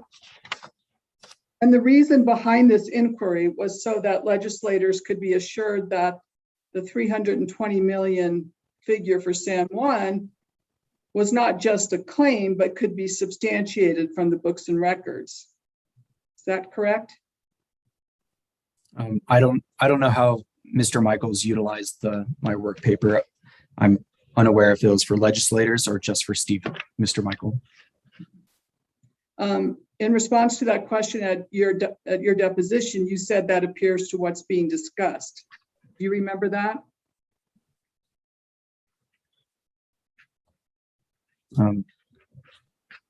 Vaguely, I'll take your word for it instead of digging through the transcripts. Okay, well, it's on page 7 of your transcript, lines 15 through 16. Okay. And the books and records that PNM relied on to establish its plant value were the public financial reports, the 10K and 8K, right?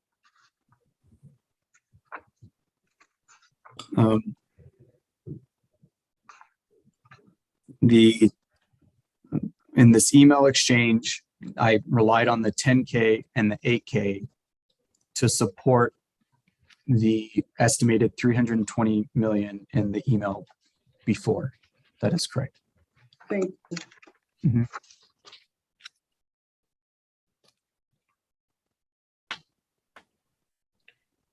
So in order to reconcile from your 2019 10K to the value that PNM is seeking to securitize, PNM added back in the impairment write-off of 26.9 million. Is that right? Can you refer me to what you're looking at? I'm not referring to any particular document. I'm actually looking at your deposition transcript, but I don't know that we need to refer to any particular document. If you were to reconcile your 2019 10K net book value reported for Four Corners to the value that PNM is seeking to securitize, you would add back in the impairment write-off of 26.9 million. Is that right? That is correct. And that's because the impairment is required to be netted with plant and service for financial reporting in PNM's 10K. And that's assuming that you get recovery pursuant to what you kept on your regulatory accounts for rate making purposes after the 2016 rate case, right? PNM is relying on its books and records to estimate the undepreciated investment in Four Corners at the time it abandons. Yes, pursuant to paragraph 8 of the modified revised stipulation, PNM is not reducing the plant and service amount by the impairment loss required under GAAP. Now, reversing that loss impairment, do you know that Mr. Fenton in his supplemental testimony on page 23 referred to that as a financial penalty that PNM has already experienced for alleged Four Corners. I'm sorry, you broke up. Refer to that as a financial. Penalty that PNM has already experienced for alleged Four Corners imprudence in the 2016 rate case. I'm generally aware of his testimony where he says that, yes. I would also like to add that, I mean, in addition to the 27.9 million impairment loss that's driven by the debt-only return on that PNM is allowed on those investments. 4 minutes, Ms. Beatles. So if the commission authorizes recovery of an amount for securitization that includes an amount reflecting that impairment, the reversal you record for purposes of your GAAP financials is reported as extraordinary income. Is that right? When PNM remeasures the impairment, when Four Corners is abandoned, it will remeasure the impairment. And yes, it will reverse the impairment loss by recording extraordinary income. And if PNM is allowed to securitize only the net book value that's reported for SEC purposes, there would be no need to reverse that impairment, right? I believe the impairment would now be on PNM's ability to earn a return of those capital investments, which would be contrary to the final order in the 2016 case.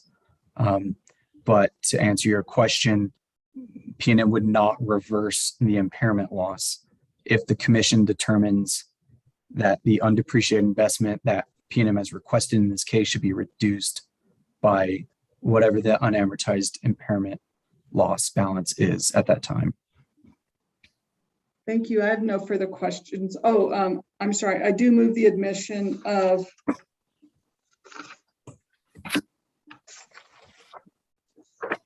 WRA exhibits 4 and 5. Any objection? No objection. WRA exhibits 4 and 5 are admitted.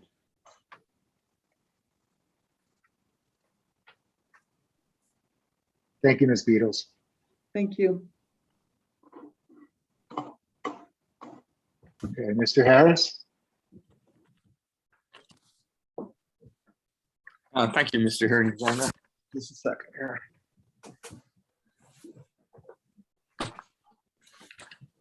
Good afternoon, Mr. Baker. Good afternoon.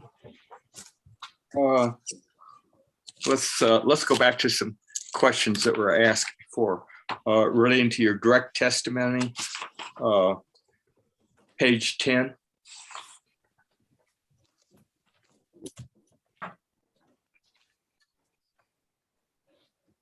I'm there. Okay, lines 9 through 12.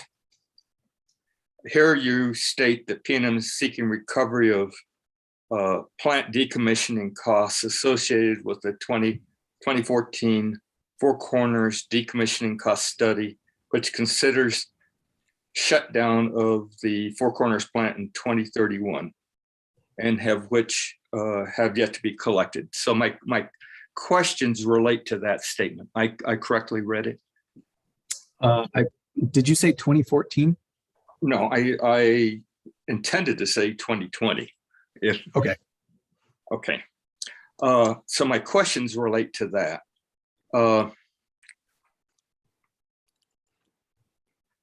My question is, will PNM seek to decommissioning costs incurred through 2031? Can you ask your question again, please? Yeah. Well, the question I have, and maybe I can explain it better. The study referenced is a study through 2031. And so is PNM attempting to recover all the decommissioning costs through 2030, through that study that went through 2031? So just a couple of just clarifying comments that the study assumes a 2031 shutdown of the plant. Correct. But the cash flows of decommissioning settlements or decommissioning costs would incur past 2031. Okay.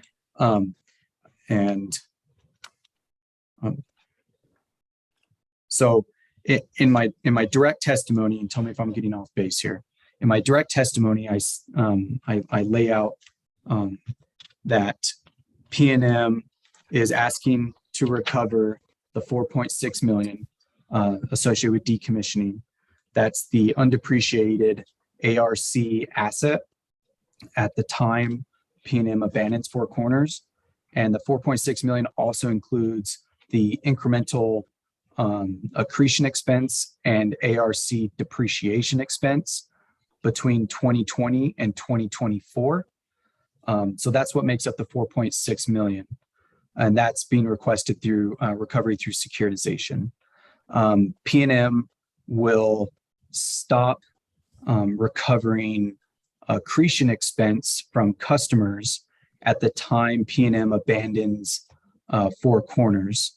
And so that would be from 2025 through the end of the useful life of the plant, because PNM is expecting to set aside funds that it has currently already collected from customers and set those aside in a investment fund.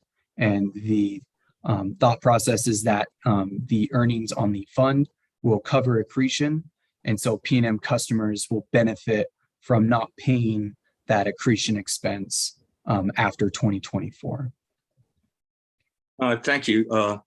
And I think I understood that. However, if the fund does not produce enough income to collect all of the accretion expenses, would PNM seek to recover the difference? Yes, as I lay out in my testimony, that will be a true-up mechanism under PNM's proposed rate making under section. You'd think I would have these memorized by now.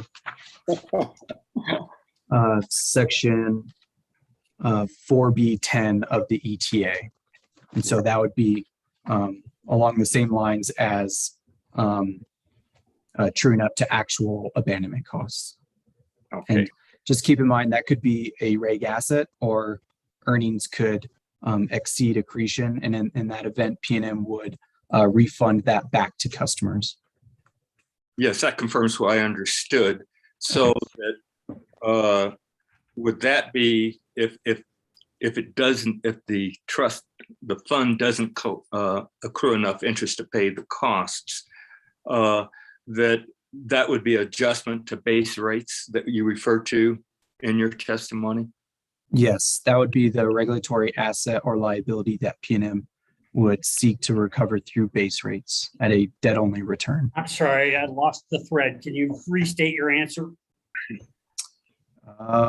Short-term memory issues. I'll try to answer it again.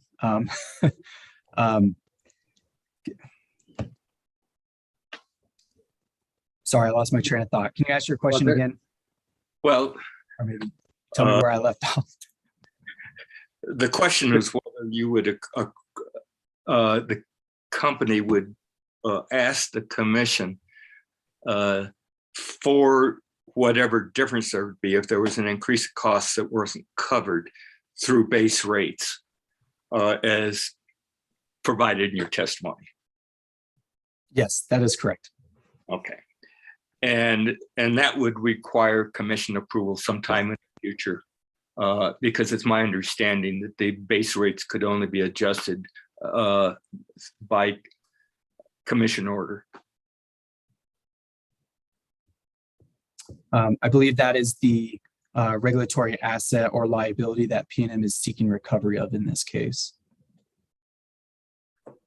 But my question referred to future costs that aren't covered in your testimony. And then if there wasn't sufficient funds to cover those costs, accretion costs, the PNM at a later date would then ask the commission to approve that difference in base rates.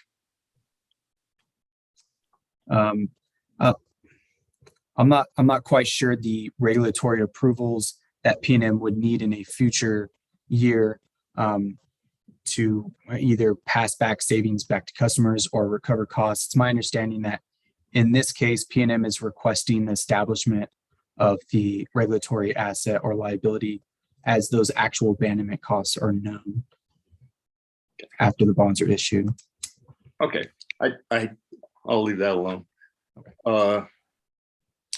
Let's go to your supplemental testimony.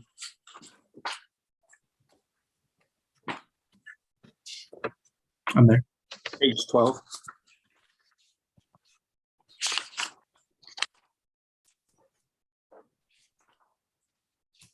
Okay. And then from line 16, continue on to page 13. Okay, I'm there. Yeah, now I have to read my notes here.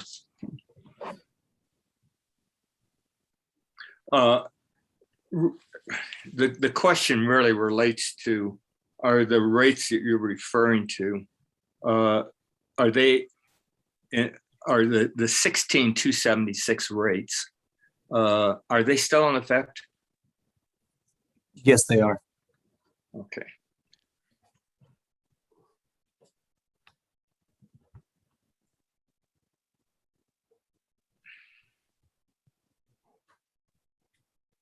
And the follow-up question is, to your understanding, did the commission's 16,276 case, 00276 case, the rates are still in effect with a provision regarding later revisiting the prudence issue. Is that your understanding of the order? I'm generally aware of the prudency requirement or prudency review requirement, but I'm not thoroughly familiar with that paragraph of the stipulation. Then there's no follow-up on that. So that eliminates my follow-up questions. So have a good weekend, Mr. Thank you, Mr. Harris. You too. Mr. Baker, I'll hopefully see you in your future. Yes, sir. That's all of my questions, Mr. Hearing Examiner. Thank you, Mr. Harris. Any redirect, Mr. Chairman? Yes, I do have several questions. Go ahead. Thank you. Mr. Baker, do you still have WRA Exhibit 5 in front of you? I can.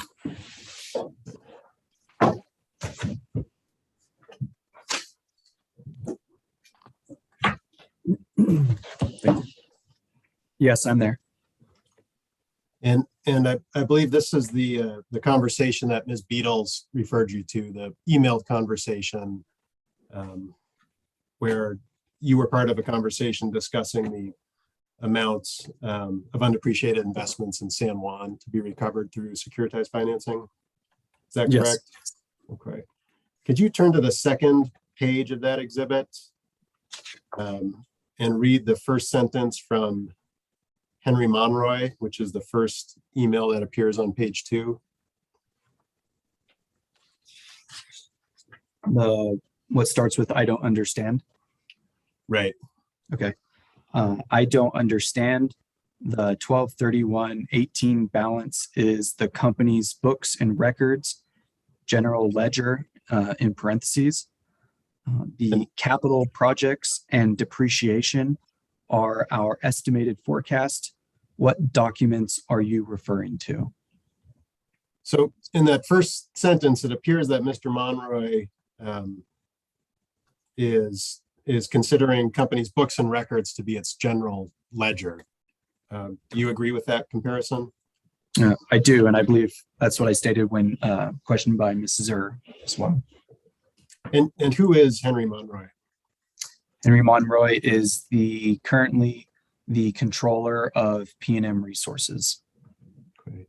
So, Mr. Baker, can you explain the relationship between PNM's general ledger, its books and records, and certain reporting requirements such as the 10K?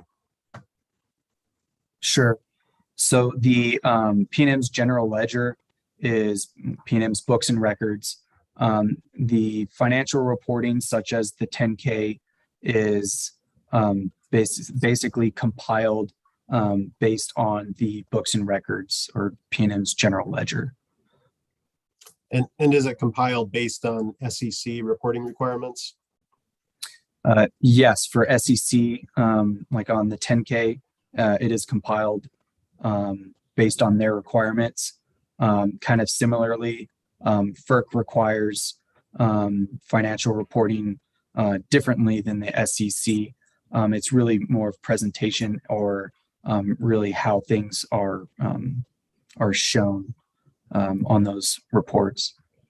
Okay, and has the New Mexico Public Regulation Commission established standards for reporting PNM's books and records? Yes, so in a good example of that is a general rate case. PNM reports its books and records consistent with Rule 530. Okay, and for purposes of Rule 530, did PNM record an impairment, a $27.9 million impairment related to the final order in the 2016 rate case? No.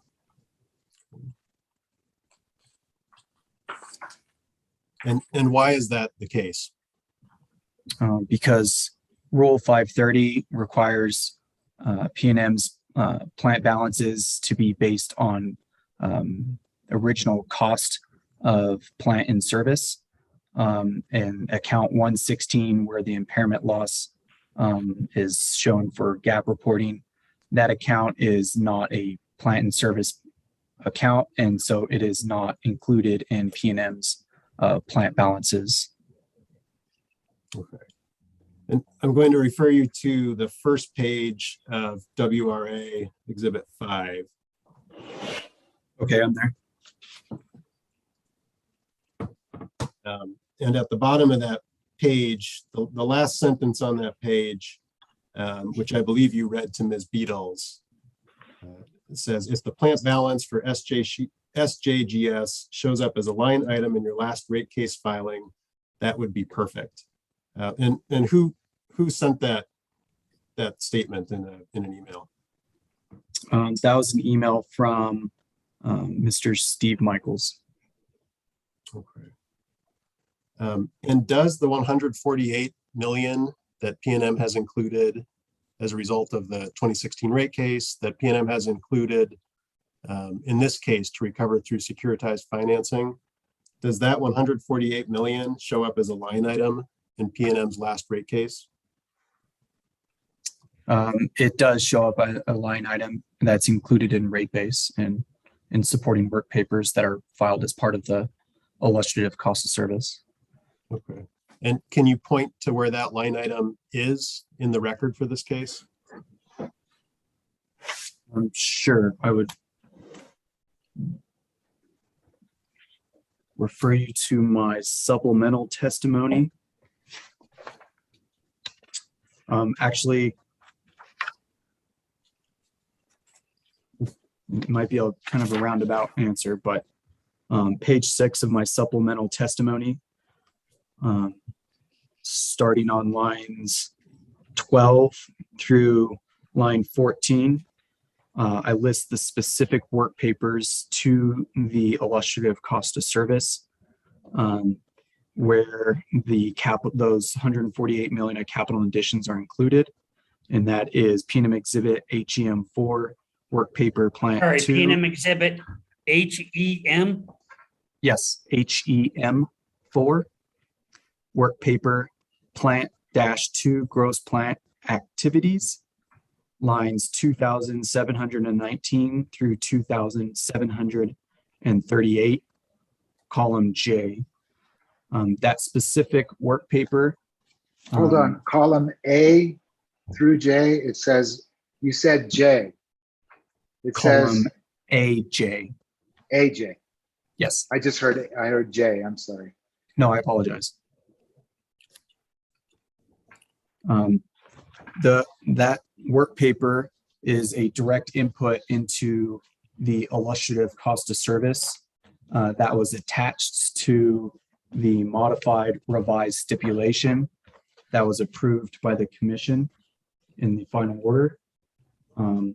Those same work papers are what derive the illustrative cost of service that PNM filed as part of its advice notice number 545 in the 2016 rate case, which established rates. Sorry, that's a long way of saying yes. Thank you. And is that illustrative cost of service an exhibit in this case? It's an exhibit to, give me 1 second, I don't want to lie.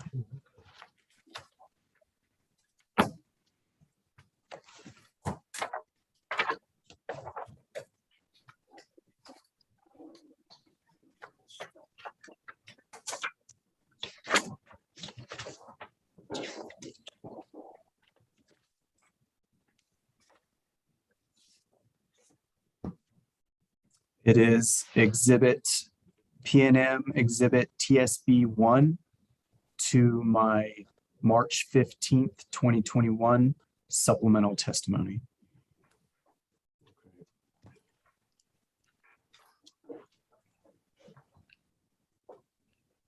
So the 148 million in undepreciated investments at Four Corners that the commission authorized PNM to include in rates in the 2016 rate case, was that 148 million changed at all as a result of PNM recording the impairment? No, it was not. Does reversing the impairment mean that PNM will add 27.9 million or any amount to those undepreciated investments approved for recovery in the 2016 rate case? No. I'm sorry, approved for recovery? In the 2016 rate case? Thank you. The answer was no. Correct. And is this the reason why PNM did not report or reflect the impairment in the exhibits submitted in this case? That's exactly correct. Is the impairment, is there a difference between an impairment and a write-off? Yes. And what's the difference? Mr. Hearing Examiner, I object. This goes beyond the cross-examination. Well, I'd like to know. Objection overruled. And the write-off was referred to in WRA Exhibit 5.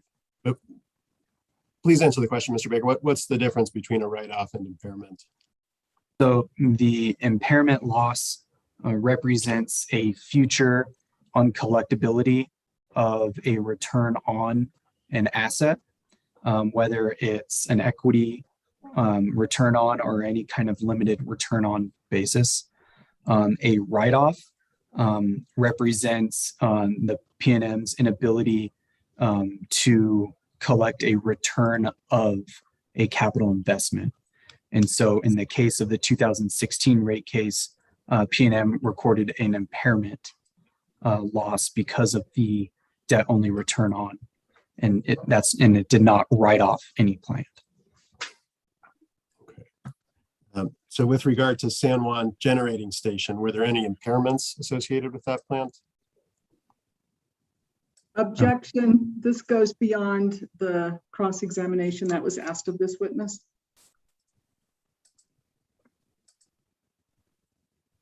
It gets to the distinction between the San Juan treatment and the Four Corners treatment that was the subject of Ms. Beadle's cross-examination.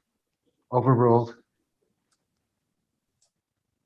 The 132 megawatts and the 65 megawatt capacity on that PNM owns of San Juan were written off as a result of the, I forgot the docket number. I think it's the BART case, 390 UT. So that is why those assets were written off. Okay, and in contrast, in this case, the impairment that we're referring to with Four Corners Power Plant. Well, let me ask it like this: with regard to Four Corners Power Plant, are there any write-offs? No. And lastly, Mr. Baker, do you still have NEE Exhibit 16 in front of you? Give me 1 second.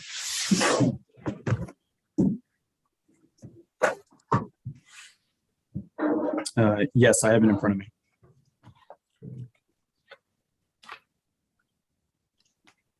And could you turn to page 265, the same page that Ms. Nanasi had you read from? 256. 256. 256. Thank you. Thank you, Mr. Hearing Examiner. Yes, I am there. Okay. And at the top of that page, is that still Mr. Pedro Blazquez who's testifying? I believe so, yes. Okay.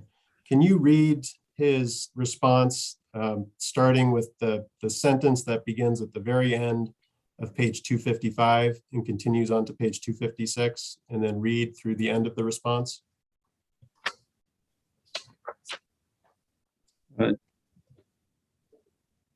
Just to be clear, you want me to start with, so that's why you know, is that where you want me to start?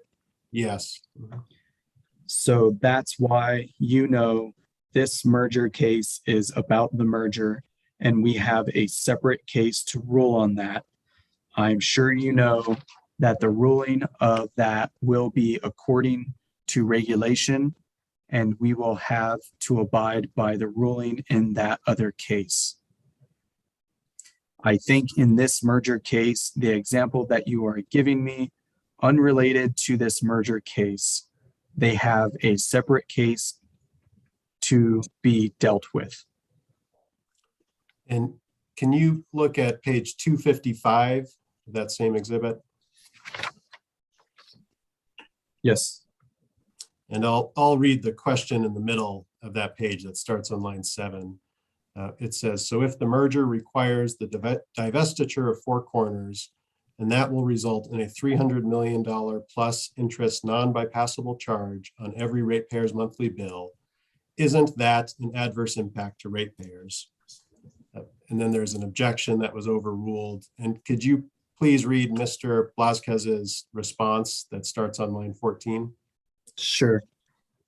It states, I think that the merger, the sale of Four Corners is, a decision that had been taken by PNM, unrelated to before these merger negotiations took place. And it's not a transaction clause, and it's not something that, the proceedings, that is already happening in a separate case is the one to rule on that. And that's good enough. So my question is, having read those sections, do you have an opinion, Mr. Baker, on whether Mr. Blazquez considers the Four Corners abandonment case to be a merger transaction? Based on these transcripts, it appears that he does not believe Objection. that it is a merger transaction. You said objection, Mr. Nancy? Yes, sir. Yeah, and it's the same question Ms. Nanasi asked Mr. Baker. I just asked him to read different sections before having him answer. And those are all my questions, Mr. Medeiros. Thank you.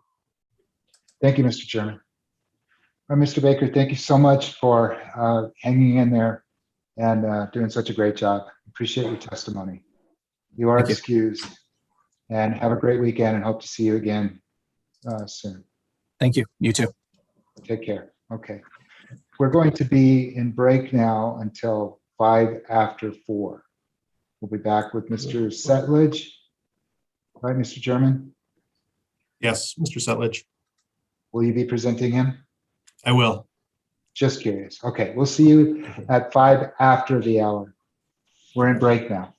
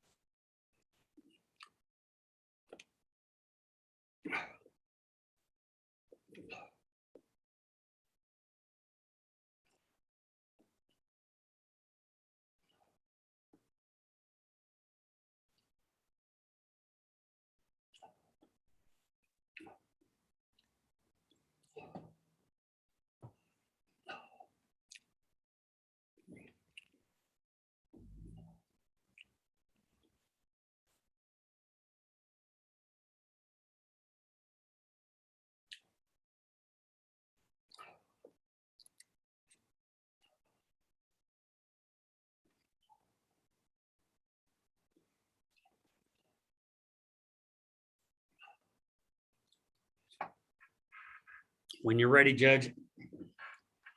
Thank you, Mr. Lee. Mr. Chairman, Yes. could you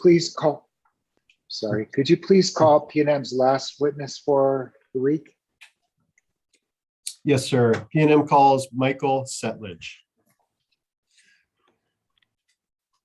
Hello. Would you please raise your right hand? You solemnly swear the testimony you're about to give in the matter not pending should be the truth, the whole truth, nothing but the truth? I do. Thank you, sir. Mr. Setledge, please state your name for the record and tell us your position at PNM. My name is Michael Setledge, and I am a lead pricing analyst with the pricing department. And can you identify PNM Exhibit 13? Yes, that's my direct testimony. And was PNM Exhibit 13 prepared by you or at your direction? Yes, it was. Do you have any corrections you would like to make? Yes, I do. There was an omission in the original filing. That was the appendix to the tariff. And so we submitted that, I think, on August 25th. And then also I noticed that there are a couple of minor issues in my direct testimony on on page 23, line 9. I refer to PNM witness Phillips, PNM table TSB 8, and it should be TSB 7. And the same correction on line 16 and 17. I have it written as TSB 8, but it should be TSB 7. Okay. And Mr. Medeiros, I'll represent to you that we made the correction that was identified in the errata, the appendices to the tariff. We made that correction in the version uploaded to Dropbox, but we have not made the correction that Mr. Setledge just identified on page 23. That was one we recently discovered. And we're happy to make that change and upload a corrected version to Dropbox. And we're also happy to leave it as it is and just let the correction stand as reported by Mr. Setledge just now on the record. Would it be possible to make the change and have it submitted very quickly? Yes, sir. Mm-hmm. All right, and that's on line 9. Line page 9. 23. As well as, actually, this 8 is on line 17. That should be a line number 7. The hyphenation carried across 2 lines. And line 16 Correct. to 17. Okay. Yes, please make that change as well and replace the version that's there now with the corrected one. Okay. Hopefully by 5 p.m. if possible. Yes, well, we'll try to do it, and we'll certainly do it by the end of the day. We'll try to do it by 5. Or whenever, the end of the day, yeah, but the court reporter just needs the correct the properly admitted exhibit. And so with those corrections, go ahead. Okay, thank you. So with those corrections, Mr. Setledge, is your direct testimony true and correct to the best of your knowledge? Yes, it is. Okay. If the same questions that were asked of you in the direct testimony were asked of you here today, would your answers be the same? Yes, they would. And I can't remember if I asked you if the testimony was prepared by you or at your direction. What was it? It was, yes. Okay. And with that, Mr. Medeiros, I'll move the admission of PNM Exhibit 13. Any objection? Hearing none, PNM Exhibit 13 is admitted. Mr. Setledge, can you please identify PNM Exhibit 14? Yes, that is my supplemental testimony filed on March 15th. Was it prepared by you or at your direction? Yes, it was. Do you have any corrections you would like to make to your supplemental testimony? No, I do not. Is it true and correct to the best of your knowledge? Yes, it is. If the same questions that were asked of you in the supplemental testimony were asked of you today, would your answers be the same? Yes, they would. Mr. Medeiros, I'll move the admission of PNM Exhibit 14. Is there any objection? PNM Exhibit 14 is also admitted. And Mr. Setledge is available for cross-examination on his testimonies. Thank you, Mr. Chairman. Mr. Albright, I believe you have 10 minutes with Mr. Settlage. Yes, sir, that is correct. Just one, before we get started, was there also an errata that was filed that needs to be entered? So we added the pages, the pages that were omitted from the originally filed testimony that were identified in the errata have been added to the version of the testimony that was uploaded to Dropbox. Okay, thank you for that clarification. Appreciate that. Good afternoon, Mr. Settlage. Good afternoon. How are you? I'm doing well, and you're surviving this week as well, I take it? Oh, yes. Good, good. I'm with J. Albright Law LLC, and I'm here on behalf of the county today. So I do have some questions, and we'll start with your Exhibit 13, your direct testimony at page 3, please. I am there. Okay, and in the middle of the page, beginning at line 10 and running through 13, you state the only difference is that the SJGS securitization rider is designed to recover costs associated with the retirement of the San Juan Generation Station, and the FCPP securitization rider is designed to recover costs associated with the retirement of FCPP. Did I read that correctly? Yes, sir. Okay, and my question is, no, I don't have any question with regard to the San Juan Generating Station. But when you talk about the retirement of FCPP, are you talking about PNM's abandonment date? Or are you talking about the retirement in 2031? Or what are you talking, when you speak of retirement, what are you speaking of? It's our interest in that facility is what I'm talking about. The cost associated with abandoning our interest in that facility. Okay. Just wanted that clarification since there's been a lot of discussion in the record about that. So thank you for that.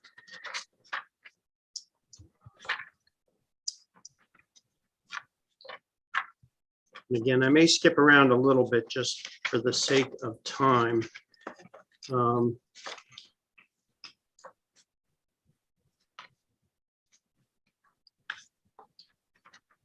Would you turn to page 19? Oh, I'm sorry, 18 first. Yes. And on 18, you talk about a non-standard true-up adjustment letter, which would be filed with the commission. Do you see that toward the bottom of page 18?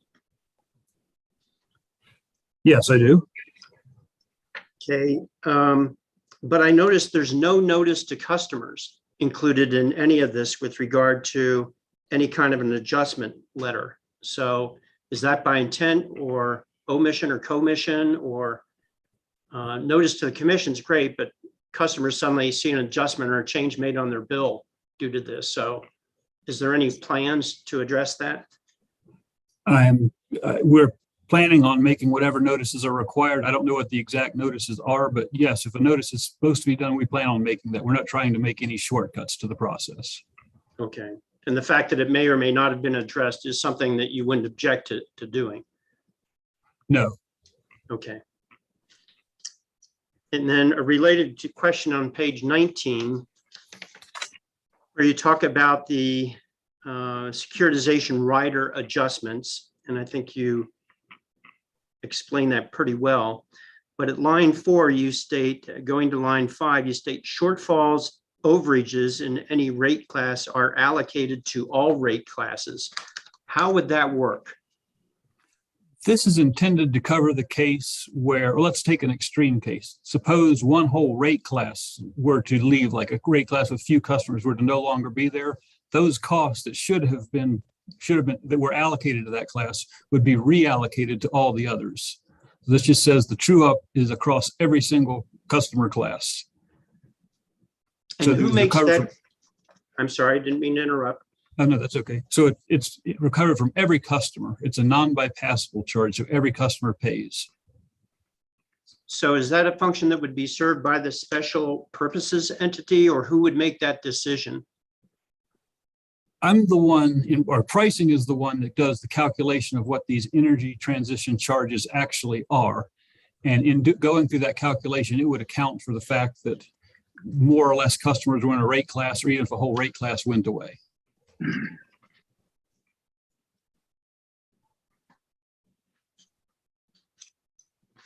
There's also a discussion, if you would turn to your supplemental testimony, please, at page 2.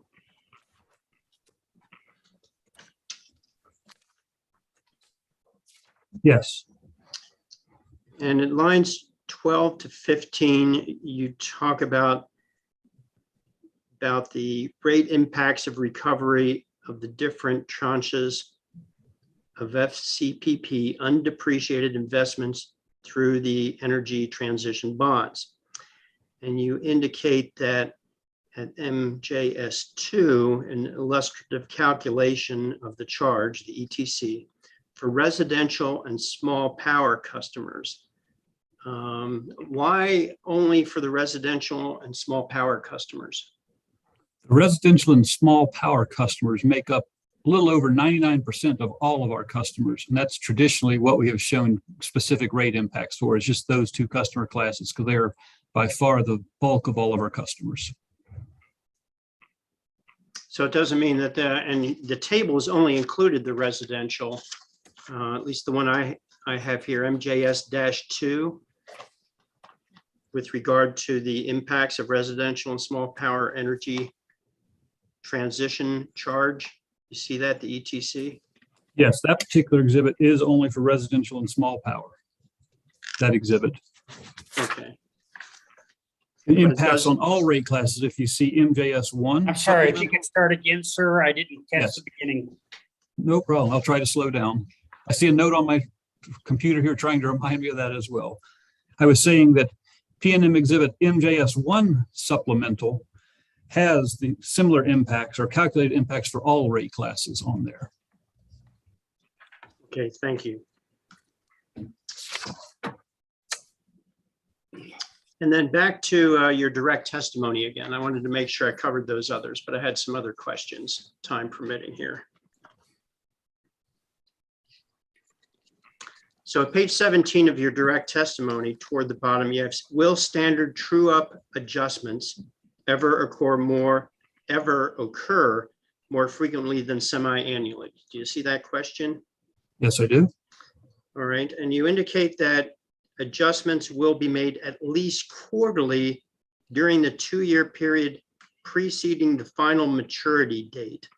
And can you explain who makes that decision and why that would be shifted? And again, my concern about the customer's notification, where they suddenly have it appear more frequently. The reason for the accelerated true-up adjustment schedule towards the end is to ensure we're not over collecting. We want to end up with neither too much nor too little when it's done. So we're trying to make sure that once the bonds are paid off, there aren't months and months of still charges appearing on customers' bills. So that's why it accelerates there, to try to hone in on that exact amount we'll need to make that work out to zero. And it's just determined by how much in the true-up process, how much needs to be recovered and how much remains. So the process itself will sort of dictate how often we need to do that. In the testimony of, I think, Mr. Atkins, he describes this in a lot more detail about why it's accelerated at the end, but the overall reason is to ensure we're very, very close and don't have to continue these charges any longer than necessary. And would that decision be made by the special purposes entity, or would that also fall under your responsibility? It would also be PNM making that, not the special purposes entity.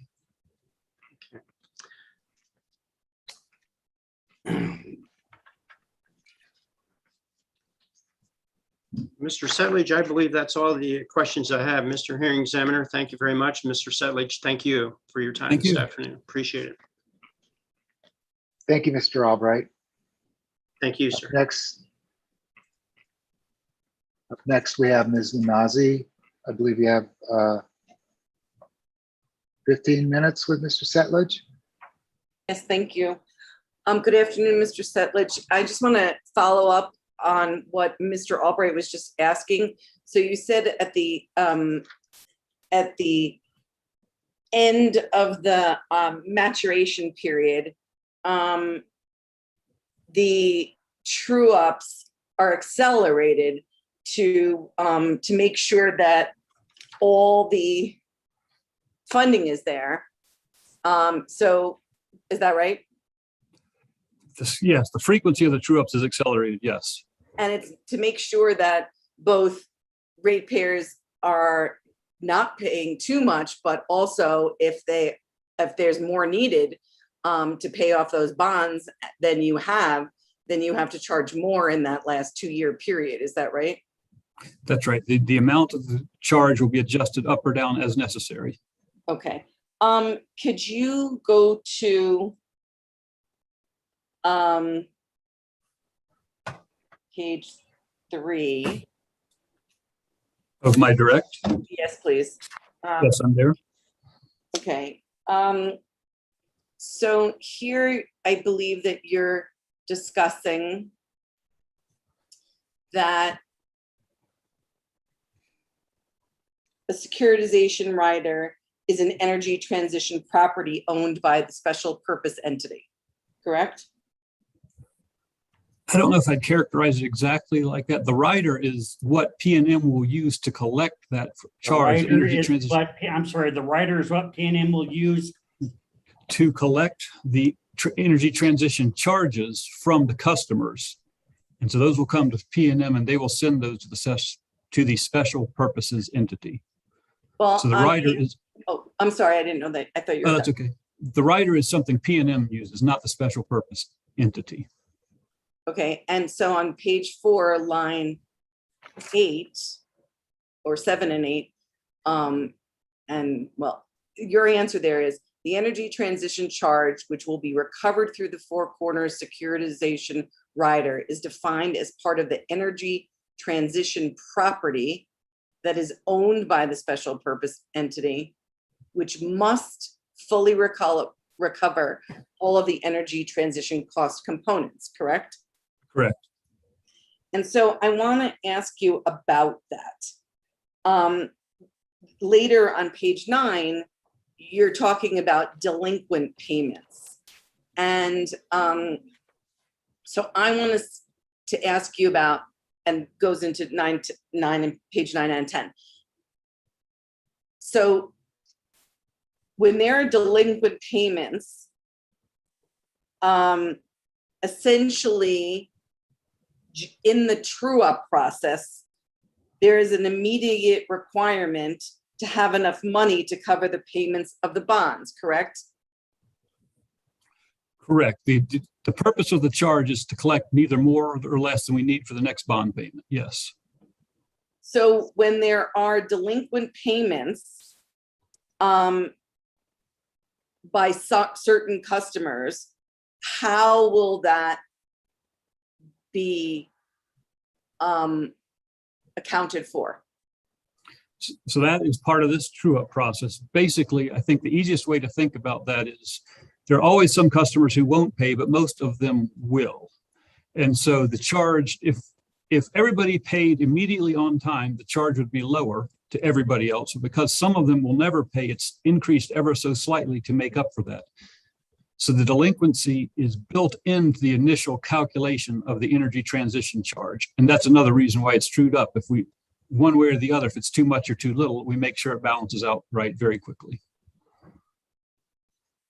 So normally delinquent payments are addressed in rate cases where the commission has an ability to determine rate making treatment. But with securitization, there's an automatic, essentially redistribution of costs that benefits the company, right? I don't know that it benefits the company. It benefits the SPE. Yes, we collect enough, whatever is necessary for the SPE. And I don't think any of that stays with the company, is my understanding. It goes straight to them, but yes. You're correct. That was, it's to the benefit of the investors so that their bonds can be paid, actually. It's not to the benefit of the company, right? I'll agree with your characterization, but I don't really know whose benefit necessarily is. I just know it doesn't have a direct impact on the rate, the investors in PNM.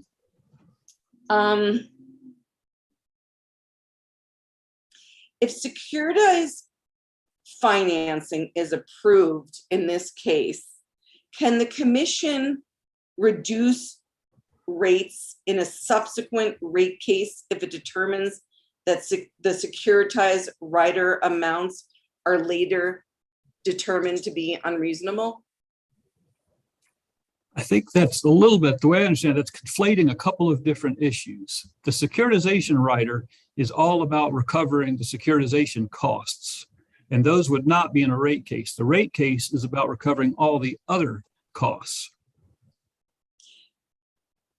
And so let's say there's a security, so it's true, is it not, that the securitization rider will be on every electric utility customer's bills for approximately 25 years, maybe up to 28 years, correct? That's correct.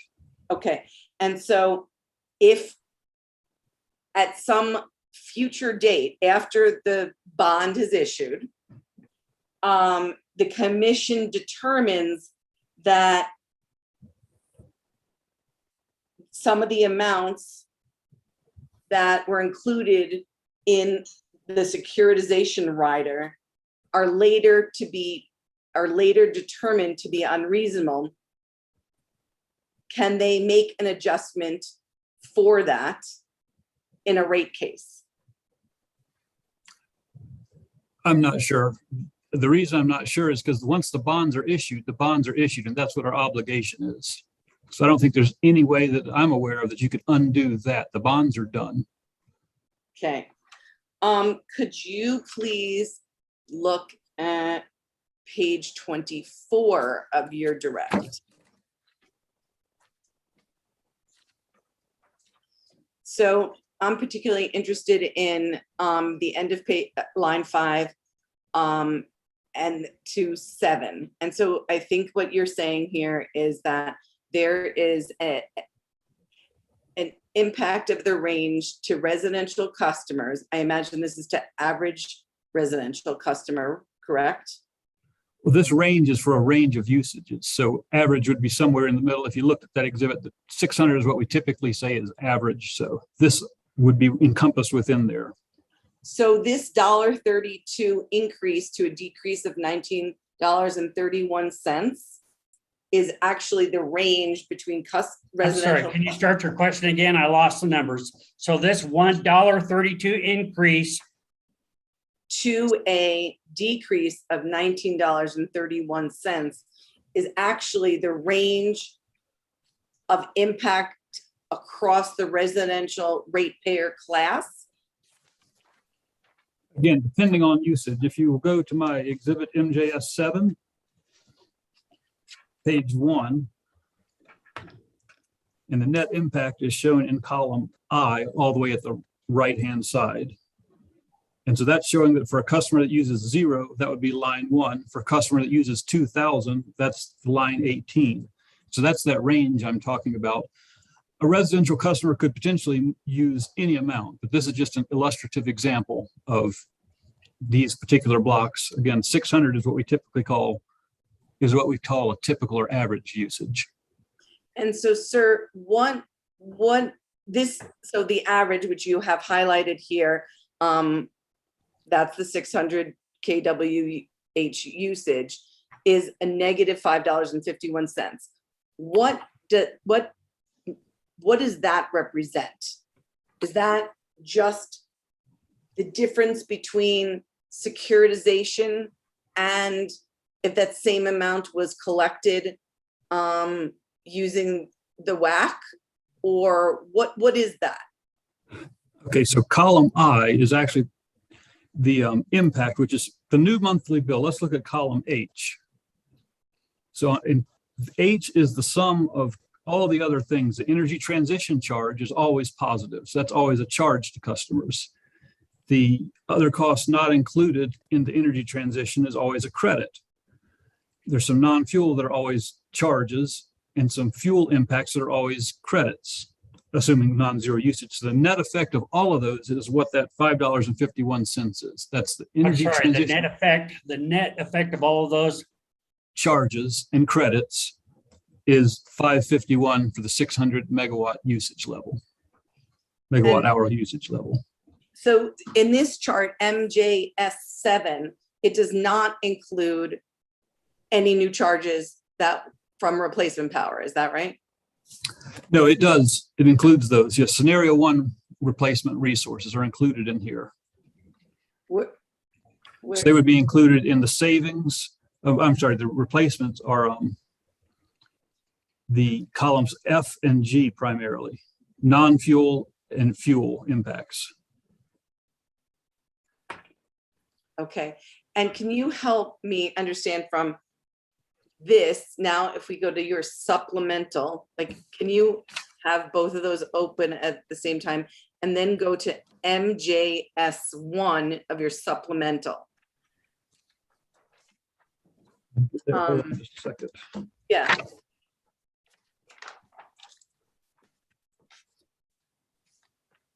Yes, I've got that. So what I want to know is MJS1 the cost of securitization to ratepayers? These are all of your ratepayers every year. This is every year, right? Yes. Like column A. So it's Column 8. Column A. 8. A. All right, and the answer? He Yes, didn't hear your that answer. 16 million is the first year cost. Yes, And so that's to all ratepayers, correct, of the securitization. correct. And that would be essentially every year for 25 years?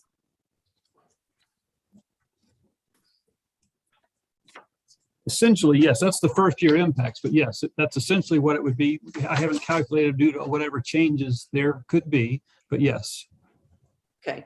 And how do you take MJS1 and then go back to MJS7, and how, I know that the residential amount on MJS1 is 9,100,000 approximately, or 200,000.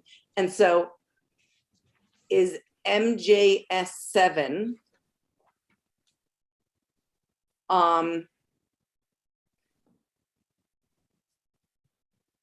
dividing up that 9,200,000 for residential ratepayers across usage per month?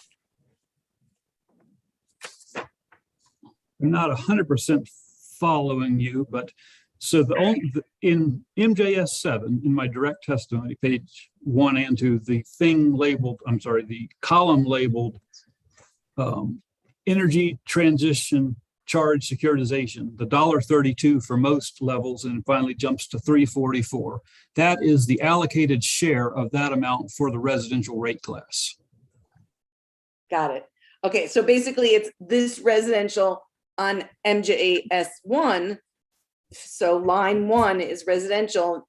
Let's just call it 9,200,000 is divided up in column D on MJS7.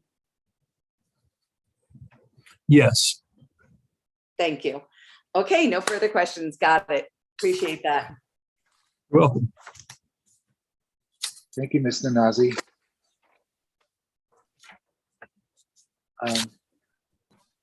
Ms. Beatles, for Western Resource Advocates, you have approximately 5 minutes with Mr. Setlich, is that right?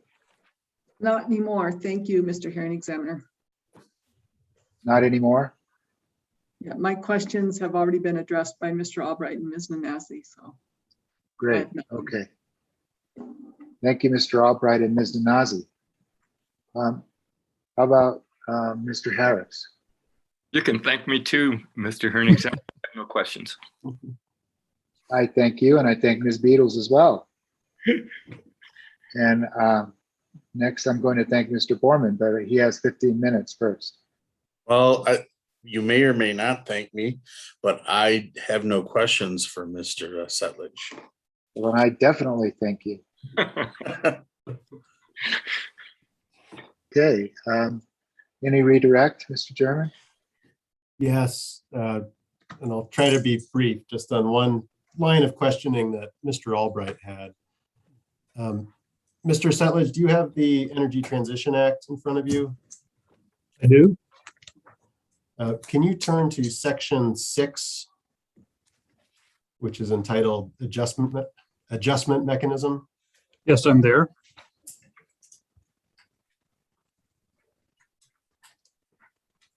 And can you scroll down to section 6E and F? Yes, I'm there.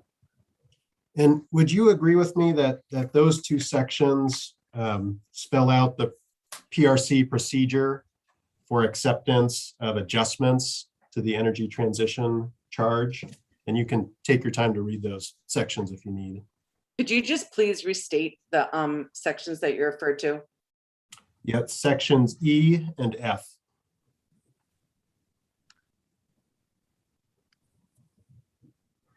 Okay, I've read that again. Okay. And do you agree that those sections spell out the procedure for filing or for commission acceptance of adjustments to the energy transition charge? Yes. And in section subsection E, what does the Energy Transition Act require with regard to providing notice? To the parties of record is what it says. We shall give notice to the parties of record in the case. In the case in which the financing order was issued. Yes, correct. Sorry.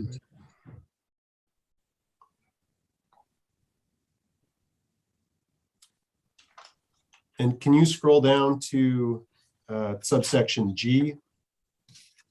Yes, I'm there. And my question is, if the commission decides a hearing needs to be held on an adjustment, what is the scope of that hearing? And you can take a second to read that subsection if you'd like. Paraphrasing, it says that it'll be just limited to determining whether there is a mathematical or transcription error in the calculation or adjustment. And then if after a hearing determines I'm sorry, transcription error or error in? The calculation of the adjustment. Thank you. And if after a hearing, the commission determines that the calculation of the adjustment contains a mathematical or transcription error, the commission shall issue an order that rejects and corrects the adjustment.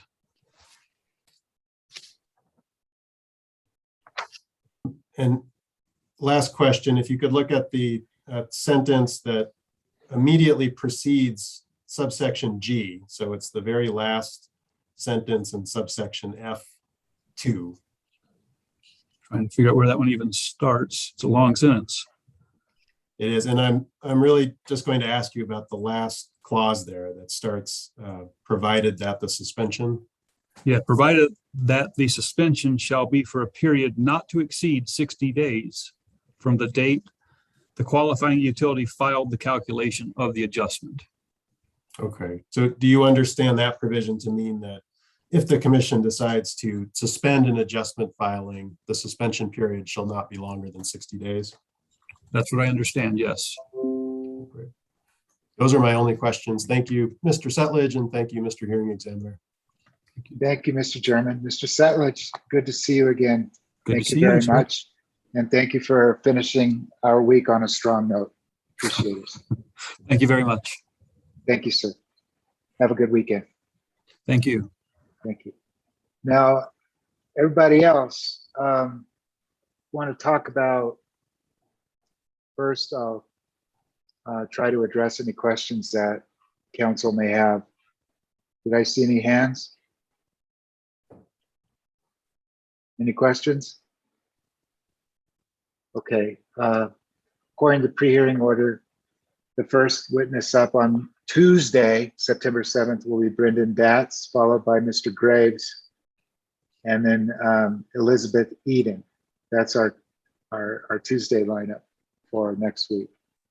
And I wanted to note that, as you noted, if you probably noticed, I've been doing some conditioning with respect to addressing legal issues.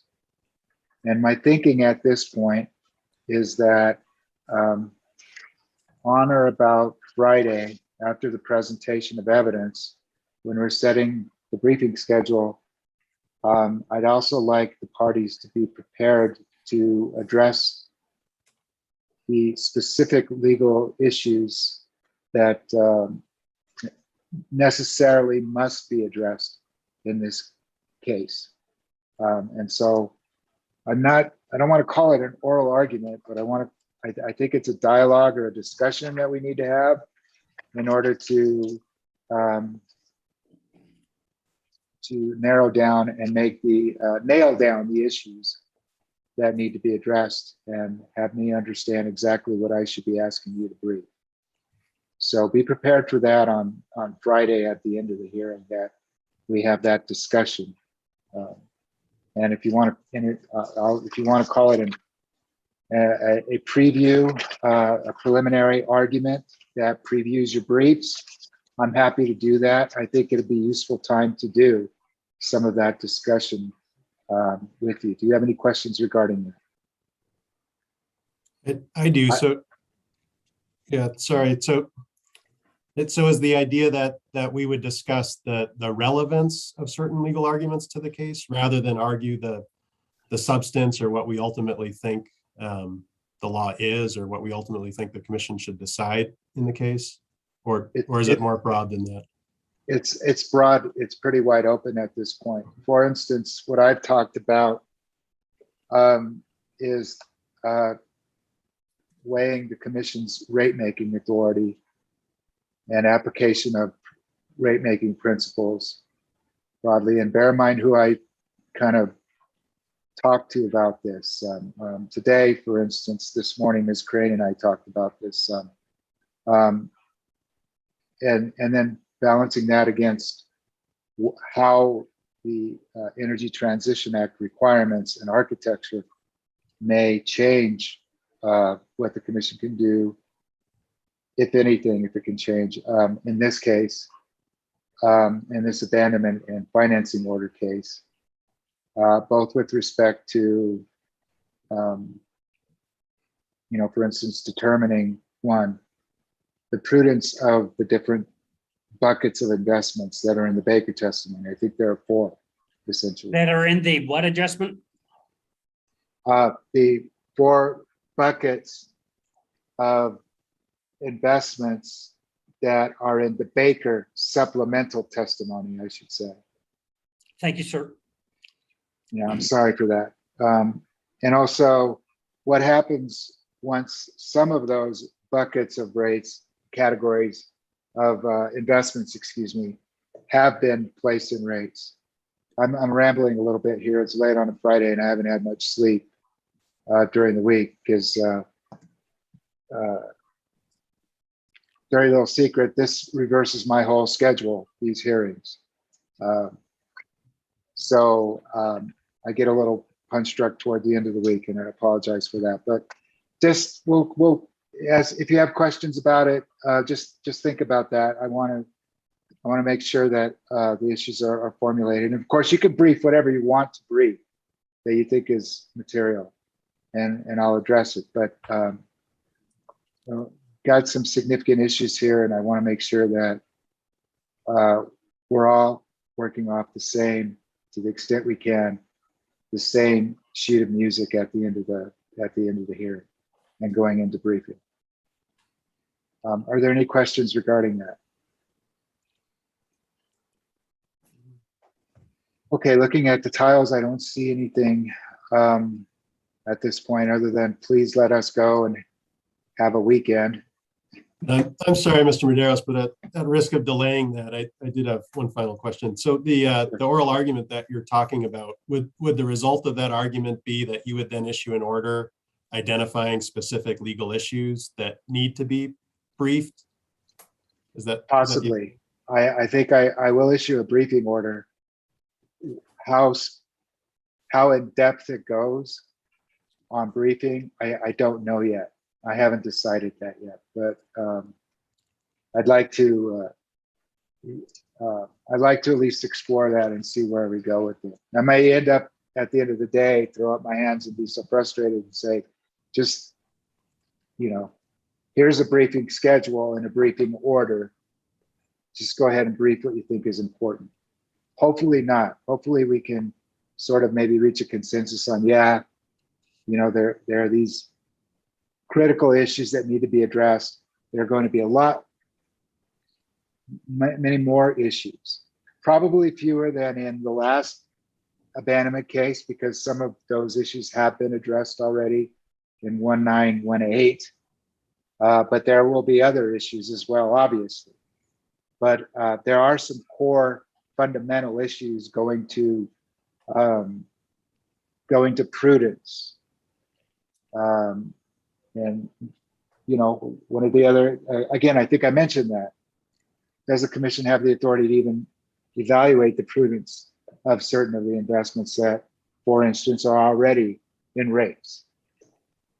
I've gone into detail in that. I won't do it here for you, but I think you have an idea of what I'm talking about. But at the end of the day, ideally, I would have a set of discrete issues that must be addressed that we can see up front. But we'll see what happens between now and a week from now. Mr. Hearing Examiner? Yes, sir. Sorry, who's speaking? This is Mr. Harris. I would point out there's quite a few attorneys on this call, so I would anticipate quite a few opinions on Friday.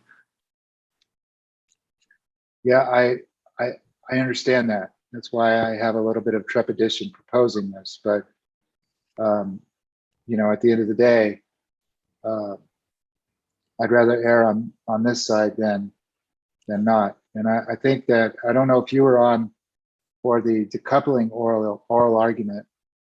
I found that generally pretty helpful to have that discussion.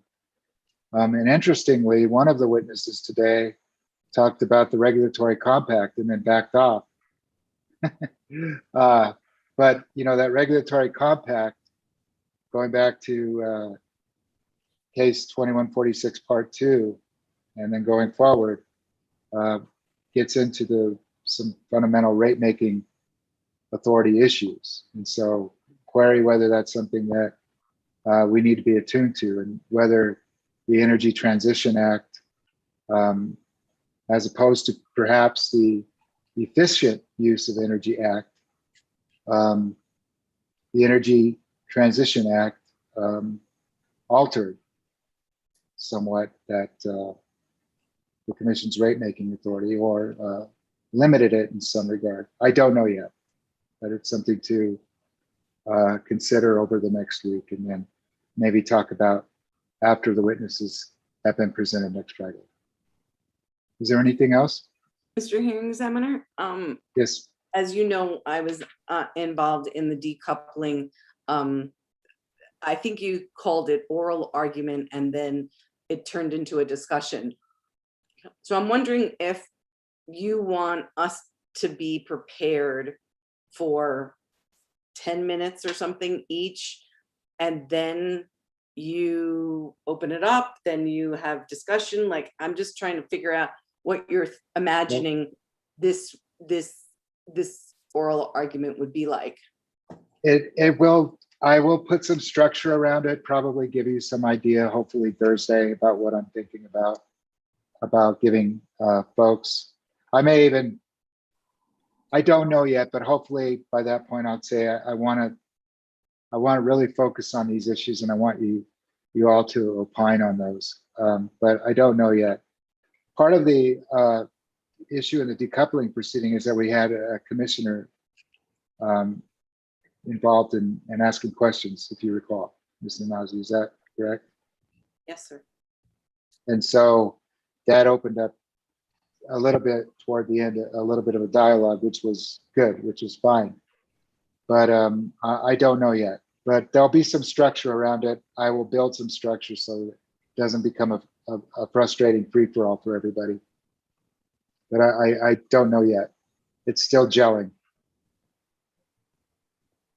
So it's, but you know, generally speaking, think about our larger hearings. We've had discussions, you know, at the end about briefing, and sometimes particular issues are discussed, and then we start getting into sometimes a little bit of an argument here or there about an issue. So I'm just saying up front, just be prepared that I'm aware that we may be addressing that. I just want a little bit more structure around it this time.